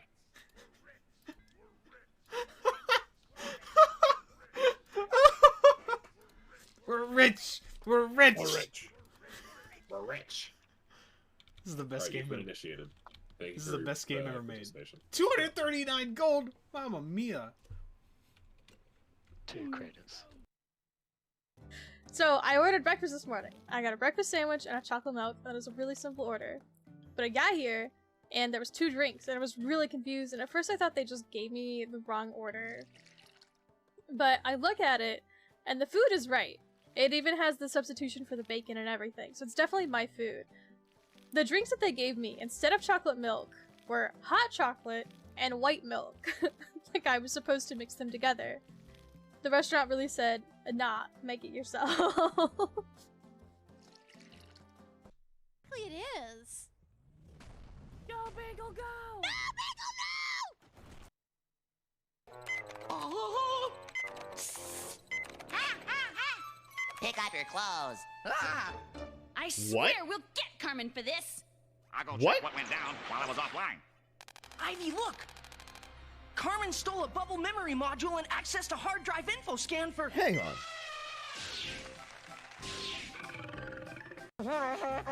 Okay. I'll do a universal scan replace. It's fast, but it could get ugly. No. Oh. Pick up your clothes. What? I swear we'll get Carmen for Fox, this. what? In a kid's cartoon? Seriously? Ivy, look! Carmen stole a bubble memory module and accessed a hard drive info scan for— Bombs to help, I'm being blown away. No, buddy, no! Buddy, I can't believe this is happening to you.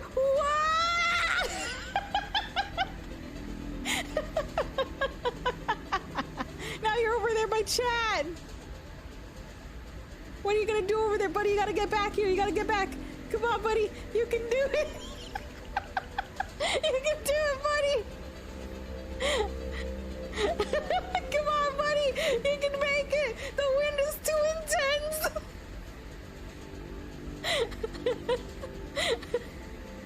Go, buddy, Come go. on, buddy. Let's go, buddy. Go, buddy, go. With what arms woman pull? Come on, buddy. Grab onto my ear.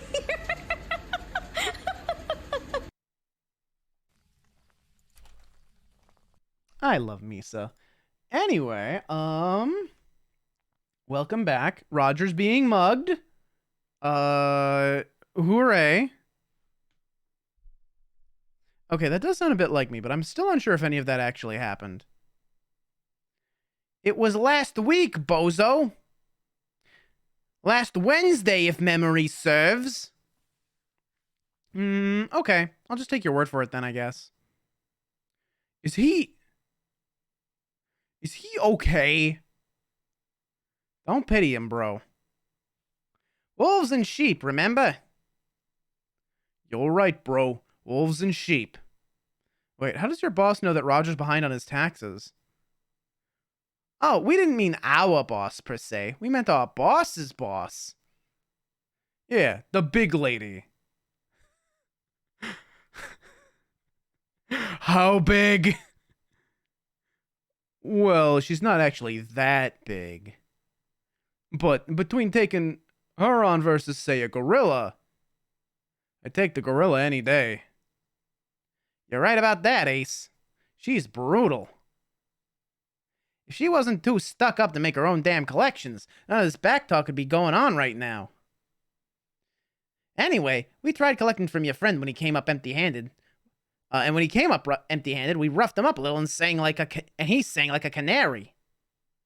Yeah, he told us all about your little scheme. So, it looks like you're the mastermind behind all this. You had to rough him up? Well, sorta. My knuckles were kind of sore from punching that brick wall last night, so we just threatened to kick his fern a little, and then he immediately caved. Yeah, we only had to ask him twice. Guys, I told you, I'll tell you anything. Just leave the poor fern out of this. She's been through enough already. Say, what's with him gendering the fern? Like, he thinks the fern's a chick. What's up with that? Tell me about it. Now, calling a boat a she, I get. Every classy guy does that. Ooh, I have a boat, actually. Whoa, really? I mean, can it, Clementine? Yeah, can it? Is this going somewhere? It is, actually. We want in. You want in? Yeah. You know how much trouble we're gonna get into if you come back to the big lady empty-handed? She'll come down on us way harder than either of you. Yeah, man. She really isn't digging us or our crew all that much these days. One too many bad heists in a row, you know? She expects a lot from us, and we, like, never deliver. Delivering's tough, bro. Why do you think so many mailmen are shredded? It's true. Mailmen never put up with even an ounce of my bullshit. You want to be part of my plan? Precisely. The mayor's expecting us to hand in some serious dough tomorrow morning, and the way I see it, we can be very useful to each other. I don't know, unless you've got the money to join my new company. We have money! Nah, bro. We came here to collect money, remember? Hey, welcome on in, Goofy... Hold on. Goofy Gabs, sir? Welcome on in. Yes, I love Dialtown. I fucking love Dialtown to pieces. I played through the whole thing last year, I believe. Year before that, maybe. One of my favorite games of all time. I finally have the chance to play the Roger DLC because all of October I was like trying to cram in like all the spooky games I'd been like putting off the entire year. So now that October's over, I finally get to play this, and I've been looking forward to this since it first got announced. He's trying to play us. Oh ho, we've got a real wolf on our hands here. This is it. Greenie's our free meal ticket for the rest of time. I'm not really following what's going on here. Am I in trouble, or are we all going to get married instead? What? Hush you! We're talking business here! Okay, I'm going to shut up, but only because one of you might explain what's going on if I do. Look, Greenie, it's like this. Maya Puss Puss, don't tell her I called her that, please, doesn't take kindly to what she sees as, competition. Yeah, if she found out that you were running your own operation on her turf, she'd sooner tear every stitch from your head than try to negotiate. But that's the genius thing. If you cut us in, we can talk to the big lady and tell you that you're with us. You know, get you an in. And once we give the mayor her taste of our cut, she's gonna want to meet you. Ooh, what about me? With how badly you've been running her pawpaw's old plant? Well, all I'll say is, if she ever decides to seek you out, Clementine, I'd get the hell out of Dodge. What does that mean? It means she's gonna kill you, bozo! Skip town! I don't really want to do that, but I guess I can think it over. For the love of... Don't worry, bro. I got this. Thanks, Ace. You know, Greenie, if you play your cards right, our boss might even consider inducting you into the town's upper echelon. Okay. I'm curious if Ace is a nickname or if Ace is actually like gun-headed guy's like name, and if that means his name is Deuce. Like, are they just fucking oh god, what's it called? What is the Disney gotcha game? It's Dreamland something. Shit, what is it? It's like there's like a Disney gotcha game, and there's like you've got Riddle, who's like the Queen of Hearts, but like a cute guy. They take like all the Disney villains and turn them into cute boys. What is it? It's Disney gotcha game. What was it called? No, it's not that. It's not Mirrorverse. That's not it.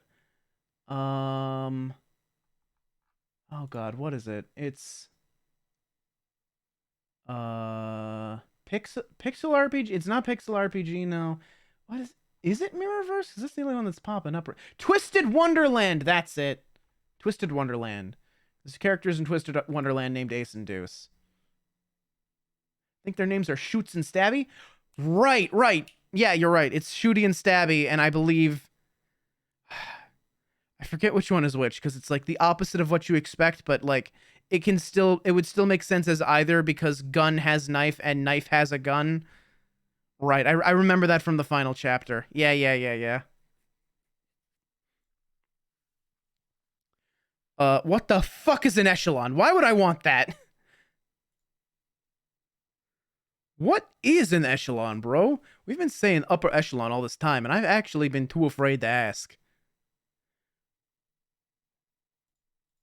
Oh, what? Oh, I think I may have right-clicked instead of forward-clicked by accident. What do I look like, a dictionary? It means power, I think. The mayor's favor means power and money. I could have it all. Riches, power, fame, I could be buff. We're, not so sure about that last one. Most of the Mayor Puss-Puss's elite circle are pretty scrawny, actually. I think you just have to do a bunch of sit-ups and get rock-hard abs like yours truly. Yeah, you gotta work for it. What's the point of being buff and rich if I gotta work for it? I don't know. That really puts a damper on your whole offer. Yeah. Well, why do I want to do it if I gotta work for it? Hey, don't be a jabroni. This is the big leagues we're talking about. You think having a bunch of sad sacks shilling your fake money's handy? Imagine being an ally powerful enough to put anyone who tries to copy your idea straight out of business. You could have it all, bro. Yeah, bro. Cut us in, and we'll hand you the keys to the kingdom. Ooh, I like the sound of that. He already has the key to my apartment right now, sure. But what you're pitching sounds way better. So what do you say, Greenie? You want to make some real money? Huh. Alright, come back after the presentation is over, and I'll cut you guys in. Ooh, and maybe you could recruit us to work for you once the mayor gives you the go-ahead. One breakthrough at a time, bro. One breakthrough at a time. Isn't confirmed who shoots and Stabby? It's a running gag. Yeah. Oh, right, yeah. It's, like I said, it's been a year since I played Dialtown. Some of the finer details of the last chapter are a little bit foggy.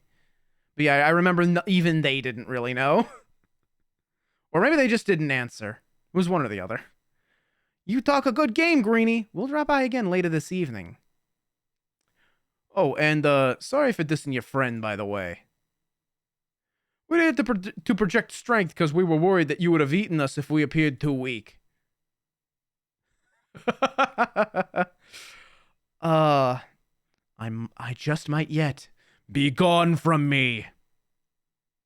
Wow, it's just like we're talking to the big lady. Easy street and 3 square meals a day, here we come. Hell yeah, bro, let's get rich and shredded. Roger, do you know what just happened?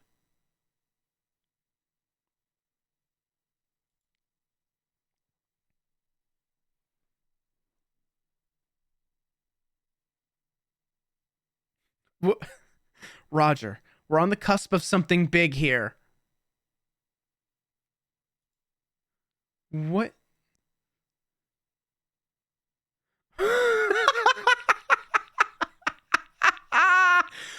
Oh, I hate him so much. I love him. Roger, we're winning. We have a path to victory.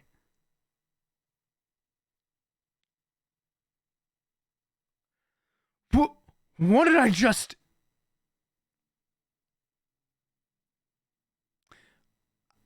I lost it, okay?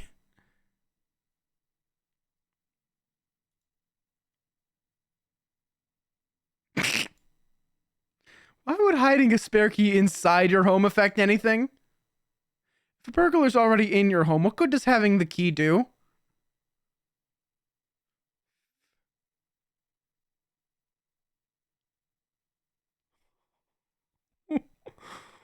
What?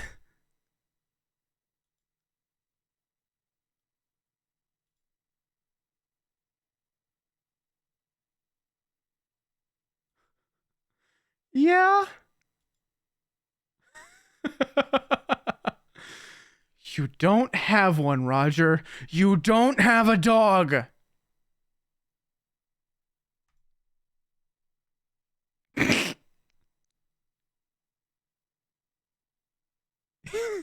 Useless.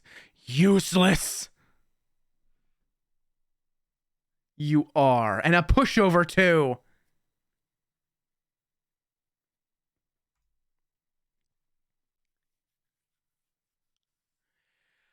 Ah. And frankly, you know nothing about centipedes. And you're worthless. You have nothing. You're good for nothing. I think this hurts more. I was right.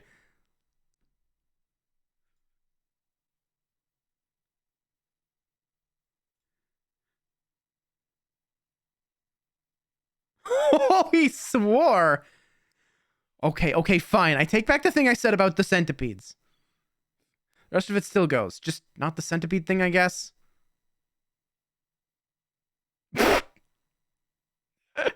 Oh my god, that's great.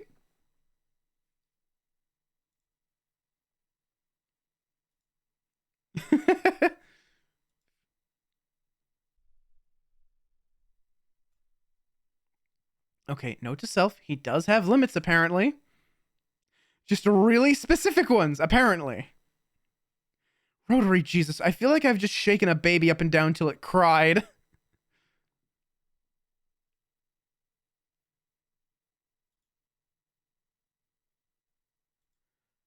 Let me scrounge around, see what I can come up with. All right, Callum Crown, what you got for me?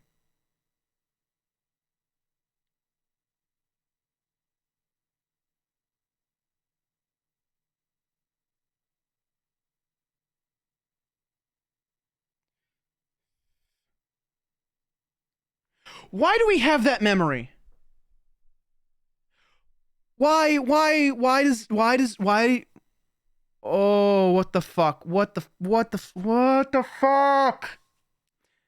Why did that feel like he was saying that to, why did that feel like a memory of him saying that directly to us? Like the rest of this, you could kind of like force off as like just Callum Crown, like on TV, like talking about like his business strategies or whatever. That felt specific. That felt like that was specifically directed at one person. And if we have that, the memory of that, that was us. Did Callum Crown do this to us? Like, is the reason we are a cryptid with a weird stitched together flesh head, like, because of Callum Crown? Like, oh, I don't know. I don't know what to make of this just yet, but I got, like, something about this is foreboding. All right, yeah, that works. Just tell people that you can give them everything they've ever wanted. People like that.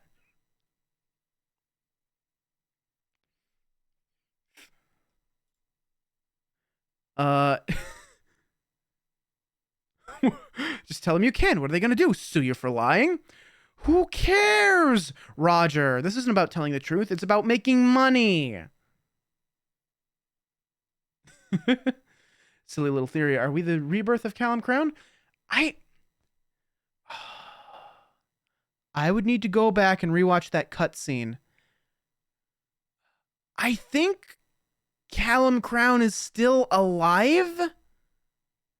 I think he's just like completely lost his mind because of the whole accidentally erasing it thing. I can't remember if they told us he died. Actually, I'm not going to look at the wiki because it might have stuff about the Roger Root in it. And if the Roger Root like gives more info about Callum Crown, I'd rather not have that spoiled. Although if you remember whether or not they say Crown is dead, feel free to chime in. No, for once in your goddamn life, just shut the fuck up.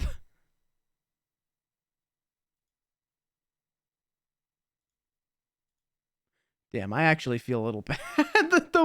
the delivery on that line was solid. Damn, I actually feel kind of bad about that. That's better. Unless you want to end up on my shit list like your friend Peter, you... Wait. Peter.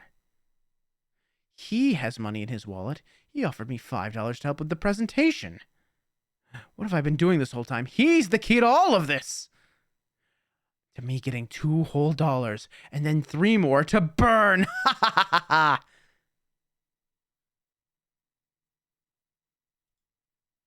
Yes, like I said, Peter is the problem, but his money ain't. I need to speak with him to secure essential starting capital. I'll be right back. You should finish the presentation while I'm gone.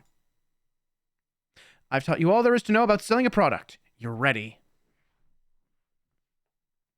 He is dead. Okay.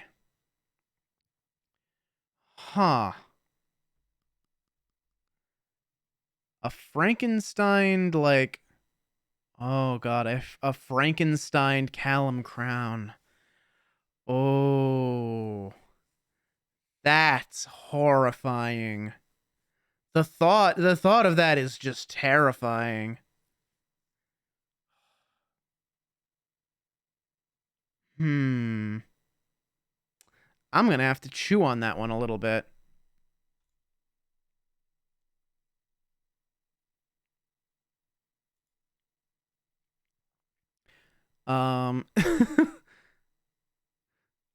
Okay. Do it or I'll murder you. Okay, bye.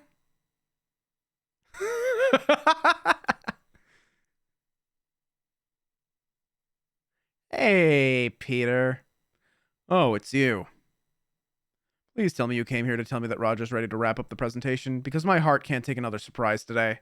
Yeah, Roger's just putting the finishing touches on it right now. Oh, that's actually really good to hear. You know, I might as well be honest.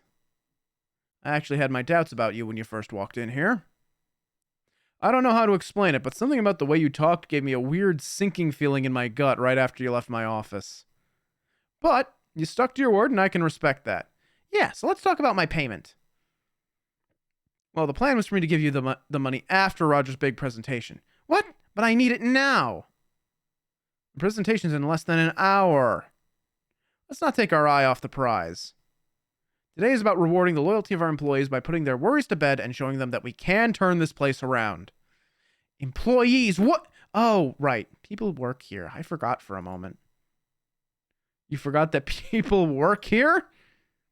Hey, I've got a lot on my mind. Today's been hectic. Tell me about it. Anyway, I need that money now, please. Uh-huh. And why is that? Because I don't know how to tell you this, but oh,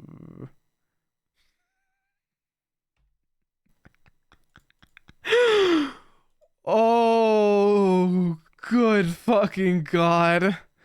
Roger's dead. What? Okay. Okay, no, not that one. Sorry. What are you talking about? He has diabetes, Peter. That's the truth. Wait. Roger's diabetic? He's never mentioned this to me. He told me he was afraid you'd yell at him if he came clean about it. Apparently you do that all the time. He said that? Look, okay, I have been short with Roger on more than one occasion. I'm a patient man, but even my patience has its limits. I just figured he would have trusted me enough to tell me something this important, though. Yeah, he said if he told you about it, you'd think it was all his fault. Personally, I was furious when he told me about it. Hey, I'd never treat Roger like that. Hell. Poor guy. He needs insulin, Peter. Did you know that he doesn't have a single penny to his name? I mean, I knew things were bad. Believe me, I don't have much to my name either. My wife keeps asking me when I'm going to repaint the house, and I don't know how to tell her that I only have... He told me about his living conditions. Do you have any idea what his apartment looks like? Not a morsel of food in his fridge. Trash all over the place. Every night he comes home and collapses. His blood sugar is crashing right now. Good Lord, of course. He sold his mini fridge off only last week. I just figured the guy liked his soda. I had no idea that he was using it to... How did I miss this? There were so many clues and oh my God. Oh, I hate this. I hate that we are just reverse Hildebranding this shit. That we are just like incompetently stumbling our way into like a perfect fucking scam. Oh! Also, keys in this fridge. Yeah, gotta keep them cold. Although I don't even believe that his keys are cold. I don't think he has the money to afford the electricity to run his fridge anyway. What kind of friend have I been? Okay, look. I'll give you the $5. You've gone through with your end of the bargain, so if you somehow know of any place that might give you an emergency supply of insulin for $5 up front, don't you worry. I know just the place. Hee hee. Really? Insulin for $5? Phone God, when you come back, you need to tell me where you got it, because my wife could really... I can't believe I said that you gave me a bad feeling a little while ago. Spending the only money you have to your name and forfeiting your trip to the fun fair to possibly save the life of a guy you only just met today. You're a good person, Alistair Ring. Fun fair? What are you... Hey, this was your last $5 too. You're helping Roger just as much as I am. Oh, let's really manipulate him. Roger thinks I'd yell at him if I just told him about his condition. I mean, he felt more comfortable telling someone he met today about it than me. I clearly haven't been as good a friend to Roger as I should have been. But that changes today. I'm gonna march right up to his office and... No, he needs to finish the presentation, remember? Please, let him work till it's done. Right. You're right. I'm sorry. I shouldn't interrupt his work just to satiate my guilty conscience. And worse, stress him out any more than I already have. Thanks, Alistair Ring. You just prevented me from making yet another grave mistake. I'm sorry. I need to stop yapping. Hurry and go get that insulin. We're counting on you. Oh, no. Alistair Ring, a word? Yes? What the fuck is wrong with you? What? All I did was... No. You listen to me right now. What you just did in there was fucked. Look, as bad as scamming Roger was, you see him as low-hanging fruit. Sure, I get it. But you just manipulated Peter into giving you money by honing in on his insecurities and using them against him. You know, he's probably crying silently in there because of what you just did.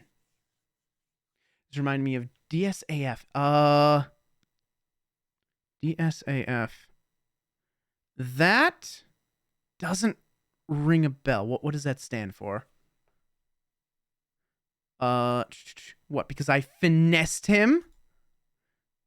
You made him believe that he'd been a bad friend to Roger. Hey, all of what I said, minus the whole diabetes thing, was true. He does yell at Roger. He does dismiss Roger's feelings. And you don't? That's different. I'm doing it to make money, not because I'm a rotary grouch. If Peter feels so bad, then maybe he should look in the mirror for once. Alistair Ring, you're scaring me. Yeah. No, I'm not chiding you right now. Could have fooled me. Oh, Day Shift at Freddy's. Right. Yeah, I haven't played that one yet. It's on the list. I have a big wheel of games to play, and I spin the wheel when I finish a game, assuming there isn't some like big release that I'm like really hyped to play. This isn't you. This isn't what you're about. You like, I don't know, living the easy life, scurrying around, eating trash out of dumpsters, you know, like a raccoon or some other selfish entity that doesn't understand the concept of shame. As irate as you usually make me, I can almost live with that. But this? For the first time since I've met you, I see you as genuinely inhuman in every sense of the word. So what's your suggestion then? Just turn back? Give it all up? Yes. I know that if I tell you that you should march back in there, come clean with Peter, and return the money that you just swindled from him, you're just gonna blow me off. That's the plan, yeah. Okay. Look, no, that's not my pitch. Here's my pitch. You've got your money. Way more than you even needed to get into the damned fun fair. Cut your losses. Go lay your eggs. That's what this was all about, right? Remember this morning when you wanted to do that? Legacy Gingy. Ooh. Yeah. Let's see. Oh, please. I don't even see who I was this morning as the same creature I am now. I mean, this isn't just a chance for me to get a few dollars. I'm going with the orange one. Believe me, we're on the same page. But I want the Alistair ring I know to come back. Please, quit while you're ahead. While there's still a chance I can bring you back.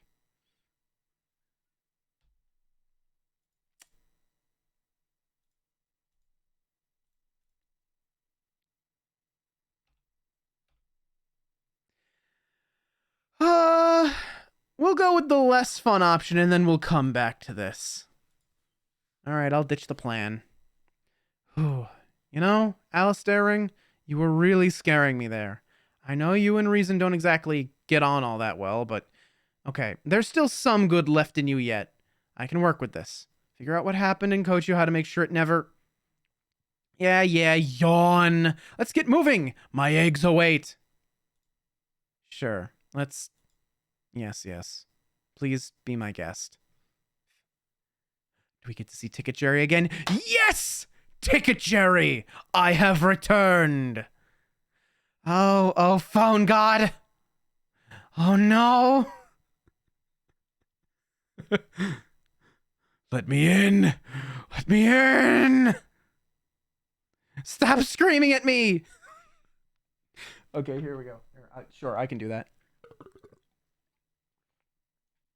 Let me in!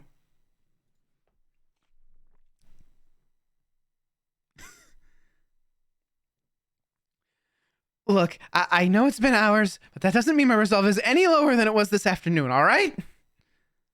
This place has rules.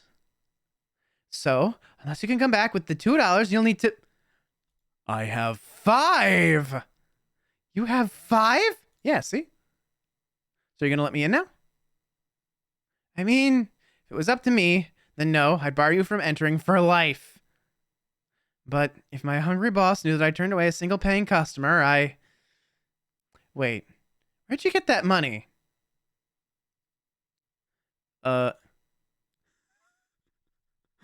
Gaze not into the abyss, for it's better not to see how the sausage gets made. What? I don't know, man. I'm really just ad-libbing here. Is it blood money? Did you kill someone for that money?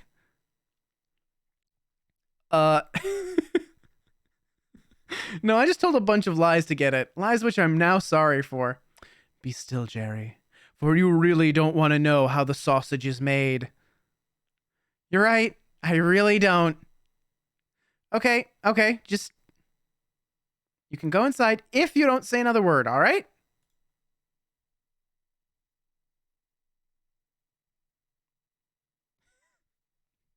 Another word. Get out of here. Get... Hee hee hee. Hee hee hoo hoo. All right, this is it. The spot I shall lay my egg clutch upon. If those eggs come out as a clutch, I'm bailing. Why here, anyway? No, something about the spot just feels right. We're pretty close to a hot dog cart, but away from major foot traffic. This is it, the sweet spot. I told you, I don't like that term. Why? You know why. All right, let's just get this over with.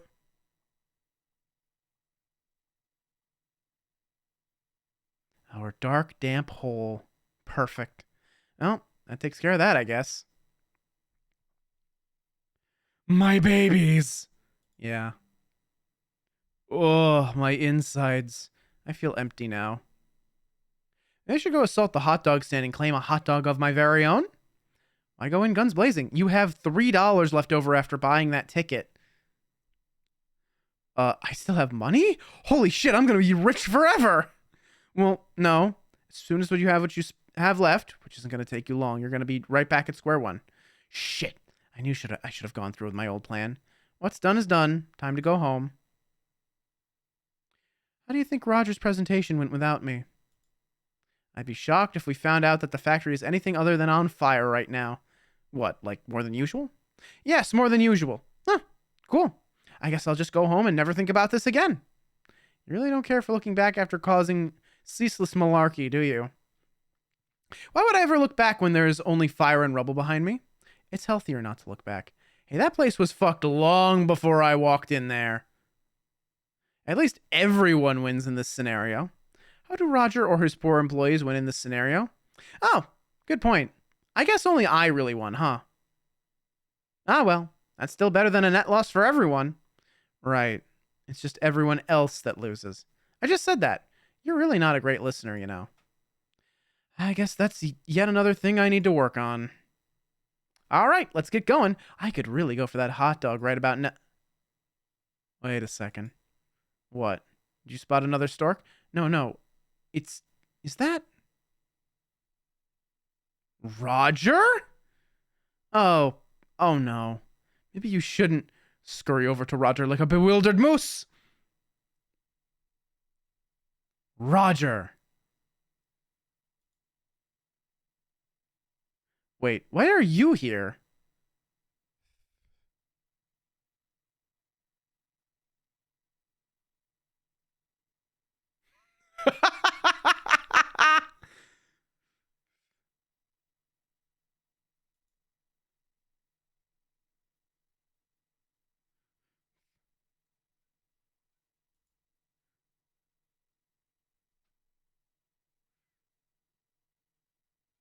Well, if you weren't there to give it... Yeah, I doubt the presentation happened at all if you weren't there.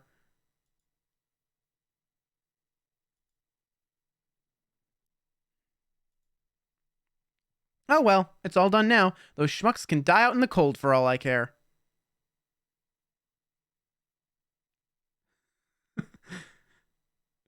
And?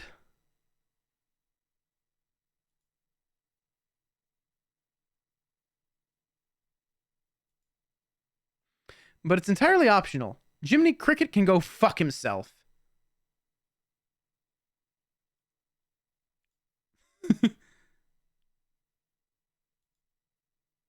What's that Italian cricket gonna do? Lecture me to death? I mean, Roger's got a point. It's like my friend Sid always said. It says it's free to be kind. I've been experiencing some form of that my whole life. I live.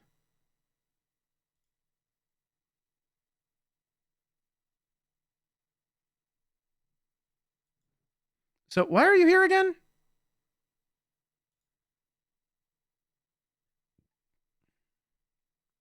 Mm-hmm. Yes. It's a phone? I thought it was a weird rectangular bank vault of some kind. Really? I hadn't noticed. Wait, hang on. Yeah, he's not wearing his hat. Where's your hat? I just realized your hat's missing.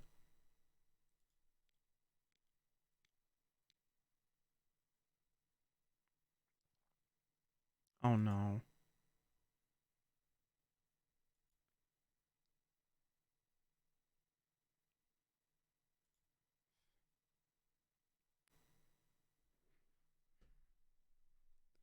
Uh-huh.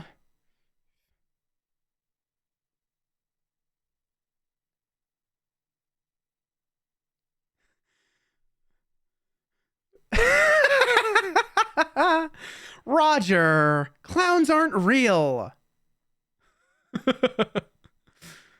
Roger, that didn't happen. Clowns don't exist.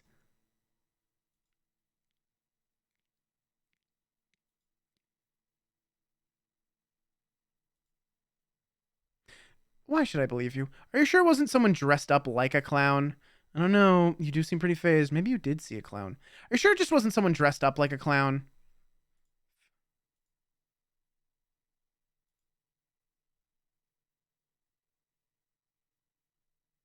So does my head, and I'm no clown.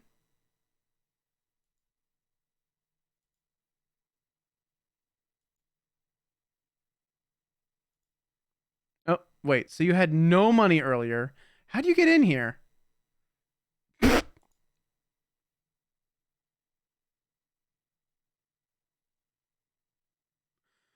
Oh, what?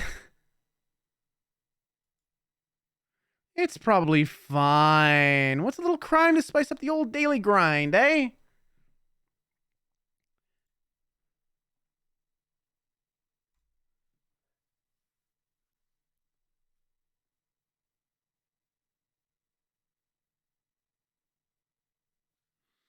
Legacy Jack. I'm assuming Legacy Jack is Day Shift at Freddy's character. Still gotta play that. I really need to play that. I should maybe bump that up. Maybe just take it off the wheel and bump it up in the schedule somewhere. True, you are hatless. Did you just say the word sigh? That was not a yes or no question. Okay isn't an answer. Like, I give a shit. Wait, why'd you stick around? I saw you just sort of lingering over here. Surely you'd want to go home after a long day of failing at things and having your hat stolen from you.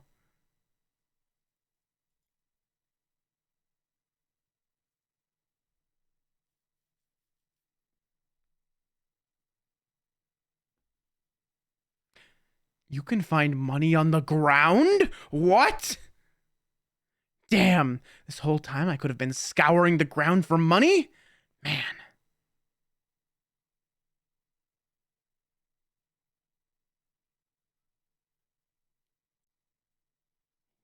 Hot mama, I'm rich! Ha ha ha! I always win! Booyah!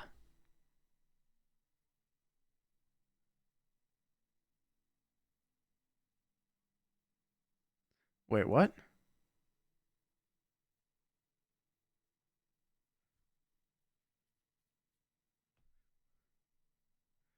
$400. You found $100?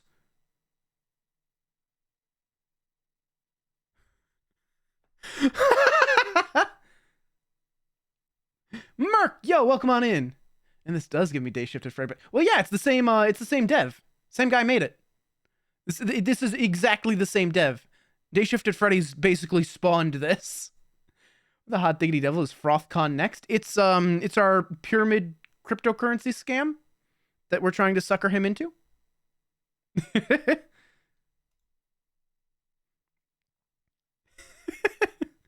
You bit him?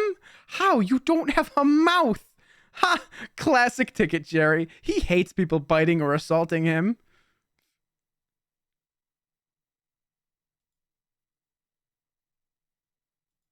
Ha! Classic ticket, Jerry.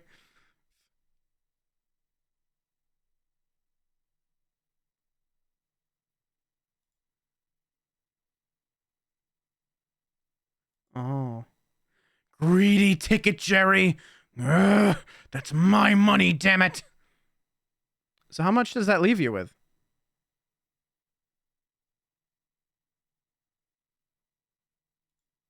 Okay, that's still an amount of money.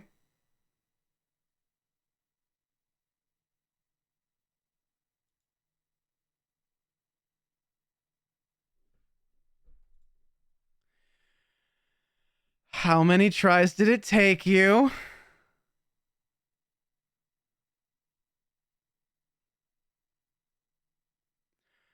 A fucking quarter? What the hell am I meant to do with that?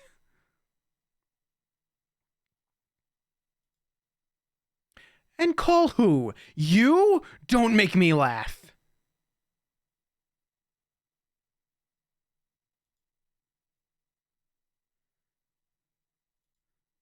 Sure.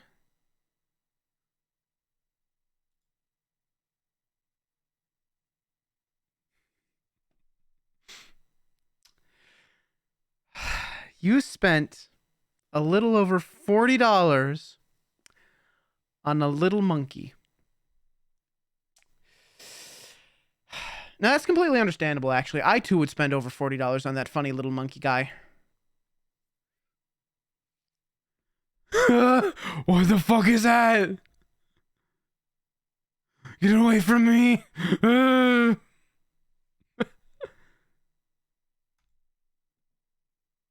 You You fool. That thing was cursed. You've cursed the both of us. You spent all of my money on a monkey's curse. You goddamned fool. I was this close. This fucking close to achieving all of my dreams. And now I'll never be rich and buff and popular. Because of you. With a monkey's curse hanging over me? You've doomed me, Roger. You fucking doomed me. It's a calamity, Roger. Prepare yourself for annihilation.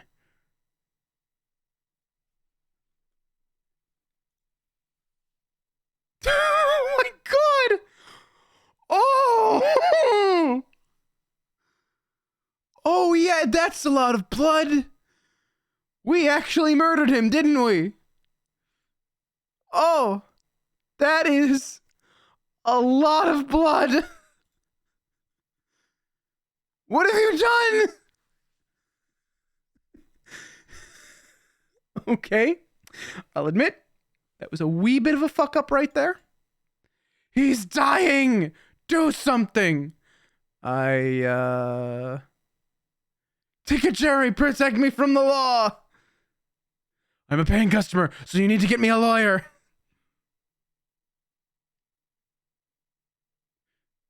So, quite the day, huh? They reckon he'll live. That's the main thing. Shame about the total amnesia, though. Makes it basically impossible to figure out what even happened. I mean, I told my boss we should have splurged on getting CCTV coverage for the whole park, but he pointed out that if a ride derails and kills someone, the footage would incriminate us in court. I really need to find a new job. Oh, so I'm in the clear. You did this? What? No, You know, I have to admit, I feel kind of awful for yelling at him so blisteringly earlier, even if he did bite me when I tried to stop him from entering without paying. He was kind enough to cover the rest of the cost of the tetanus shot I'll definitely need, so there is that. I think the real surprise of the night is that someone ended up mauling me to get into the fun fair without paying, and that it wasn't you. Speaking of, it's very strange that you happened to be the nearest person to him when he fell over and bashed his head on that rock. You weren't going around shoving people to the ground, were you? Me? No, I wouldn't do that.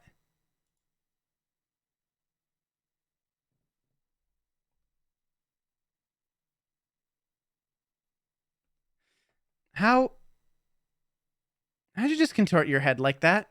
Unclear. So what happens now? Well, Roger's definitely got a concussion at the very least, and he's almost definitely going to need surgery. With any luck, he'll be walking and swallowing solid food in only a few short months. Sure hope for his sake that he has health insurance, though.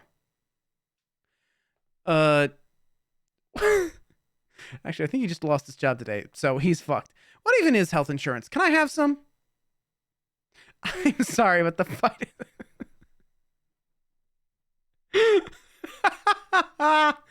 I'm sorry, but the fight has gone out of me, so no, I can't explain what health insurance is to you right now. Are you a phone too? Yes! Well, I'm a typewriter. I have a typewriter for a head, but it's like stitched together and made of skin. Don't ask why. It's not clear. Nobody really knows. What? But no, trust me, you can't have any. What? That's bullshit. Tell me about it. You think I have health insurance? I wish. So what happens if you get sick? I die. Whoa. All right. Oh, these are both great. Cringe. Whatever you say. You know what the really crazy part of all this was? This is actually the second time that we've had a customer trip and bash their head on the same exact rock.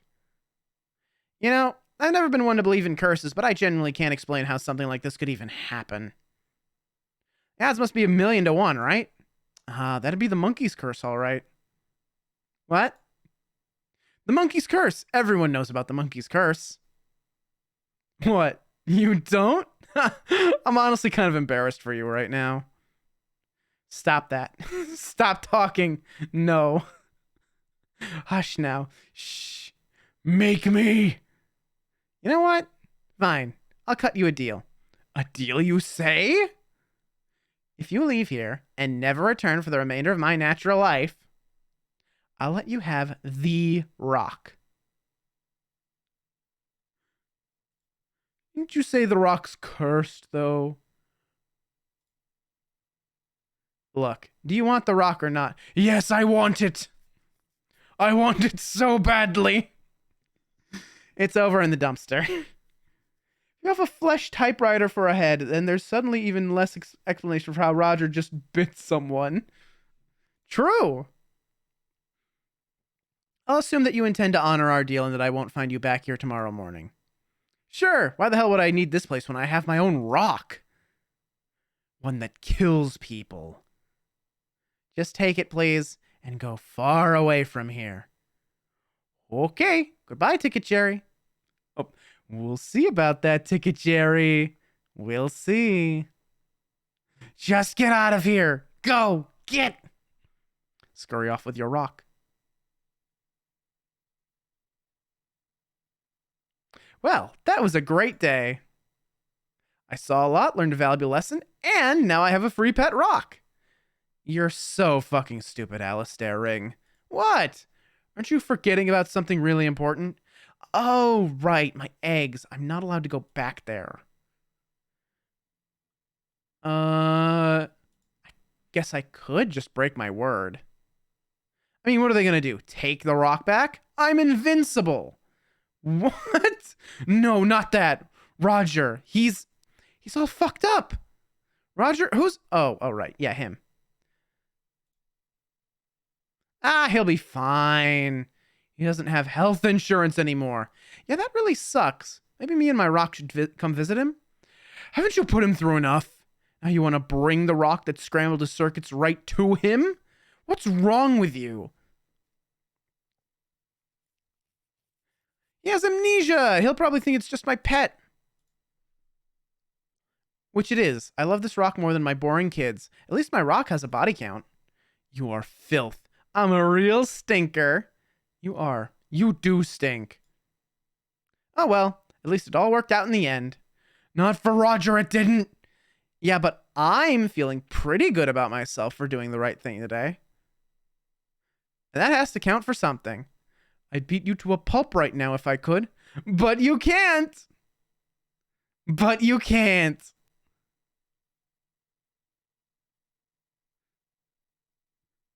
The ending where Roger bashes his head open, but you gain a cool rock.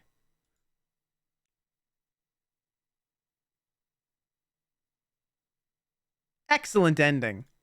Wonderful ending.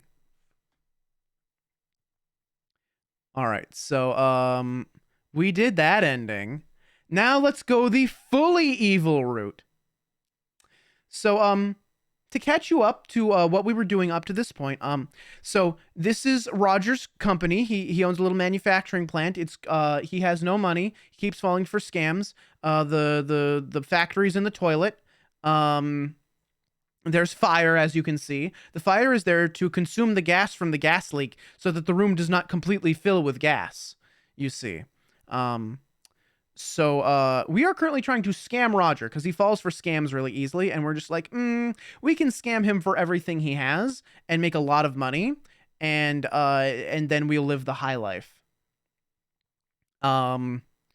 So right now we have just talked to his assistant manager, Peter, taking the last $5 to Peter's name because we told Peter that Roger has diabetes and he needs insulin, and we know where we can get insulin for $5 to save his life.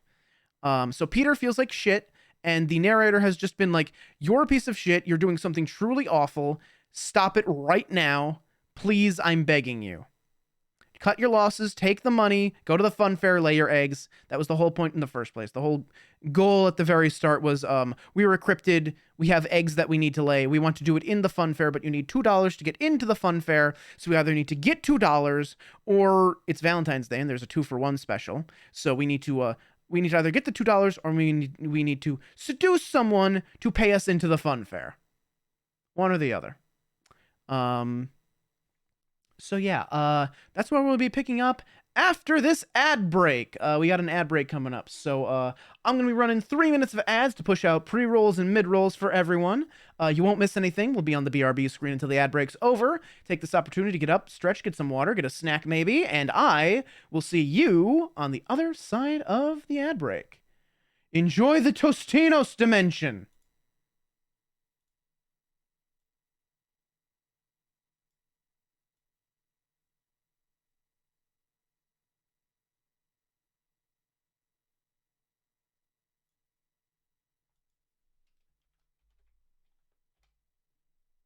Oh, hey, look! I found the way out. What? Yeah, no.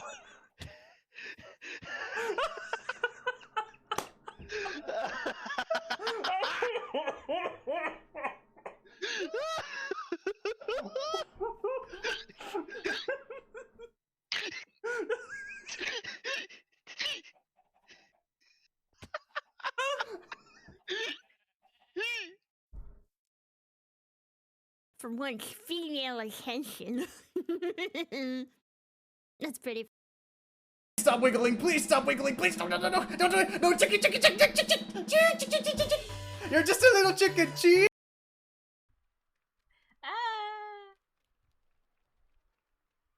Big man! Big man! Big man! Big man! I love you!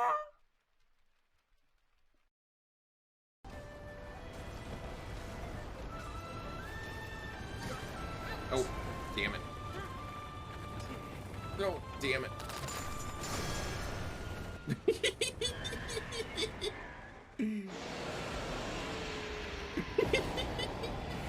Killed him with my head. That's using your noggin.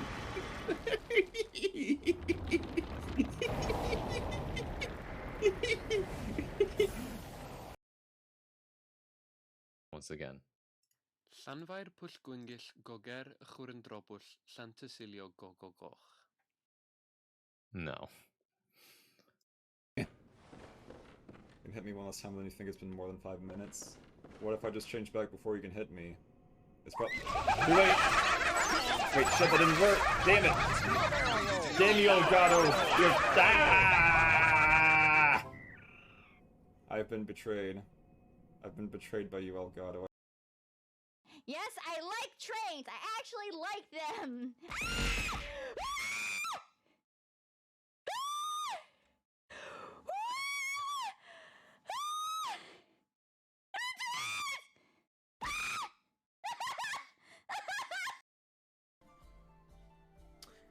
You know, Lionel, I didn't really think about that one. I'm not gonna lie.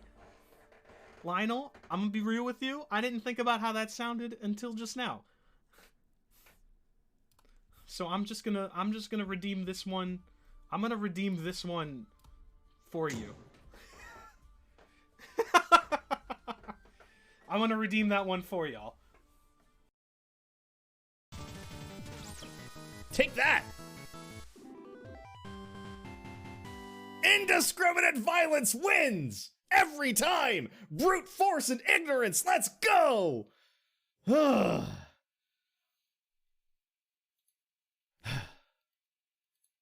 don't even think about a thing. I got the, hang on. I got the, this is as close as I can get to you guys. How does this feel? Can you feel my hot breath?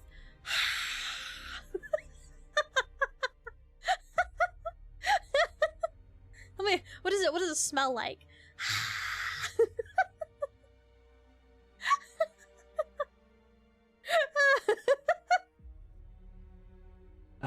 Iris, what? But yes, I have fangs. I have top bottom fangs but you can't see the bottom fangs very well. But I do have top and bottom fangs. That's even better. You know, Oh, that must have been their debut for their new model. It is a very nice model, but don't breathe in my face, Ivorus. What are you doing? What are you doing? Please, for goodness sake, don't let me walk properly for a month after you're done with me. Fuck! Thanks, Lark. Thanks. Appreciate that. That's wonderful. You know what? That really just sets the tone for what we're doing tonight. That's honest. You know what? That's on brand. That's on tone for tonight, considering what we're playing. Welcome back, everybody. Welcome back from the Tostinos dimension.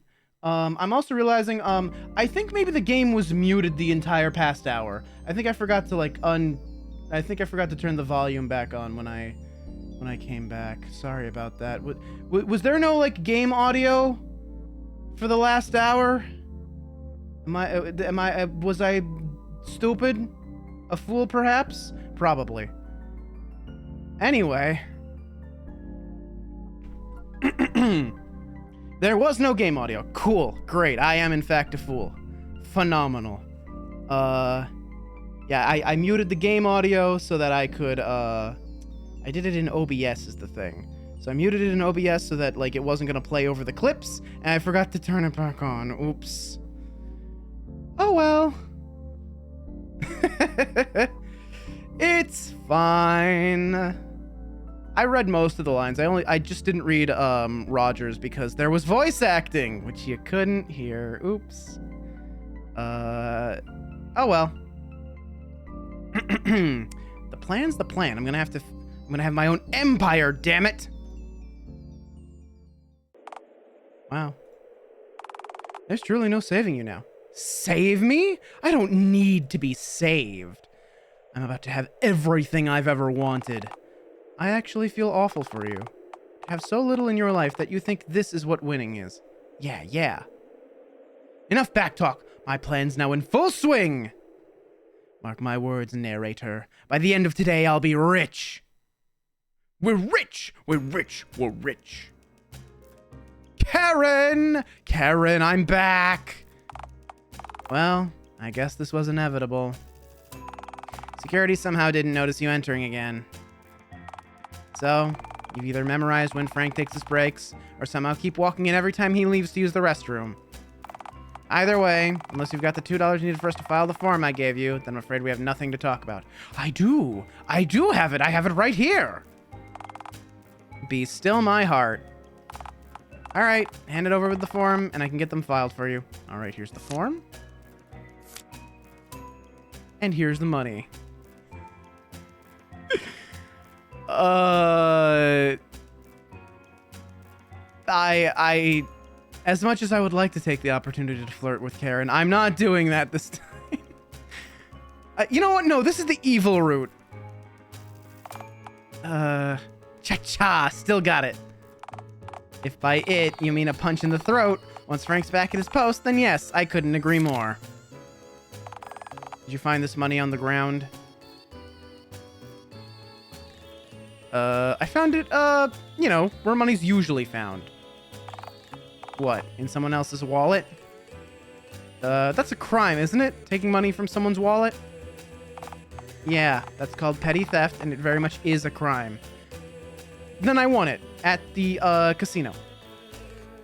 I tried your roulette trick, and I won the big bucks. Sure. Oh, I see you tried to fill out the form on your own. Tried being the key word. This is illegible. Illegal? What? Illegible. I mean, I can't read it. Oh, right. I don't really know my ABCs.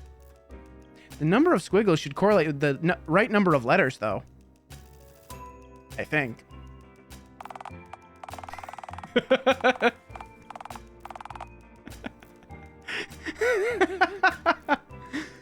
Card-carrying villain much. Yeah, pretty much. Yeah, he can't read. In context, my best guess is that you tried to either write Frankenstein or manslaughter as your company name. Am I close? We actually got kind of close. Actually, it's FrothCon next. The currency that comes from the froth you care about most. Oh, that is rancid. So when can I start scamming? I mean, start recruiting people. Well, you need some kind of contract for people to sign before you can sucker them into doing your bidding. What? More paperwork. Can I have that change back so I can file another form, please? Actually, this is the part of the process where you don't need us anymore. We don't do contract templates here, and you won't have to pay for another filing fee. Really? Yes. You can literally just draft up any old contract on your own, which will be entirely between you and whoever you goad into signing it. Karen, my star. How can I ever thank you enough? Never re-entering these premises for any reason would be a start. We'll see about that. Okay. All right. Now I just need to figure out who I can get to draft up this contract for me.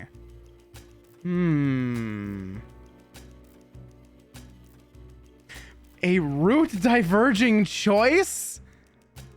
Oh, no.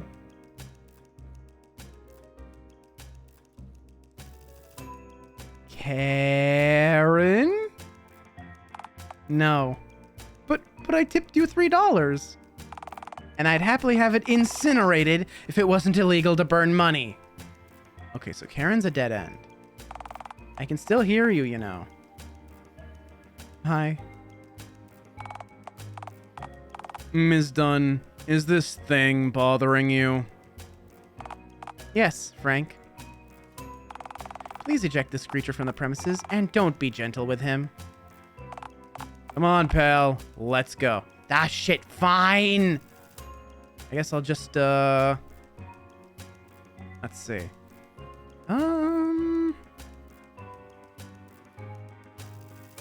Let's search for someone downtown.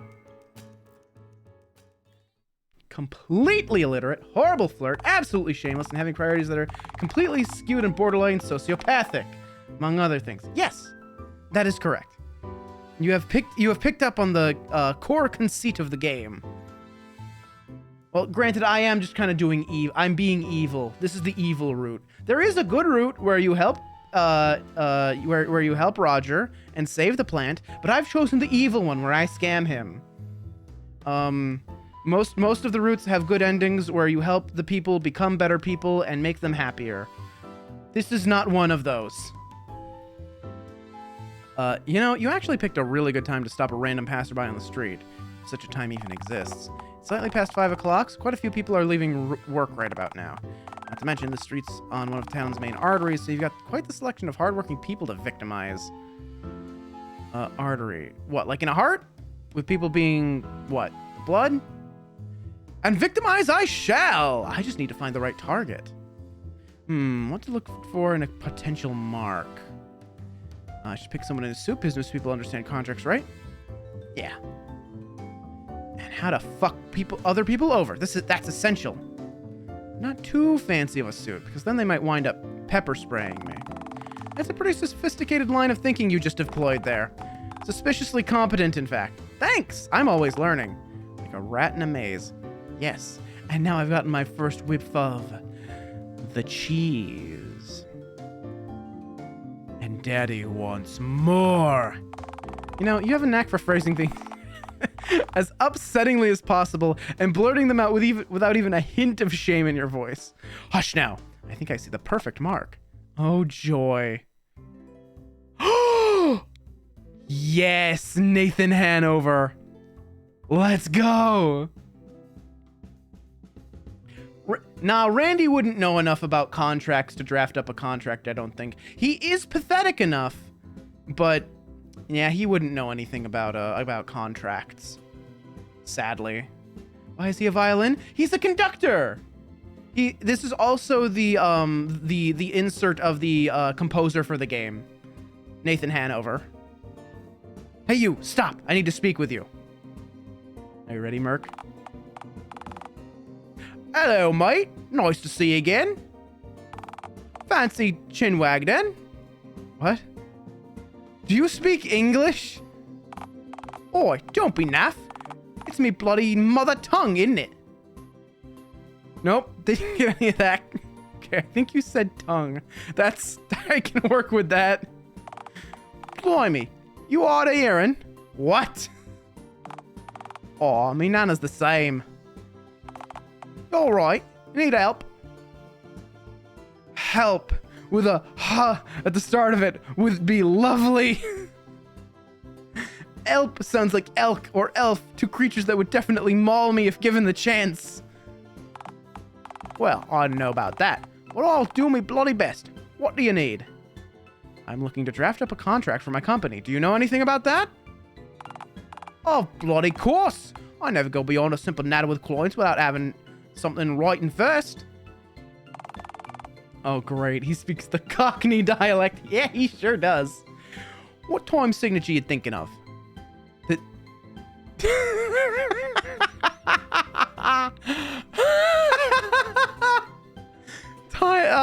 Time signature. That's a good one. I like that one. I'll give that one the... I'll let them have that one. For all of the time? If that would work? Yeah, no problem. I'll see what I can do. So, could you draft up that contract for me, like, right now? Could do. If you're willing to pay me right. What? Are you willing to do it or not? Oi, don't be hollering at me, mate. Like I said, if I'm well paid, then Bob's your uncle, alright?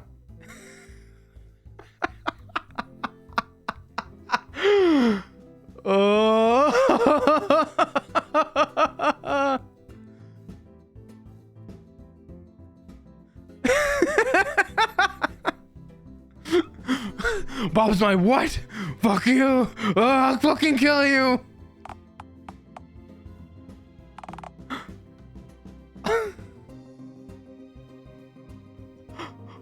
Arsehole with a fucking treble clef?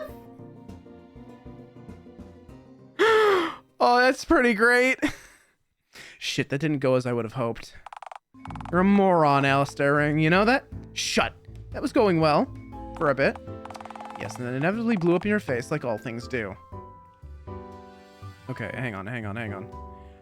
I get the feeling this doesn't work out no matter what, but like...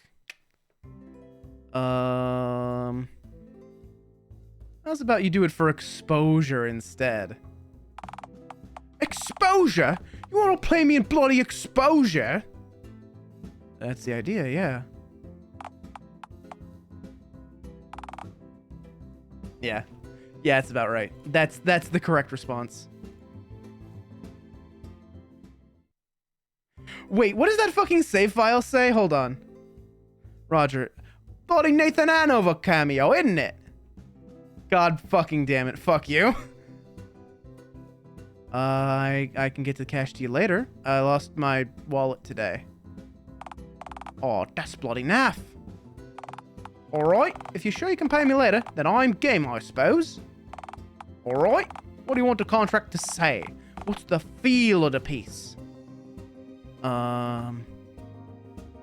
Just say anyone I comes into contact... it should say anyone I comes into contact with it is fucked, and I get to take their house. I don't know, improvise. As long as it's legally ironclad. I get to take their house. Oh, dismal, yeah. Alright, I can do that. Alright, I think I know just what you're looking for. Just give me a second to work me magic. Right, donezo. Wow, you literally did mean a second.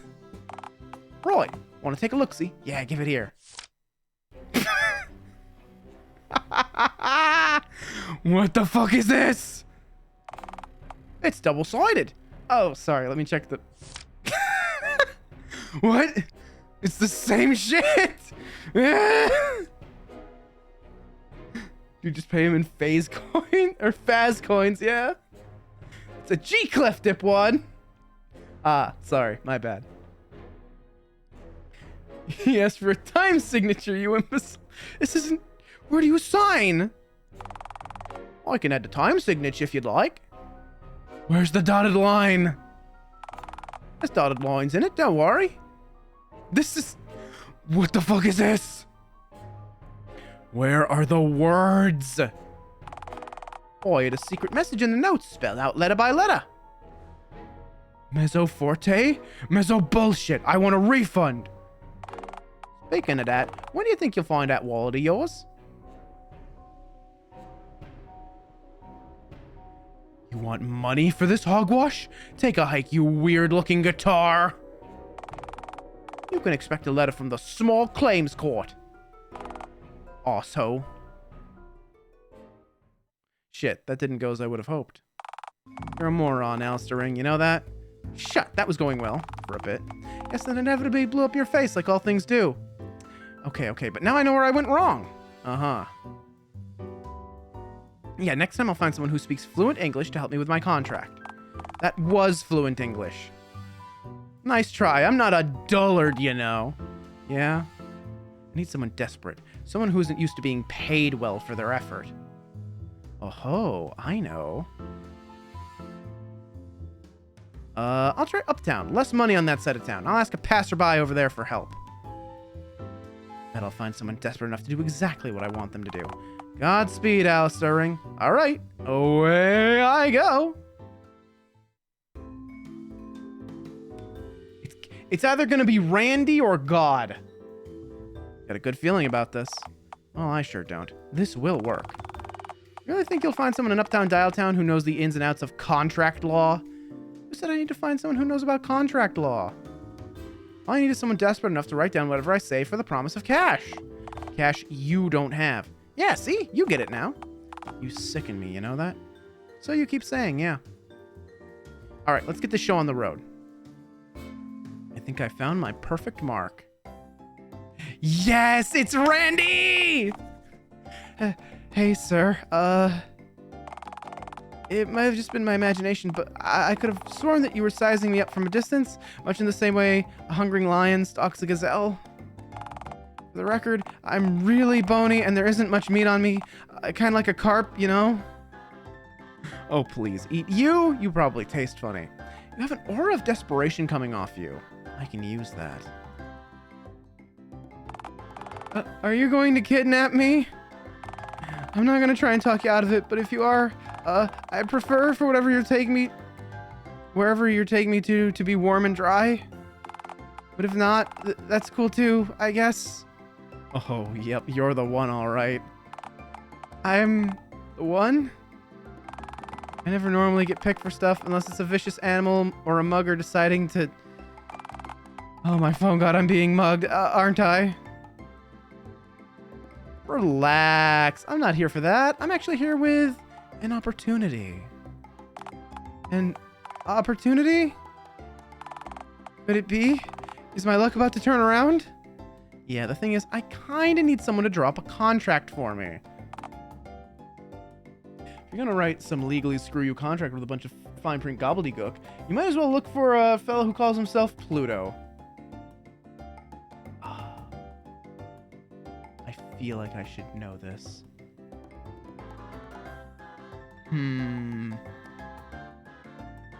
Is this a reference to like Pluto, like the figure from like ancient Greece? He was a philosopher, right? Yeah, he was one of them. He was one of them philosophizers, I think. I don't know enough about Pluto to get the joke. Yeah, go ahead and explain it. Oh, well, I don't really know the first thing about drafting up contracts. Well, can you read and or write? Yeah, of course. Ah, different game entirely. Gotcha. It's a little difficult to hold a pen since my hands are in constant agony, but for you, I think I could manage. Great. Do you have any paper on you? Or a pen, maybe? I do, actually. I have both of those things. I've been meaning to start keeping a diary, but it's not like I have the money for a pocketbook, you know? So I just tore a page out of a notebook at a store, and then I got chased out of the store by the shopkeeper who was holding a broom. I guess I should be grateful that wasn't a shotgun in his hand. Anyway, what's the contract for? Oh, it's for my new cryptocurrency pyramid scheme startup. It's called FrothCon Next. The currency that connects you to the froth you care about most. I see. You don't have a problem with all this, do you? We've got big plans, my bandaged friend, to seize power in this town. Could get messy. Me? Have a problem with that? Always back the warlord before they seize power. That's my motto. Sure, you could be vanquished, and I could be shot in the street like a dog for helping someone who threatened the powers that be. But I could also be shot tomorrow for stealing a tray of those tiny sample quiches at the grocery store. Life's, pretty rough. I really have nothing to lose by helping you. Outstanding! I can't read or write, so I'll just dictate what I want you to include, okay? Alright, can do. Great. Alright, here we go. My name is Alistair Ring, King of Kings. Uh-huh. Look on my works, ye mighty, and despair. I'm sorry, but this is a legal contract, right? I'm setting the right tone, like I own all of reality. Huh. Yeah, I guess that'd do it, alright. If you sign this, you'll be an official part of the Frothcon Next family. Uh-huh. Joining up costs $10. No, $15. You sell my cryptid currency, and I get 80% of whatever you make from it. Actually, better make that 90%. I want lots of money. Okay. And if you don't, your signature gives me permission to shatter your kneecaps. Legally. Like you consent to it, I guess. Uh-huh. Okay, that's strong. Maybe I could add in a part about you having the right to remove people's organs if they sign the dotted line. You know, kidneys and the like. Just stuff that wouldn't be missed. Ooh, I like the sound of that. It's a lucrative industry, you know. Kidneys sell on the black market for thousands. Or so I've heard. Yeah, add that.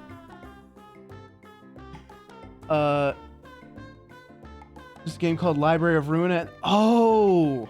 Shit, yeah. I have to finish Lobotomy Corp first, and then I can play Library of Ruina. I keep waiting for a weekend where I have some free time to, like, do the last run. Honest to goodness, this time, this one really, I promise it'll actually be the last Lobotomy Corporation run. I promise, for real this time. I just have to deal with Hawkma balls, and then get through the last 5 days, and then I win, and then I can play Ruina. I bet this is all verbatim. Oh yeah, definitely. And for that valuable suggestion, what the hell. Every month... Wait, what's your name? Randy Jades, sir. Every month, Randy Jades shall receive a shiny tuppence for his troubles. Really? I was just gonna scroll something to that effect down on my own since... how are you gonna be able to tell, right? But official recognition is way better. Sure, alright, next line. If you sell lots of my garbage fake coins, you will rise up the pyramid. And one day, if you play your cards right, even get to dine with the pharaohs. I mean, if you want to have dinner with with a pharaoh, you just just ask, like, I would just ask Layla, like, it'd just be like, hey Layla, you want to get burgers or something? And we go get burgers, and then like we play Mario Party or something. Be easy, honestly. Okay. Signed, me. Don't fuck up, or I'll come for you. Thanks. And don't forget the dotted line.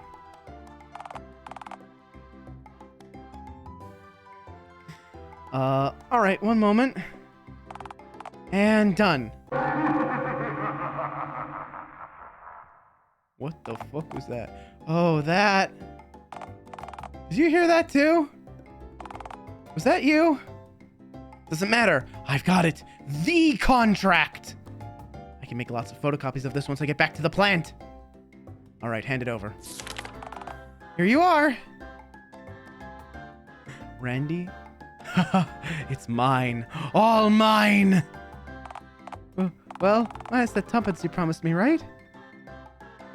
What? Oh, that. Sure, okay, whatever. Enjoy your measly coins, I guess.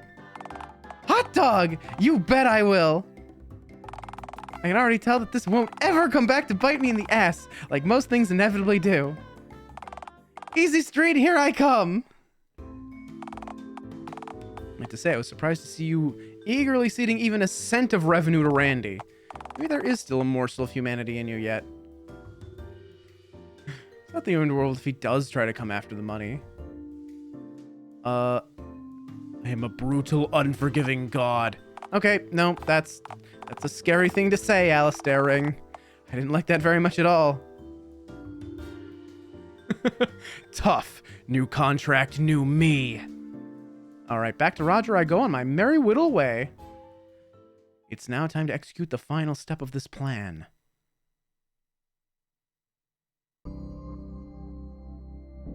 Roger, it's time. Oh, for the presentation. I think I'm ready. I drafted a speech together using everything you taught me. Attaboy, you're gonna knock him dead out there, I just know it. Wow, I'm just so lucky to have met you. You know that? You know, this morning I really thought that this place was like doomed. That nothing I say or do could change the destiny of this place. Aw, don't be ridiculous. That I was destined to be reduced to the man I was before my talents were recognized and I gained this fancy hat. Back to drinking alone in my apartment, wishing I could be more. But thanks to you, I feel like I can do anything. Like I can sell anything. This is it, Roger. You're in the zone. Tell me, does this plant have a photocopier perchance? Oh, yeah, we do, and it still works too. Peter's taken great pains to keep it fully operational. And that, dear Roger, will be his undoing. What? Roger, I have a document here. I'll sign it. No, not this one. Before you start your presentation, I need you to command an underling to make copies of it. Lots of copies. Yeah, I can do that. We don't have much around here, but one thing we do have is paper. Hell, I've even been eating it since we have so much of it. Honestly, it's not so bad. Yeah? It's a bit bland, granted, and Peter keeps saying that if I eat too much of it, it'll have to take me to get my stomach pumped, but... Never mind him now, Roger. Time for your presentation is now upon us. I have passed several of your underlings on the way in. They're assembling in the showroom right now. Right. Okay, then. Do you want to go over my pitch before we go follow them? Doesn't matter what you say. All that matters is what they hear. This pitch isn't about confidence turning this place around or even money. It's about hope. As long as they can see a glimmer of that, they'll do anything we want them to. I'll make you a star yet, Roger, or my name isn't Alistair Ring. Wait, that's your name? Huh. I've been calling you Froth Baby in my head this whole time. Froth Baby? Let's just do this, okay? Yippee, this is gonna be great. Oh, he's so Sigma, he sure is. It's a shame this is gonna bomb. Man, there sure are a lot of people in here. I honestly forgot how many people work here. I don't normally see them all at once. They're insects, Roger. Insects! Oh, like centipedes. Okay, I think I could probably deliver a pitch to a bunch of centipedes without missing a beat. I mean, they're centipedes, right? They'd understand if I'm a little disorganized, you know? Must be hard getting anything done with that many legs to keep track of. Uh-huh. Just do it, all right? Attention, everyone. I'd like to say a few words to you all now. These last few months have been tough on all of us, with cutbacks in all of your wages, gas leaks, and most importantly, pesky fires all over the plant. But all of that changes today. I'd like to introduce you to this plant's newest product, Froth Connect, trademarked. A currency that connects you to the froth that you care about most. Oh, God. Seamless, synergy, freemium, blockchains. All of these words and more describe our new digital currency. Long gone are the days of toiling away in your vain attempts to grasp onto the greasy corporate ladder so that you can climb to new heights. Today, I'm giving all of you an opportunity to sell our froth-based e-currency so you can climb Oh the my pyramid with God. us. This time last year, I was just like you, a poor schmuck with no money and no eyelids. Stuck wallowing in my own filth and feces. Also, my my dog God. is really sick, and unless you sign up with me, my dog is going to die. But that's my not God. all. I can Oh my finally God. give each of you whatever the hell it is you've always wanted. Whether it be riches, power, a buff tomboy typewriter girlfriend, eyelids, or even a bucket full of centipedes. Oh my Sell God. our Oh, coins, and it that will was all be titties. Wait a minute. And don't just take my word for it. Hold Hear what on. the company president has to say. Buff tomboy typewriter girlfriend though? Yeah, sure. Now, I'm on board. something? He's got my So vote. come and join the Froth Connect family today. To me, warriors of light! Hi, Turk. You sure picked a hell of a time to join in. Good Lord. I think I did it. Hi, everybody. We're playing Dialtown, phone dating sim. We're doing the DLC, Rogers route. How's it going? How are you? What were you up to? Were you playing East again? Let me shout out, shall we?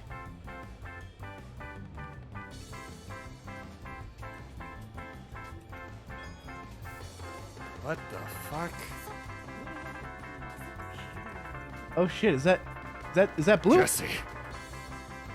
We've got Jesse. to spread blue across Crossmill. Ah, you were.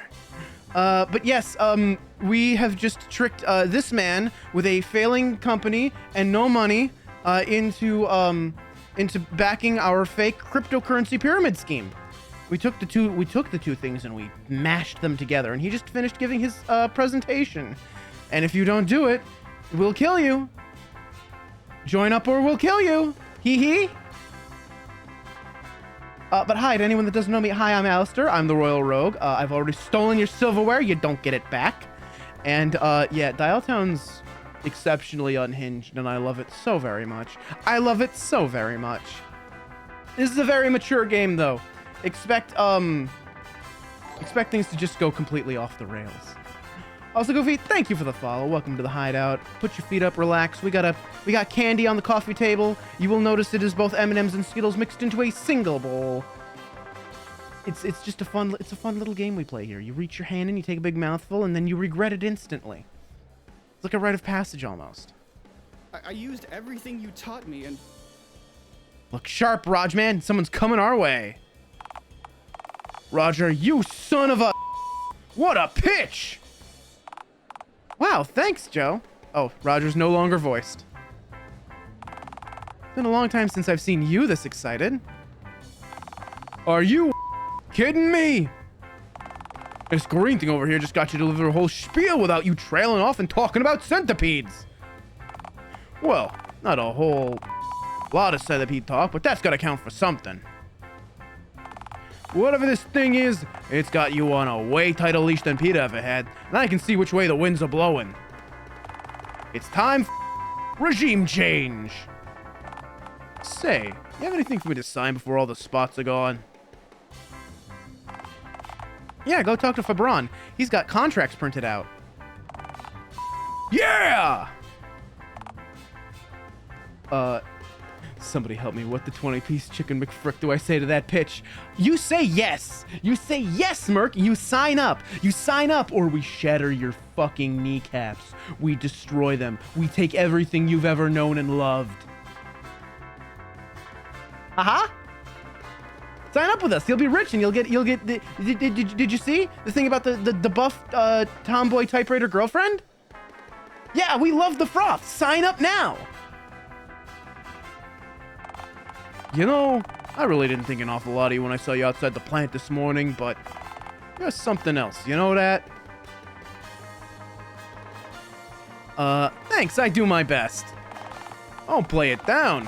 You know exactly what you've done. You're a shark, you know that? And for once, glad to be on the same side of the glass with the shark swimming right by me.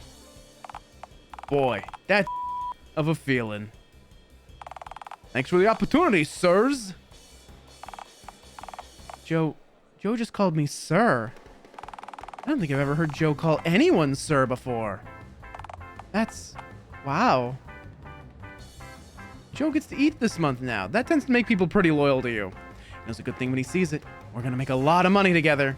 That shark analogy was pretty slick. I wonder how he knows about my teeth, though. I'm sure he didn't mean it literally. Let's not take any risks. Let's have Joe killed! Ha! Good one, Alistair Ring. Always the kidder.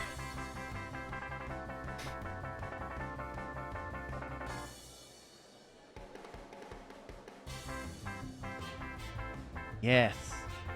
Kidder. I am a kidder. I tell funny jokes. Hee hee.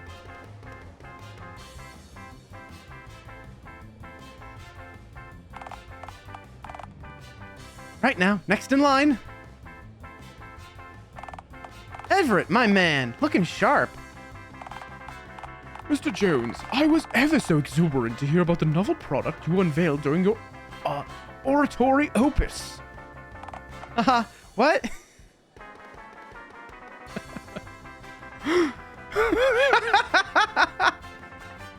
Who's this character? Why is he speaking in Latin? Oh, don't be droll. You indubitably comprehend my gay and ostentatious diction.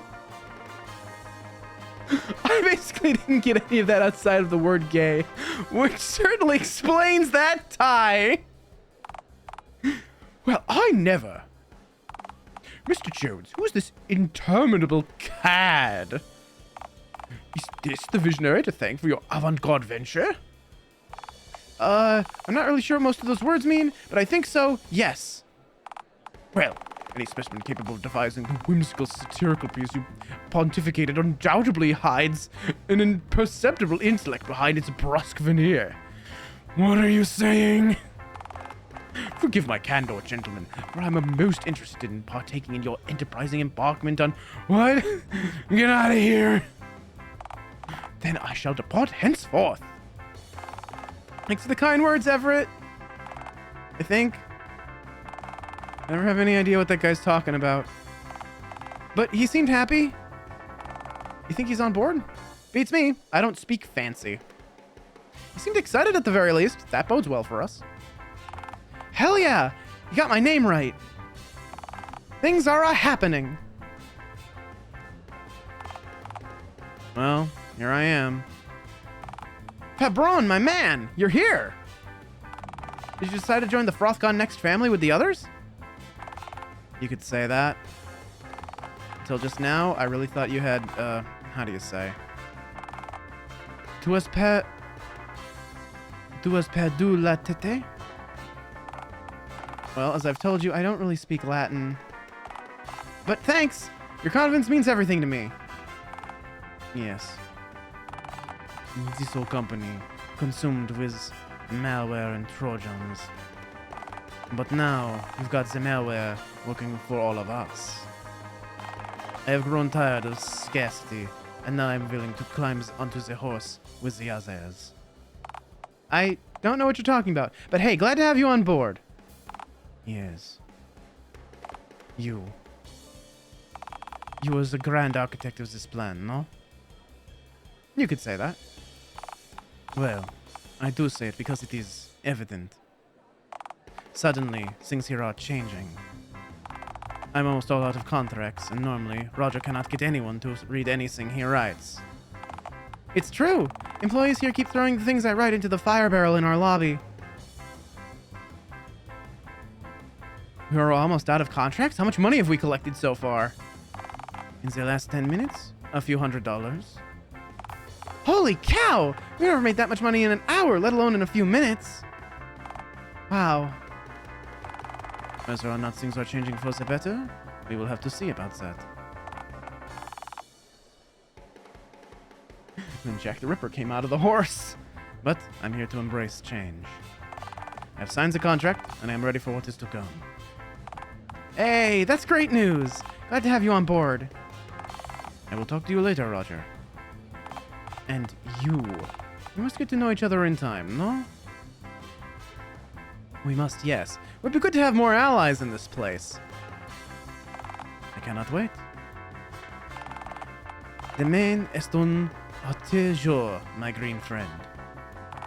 So, au revoir and goodbye. Wow, that brawn on board. This is starting to feel like a coalition. I can't wait to see who the next person to sign up will be. Peter, you made it!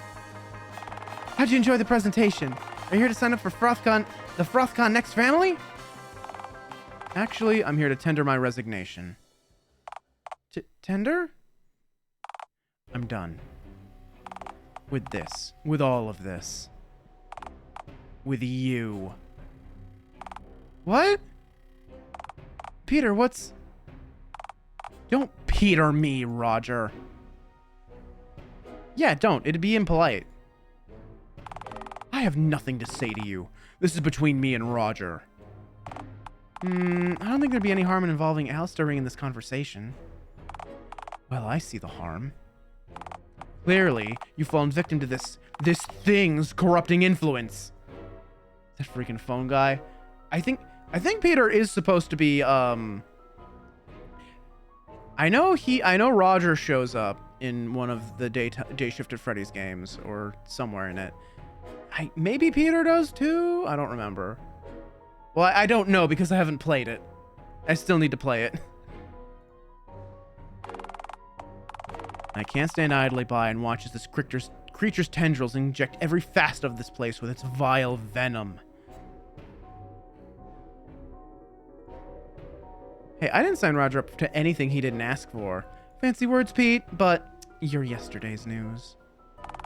As of this conversation, you're right. I won't be part of the dismal trajectory that this plant and Roger is knowingly cascading towards. You've never used the word knowingly to describe me before this. Feels a bit kind of bittersweet. Are you kidding me? There's no way you don't know what you're up to, Roger. Oh, I do know. I'm finally about to get this place back on track. You don't have to walk away. You can be part of this too. Help us in... Oh, drop the act, Roger. Nobody is this gullible, this brainless. Not even you.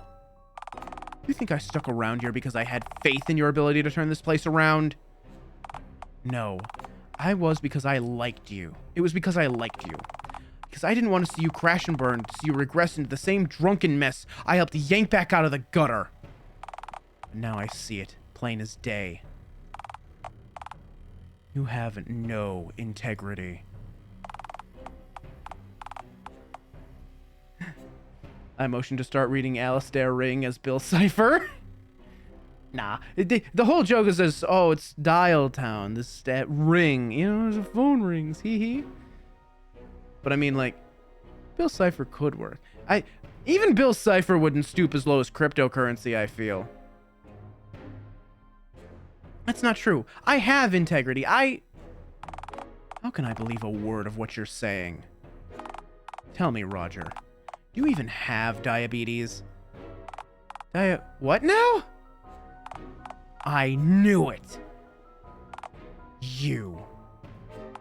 I trusted you. Hey, I don't know anything about this. I never said... I don't think for a moment I'd ever buy that you were simply manipulated into delivering that asinine spiel of yours. That vapid pitch had your fingerprints all over it. Self-victimization, the woe was me bullshit, the ceaseless insecurity I spent tireless months correcting. All the effort I put into building you up led to this. Correcting? Hey, I'm your boss. You don't correct me. Not anymore, I won't. Behind the innocent facade draped over your psyche, I can see it, clear as crystal. You're a wolf in sheep's clothing, and I refuse to be your next meal. I won't be coming back. Good luck keeping this place running without a single competent lackey to do your bidding. Weren't you leaving? Goodbye, Roger. Thanks for nothing. Bill Cipher, an interdimensional fiend who forms illegally binding contracts and possesses bodies on the regular, being above crypto? Well, yeah, all those things are like way more like high scale plots than cryptocurrency. I don't think he'd be into it. I think he'd see it as like, you know, like not grand enough, not a grand enough design, right? Too simple, too like that's for babies. That's baby criminal shit. You know? Besides, what's his catchphrase? What's his advice? What's it? Reality's an illusion, universe is a hologram, buy gold. Buy? Tells you to buy gold. He wouldn't invest in crypto. I don't think he'd get people to even try to invest in crypto. Bye, Roger. Thanks for nothing. Oh, that really stung. He thinks I'm a bad guy. He's just bitter that you had the balls to stand up to him, you know? To follow better advice in getting this place running shipshape again. Even if things are going to get better around here, what's the point of that if Peter thinks I'm an awful person? Roger, today's a new day. We don't need him. People here are signing up for FrothCon next, left and right. We're going to be rich. Was this a mistake? What's done is done. He isn't coming back. Yeah, I guess not. Sup, bozos? Yeah, bozos, we're back. Gentlemen, things are popping off in here. Tell us about it. We haven't seen this much hullabaloo in one place since the schmuck bailed with the tray of free sample mini quiches down at the Dial Mart. Poor Randy. Oh, that was a bloodbath, bro. Nobody else got any. I thought there was going to be a town-wide riot. Say, sure likes one of the people ate that pitch of yours up, eh? Yeah, a bunch of people signed up and they seem eager to make money. Yeah, it's Shoots and Stabby. We don't know which is which. Yeah, these guys are great. I love these two. 90% of which goes directly to me. Oh-ho! I knew we were back in a sure thing. Peter left us, though. Peter? Who's that? Oh, red square. Unimportant. Best to just move on. He wasn't unimportant to me. Chill, Clementine. This time next month, we'll all be rolling in cash. You can just buy yourself a new Peter. I guess that is true. Say, Greenie, you got a form we can sign? We want to make this official before you run out. Ideally, we'd also like to sign the same form, you know, as a unit. We don't like separating our names on legal paperwork because it feels like an invitation to separate us, you know? I mean, because it means less paperwork, which is better for the environment. You know, for the sea turtles and shit. Aw, cute. Nice safe, bro. Thanks, bro. As long as you each pay the $15 filing fee, I couldn't care less how you do it. Hell yeah, we got $30. Haven't we, bro? I checked the wallet this morning, bro. We've got it. And $5 to spare. Aha, yes! We're riding on the pig's back now. You two are a real pair, you know that? Yeah, we are a pair, and don't you forget it. Alright, bro. Let's go make this official. Music to my lack of ears, bro. Let's do this thing. You know, all the you know, the kind of like a gay bromance thing going on here reminds me a lot of the two guards from Undertale. You remember the two guards where you get one of them to like take his chest plate off, and the other guy's like, "Bro, you want to go like get some ice cream, bro?" Love that for them. We'll be back in a minute, Greenie, so don't go nowhere. Yeah, we're gonna swing by the mayor's office after this, and she's definitely gonna want to meet you. This is all happening so fast. I feel so, rich now. Yeah, the 2 RG units in Hotland. Yeah. Well, hold on to that feeling, because we'll be back before you know it. Come on, bro. Let's become rich. Roger, I'll have to leave you momentarily. Please don't leave me here alone. For all the activity, it's a lot quieter here now without Peter.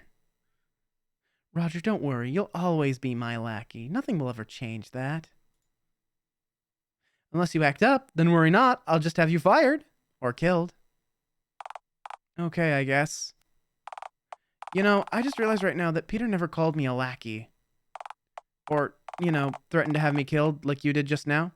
Times are a-changin', Roger. Now get out of here. I need a moment to think. Okay, yeah. Okay, those 2 ingrates are going to be back any minute, and then I'm going to meet her. I'll need to mentally prepare. This is it. The big leagues. Shit, are we actually going to get to fucking meet Mayor Mingus in this run? Oh my god, yes! Shit, I need to think. What to do, what to say. Wait.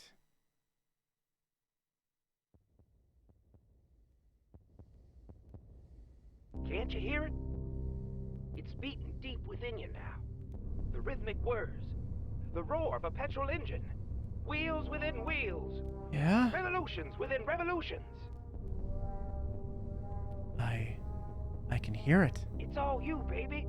It's always been you. He's right. It's all about me. It always has been. Tomorrow begins today.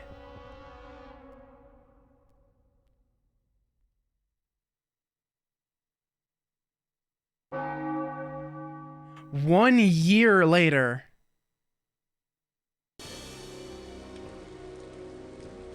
Yeah?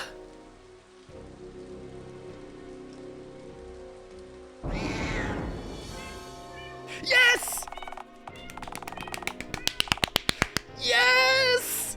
Yes! Yes! Yes! It's her! Bagel, hi! Oh. Oh, it's her. Oh, it's her! I love her so much. Bagel. I will warn you real quick. This is the DLC. This is a route that you definitely have not done yet. If you care about spoilers, you may want to beware. I desire a Mayor Mingus route. God, same. It's a shame she's just like unequivocally evil. I thank you all for showing up at such short notice for yet another hastily assembled meeting of the Mingling. It would seem that our Alliance's newest member has yet another list of ludicrous demands to subject us all to. Let's see. Rules for the meeting. No hooting, no hollering, no squirting, no fires. No squirting! Member list. Mingus, Mayor. Billy. Sigh. Theodore. Yeah. Bunny. The green one. Oh, shit! Oh, no. That says Bummy, doesn't it? Okay, that's God. That's God. Spiral's okay? Alright. Oh, shit! I've got the suit! Oh, I am saving here. Holy shit. I'm falling victim to my Monhun curse. I'm about to take an unwanted nap. I can't refuse. Oh, I feel that. Oh yeah, today's the last day of the demo, isn't it? Well, I didn't get to play the demo, but it looks really cool, and I'm gonna pick it up, and we'll see if this is maybe not the one that I bounce off of. 'Cause I picked up the last two. I picked up World, kind of bounced off it. I picked up the Switch one that later came to PC, Rise, and I kind of bounced off that one too. But maybe this one I won't. Demo went out on me live. Oh, that's, yeah, it like ended today. Yeah, like, oh, it ended. Yeah. Basically just kind of kicked you out. I'm gonna try snoozing these ads, and I'm gonna see if I can't squeeze out enough time to finish this ending. Did I save? Okay. It's mingling time. Hell yeah. Ludicrous, you're the one with a cat head, Mayor Puss Puss. Mayor Push Push? Need I remind you of the rules of our decorum, Alistair Ring? Decorum. Like I need to take decorating advice from you of all people. God, seeing us in third person is... Ooh. God, we're wearing a suit. That just feels so wrong. What kind of narcissist hangs up this many framed photos of themselves? You tell him, Greenie. Give her hell. Hush, you. At least the kid has the guts to call you out on your bullshit, Mingles. That isn't my name. Unimportant. First order of business. The cat pics go. Yeah, and let's throw these photos of that old fart into the same bonfire while we're at it. Old fart! That's my pawpaw you're gibbering about, you stunted lunatic! What are you so high and mighty about? Oh, look at me, I have a hat! Give me that. Give me your hat. It's mine now. First order of business, your hat is mine now. You insolent fools. Is it so hard to keep things orderly in here? We have an agenda for a reason, people. Oh no, it is Bunny. It's Bunny the Burger Man, right? You know, maybe we should use maybe we could use a change in leadership if you can't keep your subordinates from tearing at each other's throats, Mingus.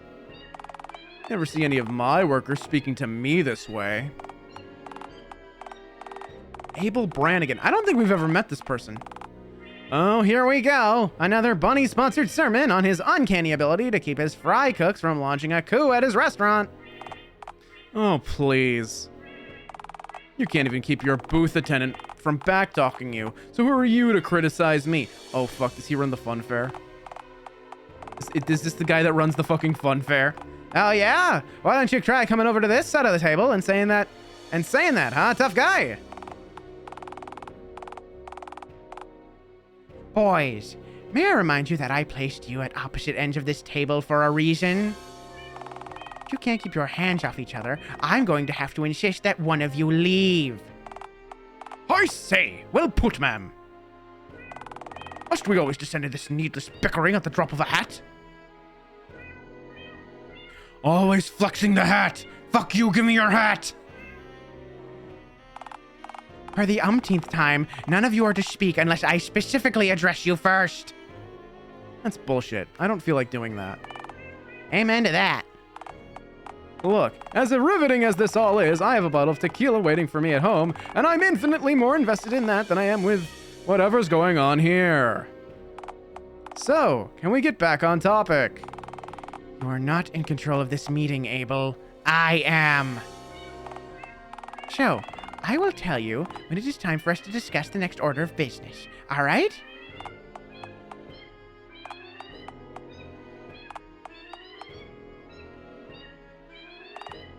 Okay, the time is now, so let's move on. The first actual order of business, it would seem our green friend here wishes to pump more lead into the town's water supply.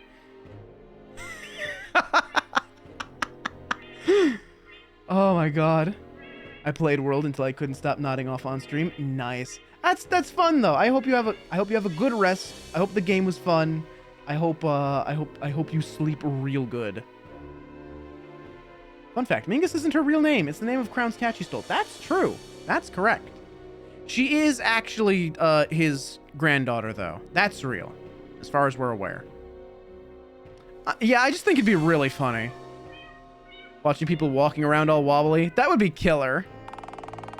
How can just one creature have so many banger suggestions in a row? Oh no, this town's water has plenty of lead in it already. I can barely keep a lid on this place as is, and if the quality of the conversation here drops any further, I might just be forced to torch the entire city and start over. And believe me, I don't say that lightly. I shiver at the thought of rending my pawpaw's masterpiece to rubble. And that's another thing. Stop jabbering about your weird, deflated grandfather. Rend, rubble. You speak fancy, you know, for a cat.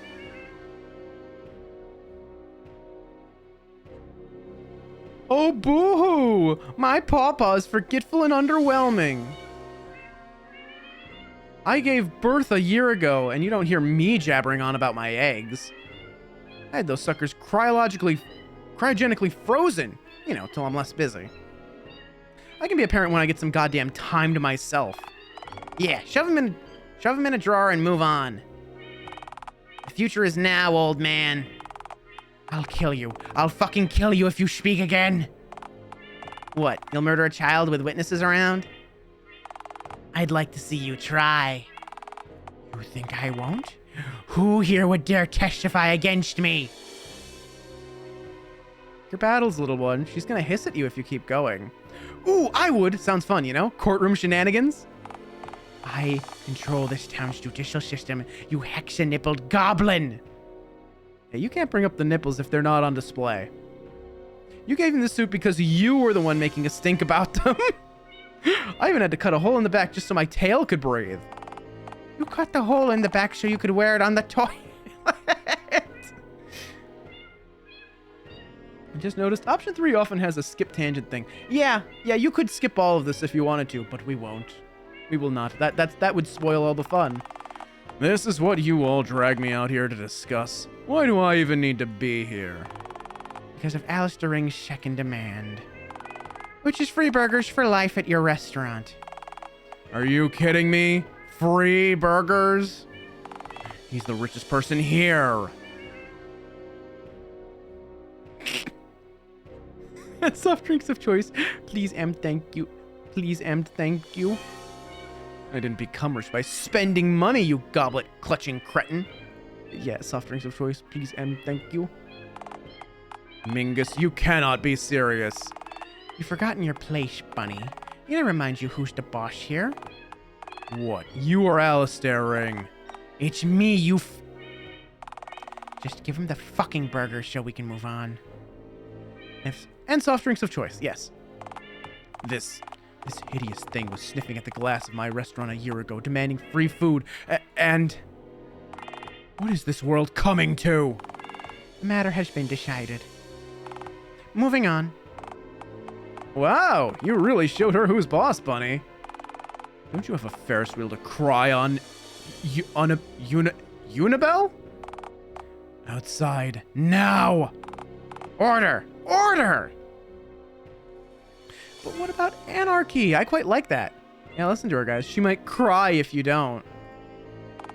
Mark my words, you lime imbecile. The moment I figure out how to eliminate you from this town's budget without having the whole city combust, you are mine.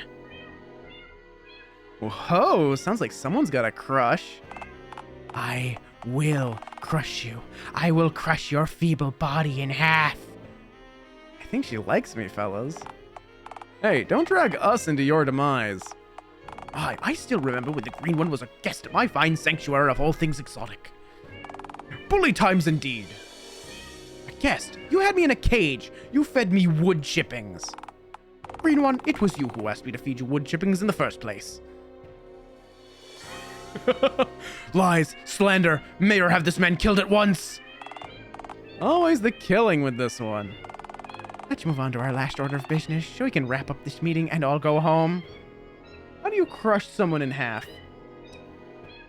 Oh, it's a pun on unable. Ah, I see. Alistair Ring, you have the floor.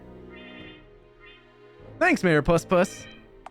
The floor is hereby revoked. Too late for that now. Okay, hear me out, everyone.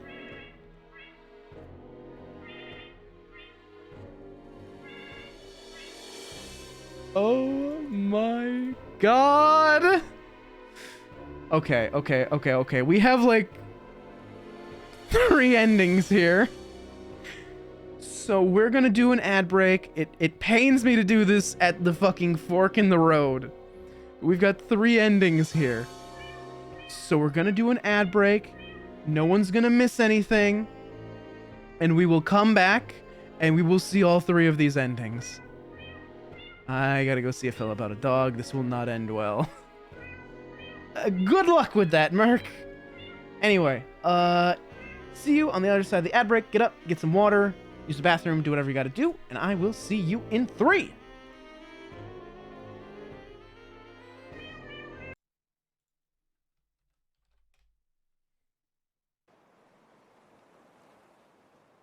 Let the bodies hit the... Let the bodies hit the... That's really funny. That's silly. That's very...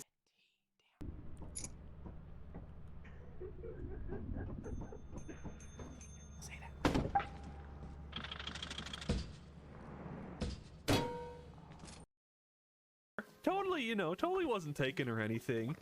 And I just gotta say, it makes a really good punching glove. Hang on, hang on. You know, I think it's time for a good little bit of punching practice. Oh yeah, we really gotta work on that right hook, you know. Oh yeah, get some good punches in. Woo! Oh man, we're breaking up a sweat now.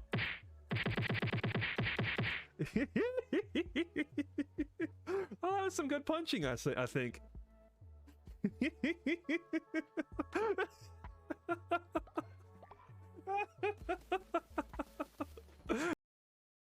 I love Paris. 1, because Paris's design goes fucking hard. 2, I like mushroom aesthetics. 3, I love bug Pokemon and underdogs, and Paris is in the bottom 20 of all Pokemon stat-wise, period, and has maybe the worst typing possible. This one specifically is maybe the worst Paris that has ever existed, since it also has dry skin as a stat.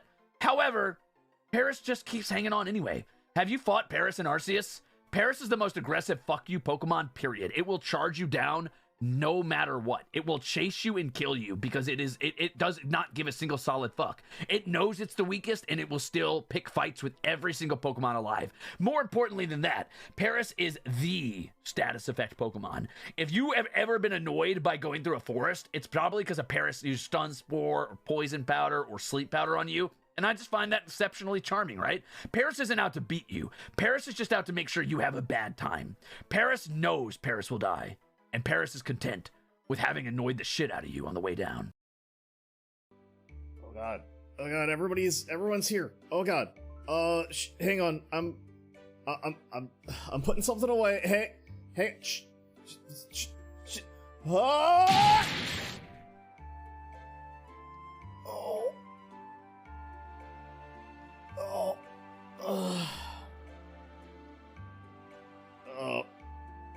Hello?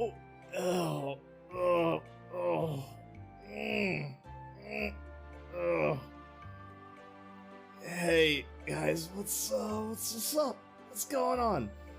So hey, you're welcome. Oh, whoa, whoa, whoa, whoa, whoa, whoa, whoa, whoa, whoa, whoa, whoa, whoa, whoa, whoa, whoa, whoa, whoa, there's no fucking way. Oh! Really? 4 10 rolls? Are you shitting me? Okay then. This is a lot shorter stream than I expected. What the fuck?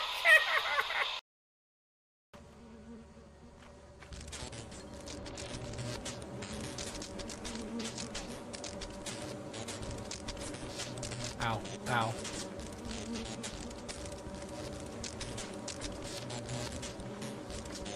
Wow, they follow me a long way.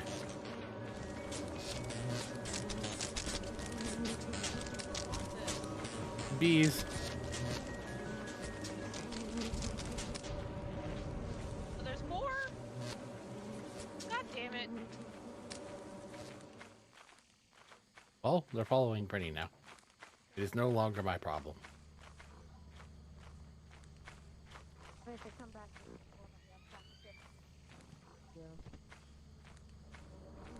These bees are after me and you're fucking fault. Here's your stupid flashlight. You and your PI. I just want everybody to know. You know, if this is, you know. Welcome back, folks. It's time to finish this thing.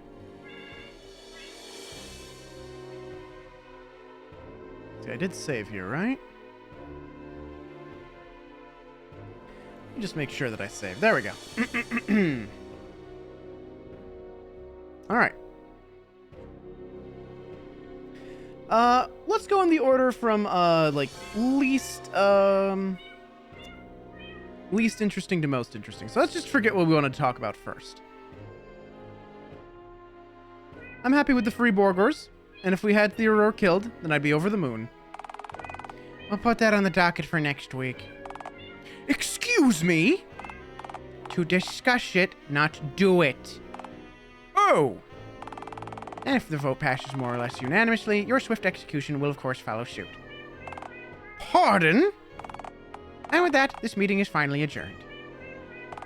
I don't want to see any of you back here until our next meeting. For any reason. So Mingus, what are you up to after this? Making your funeral arrangements? Aw, that's nice of you. How thoughtful. The only part of me that's thoughtful is my mind, which is full of thoughts about your upcoming demise. I don't really have a quip for that. You're just being really mean for no reason. Okay, but did I ask? Yeah, you're just being really mean for no reason. Her? Mean for no reason? No! Every last one of you, be gone from this place now!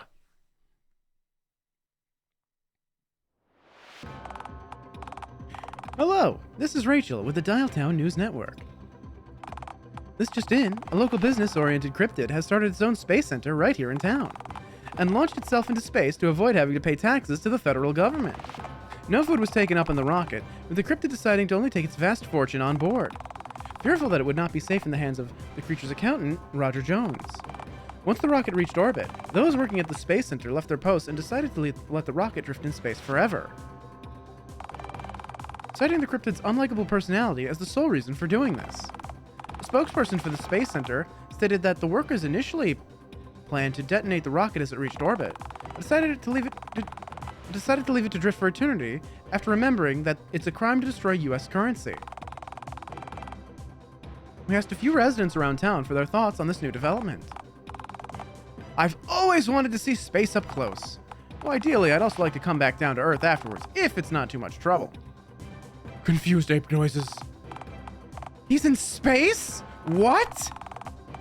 Before the rocket hurtled into the inky bowels of space, a faint final transmission reached Earth, presumed to be from the green millionaire trapped on board. Getting hungry. Send more money.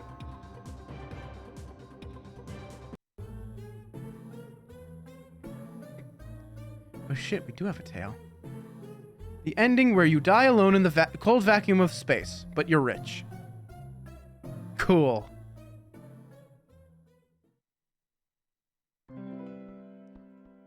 Alright. Well. Let's load this up. Let's get Bigfoot into the mingling. I think Bigfoot should join the mingling. It's only fair. Only fair? In what world would that be fair? He has valuable expertise. He could be a real asset to us. He couldn't be any less competent than these other schmucks you have working for you. Well, I'll never.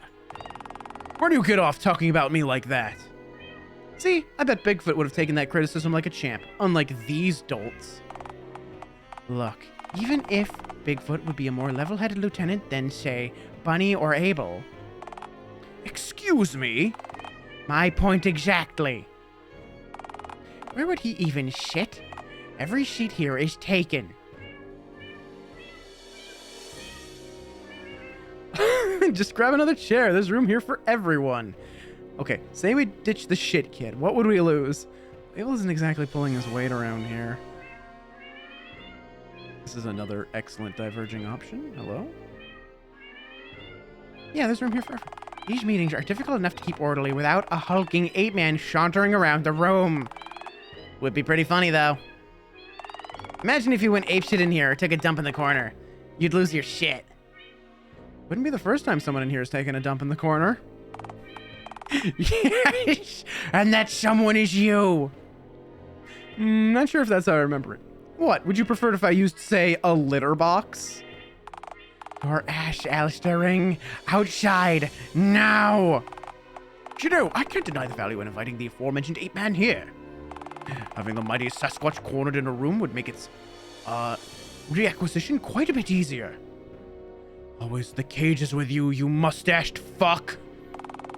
I'm beginning to wonder if it would be so bad to just burn this place down with everyone trapped inside. Myself included. Hey, now that's a plan I can get behind. And with that, this meeting is finally adjourned. I don't want to see any of you back here until our next meeting. For any reason.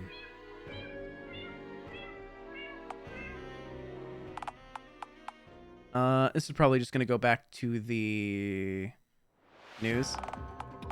Yeah. Yeah, okay, hang on. Let's... I wonder if we actually can get Sasquatch in here if we just, like, get rid of someone. I think we should let Bigfoot replace Theodore so I can devour his mustache. My glorious stash! Ma'am, I demand you put this suggestion to bed at once. What do you want me to say, huh? Don't attempt to devour Theodore's mustache, or he won't shut up about it for a week. Didn't stop him last time. I'm relentless. Ma'am, you aren't seriously considering this, are you? I'm reviewing my options, Theodore. There's many variables involved. I don't much cherish the thought of being replaced by the aforementioned ape-man. I can't deny the value in inviting the beast here. Always the cages with you. Yeah, and then this is we get here. Okay, well, I guess we're not getting ape-man in. Okay. In that case, I guess that's just the same ending. That's fine. It's fine. I wasn't like super excited for ending where we got Bigfoot or anything. That's fine. Anyway, I think I should be mayor. I want it all, and I want it now. Coup time. This talk is treasonous. High treason. I may be high, but I'm no treason. That doesn't make sense. Okay, I got the gist of it. I just want everything on Earth for myself. Is that so much to ask? He's got you there, Mingles. Silence, half-pint.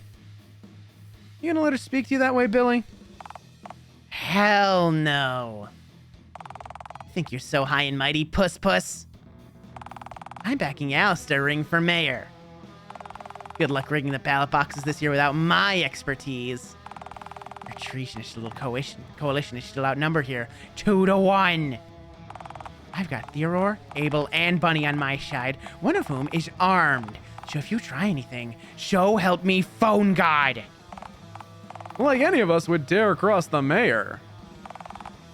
Is your cowardice the only thing that guides you, Abel?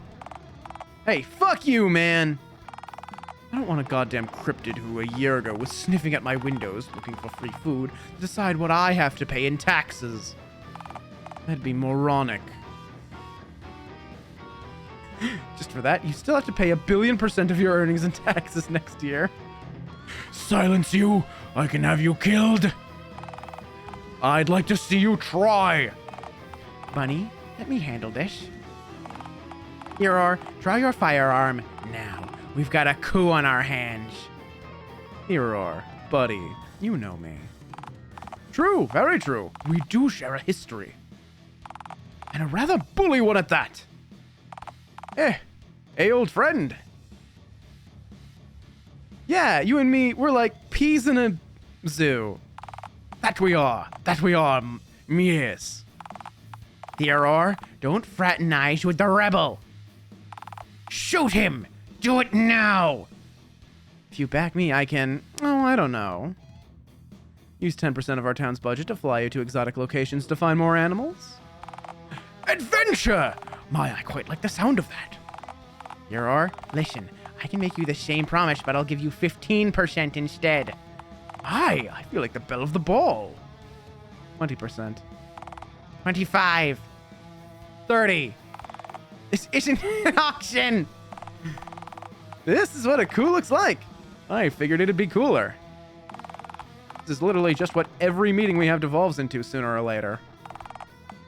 30%. That is quite the offer. Okay, 35%. That's literally as high as we can go before we bankrupt the entire town. 40. 40. That wouldn't mathematically work. I'll make it work. This isn't happening. This can't be happening.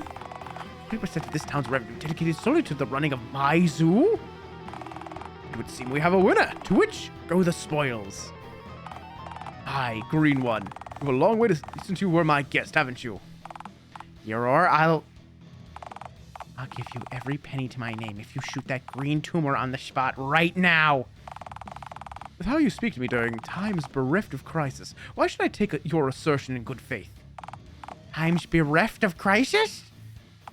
When is this town not facing a crisis of some kind? Yoror? Yoror, you're making a grave mistake. This thing is dangerous. You can't let him seize power. Looks like I've got the backing of everyone in this room who's armed. The vote is split 3-3. Abel, care to join our movement so we can call this sham coup democratic? Are you really gonna have Bunny killed if this all pans out? Why, would that convince you? Yeah, I'm already willing to betray the mayor because she speaks to me like I'm a dog, which she hates. That'd be the icing on the cake, really. Give me his business and I'm in. All right, then it's a deal. I'm mayor now. Booyah! You'll never take me alive! Yoror, apprehend her at once. Bully idea, sir. Yes. Haul her away to the dungeon. She can think about what she did while she rots in a stone cell. What dungeon? All right,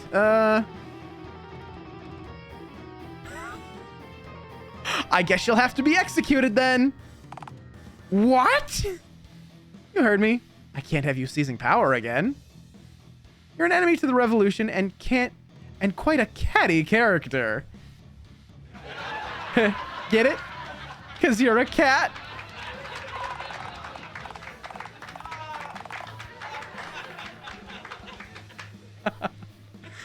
You've been mayor for mere seconds and you're already executing political opponents. Seems it, yeah. This is the single greatest day of my life. But you can't kill me. There'll be a revolt. The peasants will turn on you. What do I care? I'll deal with it. I wasn't crowned mayor yesterday, you know. Fuck the peasants. What do I care if a bunch of stupid birds have it out for me? Peasants, not pheasants. Oh. Well, peasants tend to have diseases, so I reckon I'll be fine anyway. Abel? Bunny. Say something. He's going to kill me. Oh. Oh no. You can't do this. This isn't right. Fine, I'm a merciful god, so I'll just cut you loose outside. Oh, Christ. Fine, I'm a merciful god, so I'll just cut you loose outside. Weak. Hey now, Billy, we should let her go. She might have to use her litter box. I'll end you. I'll fucking end you. Calm yourself, Mingus. You've been spared. Spared? So, this is what it's come to, huh? You're all just content to take orders from a merciless despot, then? What can I say? I guess it just comes naturally to me. But before we let her go, there's just one more thing I'll need from her. The hat. I'll be taking that. No, this hat belonged to my mama. My papa bought this for her. It's history. Well, it's mine now. Yes! Finally, I have a hat. And with that, Mayor Alistair Ring hath been born. Let me tell you, this town's gonna go through some real changes. Mark my words, by this time next year, I'll have this whole town in perfect working order. Okay, so yes, the whole city's on fire. Tell me something I don't know. Well, your approval rating is 0, because almost everyone is dead. What? I didn't do that. Wait, was all this fire here before? No, the fire's new. Like, very new. Ah, I see. Ah, yes, I see. Is it bad? Depends on your perspective. I say it's pretty lit. Ooh, lit. I like that. Hang on, weren't there, more of you? Oh, you had me shoot Theodore in the head once his back was turned because he didn't want to give him any money. Oh, right. Teehee, I keep forgetting. It's like Christmas morning every time someone says it. Actually, I had him shot because I felt like it. But still a good try. Teehee, I keep forgetting. It's like Christmas morning every time someone says it. It's not very Christmassy around here, you know. Well, yeah. Fire is kind of the opposite of snow. Kind of. A bit, yeah. What about, what's-her-face? Last I saw her, she was trying to extinguishing a flaming building with a single extinguisher, and the whole thing collapsed on top of her. So much for her having me crushed. The irony wasn't lost on us either. Yeah, it was pretty funny. What about what's-his-face? The guy with the goblet.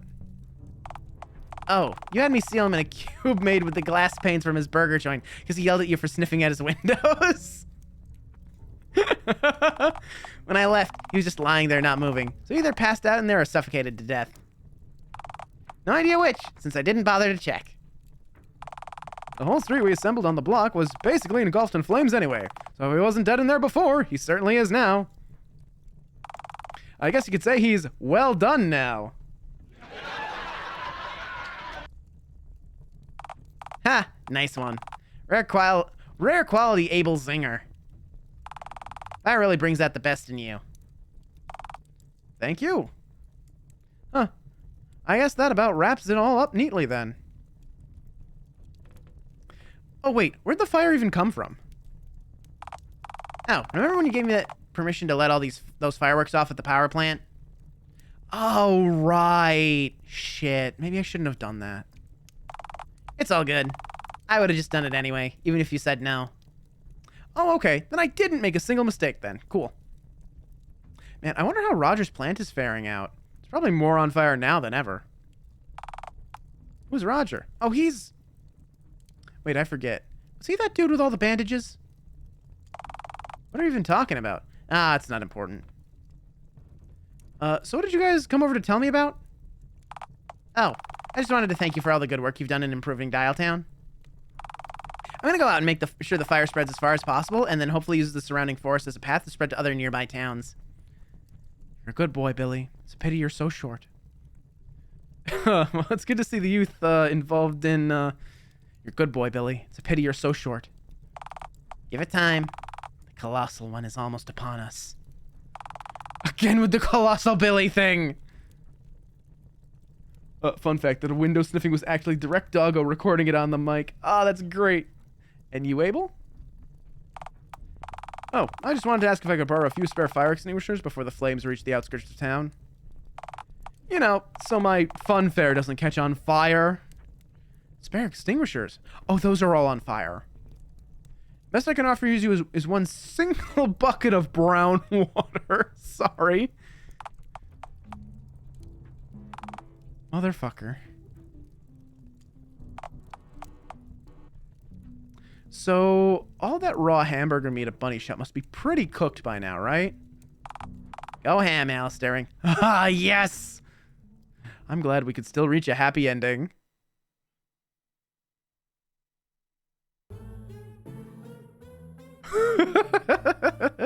The ending where you become mayor and the whole city winds up being barbecued. Yeah! Good ending. Definitely a very good ending. Alright, so obviously, we have to, load the save and, oh wait, hang on. That's right, I did save, like, right here before we, chose to execute, Mingus. So, yes, we're gonna do that now. There's no room for emotion in this. Sorry, Mingles. Kick ass! But before we finish up, there's just one thing I'll need from you. The hat. I'll be taking that. Right, this is gonna be the same. I just want to see the difference in dialogue, honestly. After we have her, like, put to death. Oh my god! Oh my god! Oh, they just do it right there and then. Okay, sure. There, Alistair Ring hath been born. There we go. Well, your approval rating is 0 because everyone's dead. I have to admit, though, the timing's rather suspect. Hang on, weren't there more of you? Oh, you shoot through your oar in the head because it did money. Yeah, actually, I shot him because I felt like it. But still, good try. Hey, I ain't complaining. I got a free-loaded firearm out of the deal. What about what's her face? You had her shot too, remember? It was the very first thing you did. I think I'd remember that. Yeah, you'd really think, huh? Well, there you go. Well, we did it. We became mayor, and we got a lot of free hamburger meat out of it. Yippee! With that, folks, we're gonna wrap up. It is 2 a.m. and I am hungry, so I'm going to eat some pretzels. Yes, I recently I got really into honey mustard pretzels. They're really good. So tonight, let's see who we can send you to. Ooh, let's see. Let's send you over to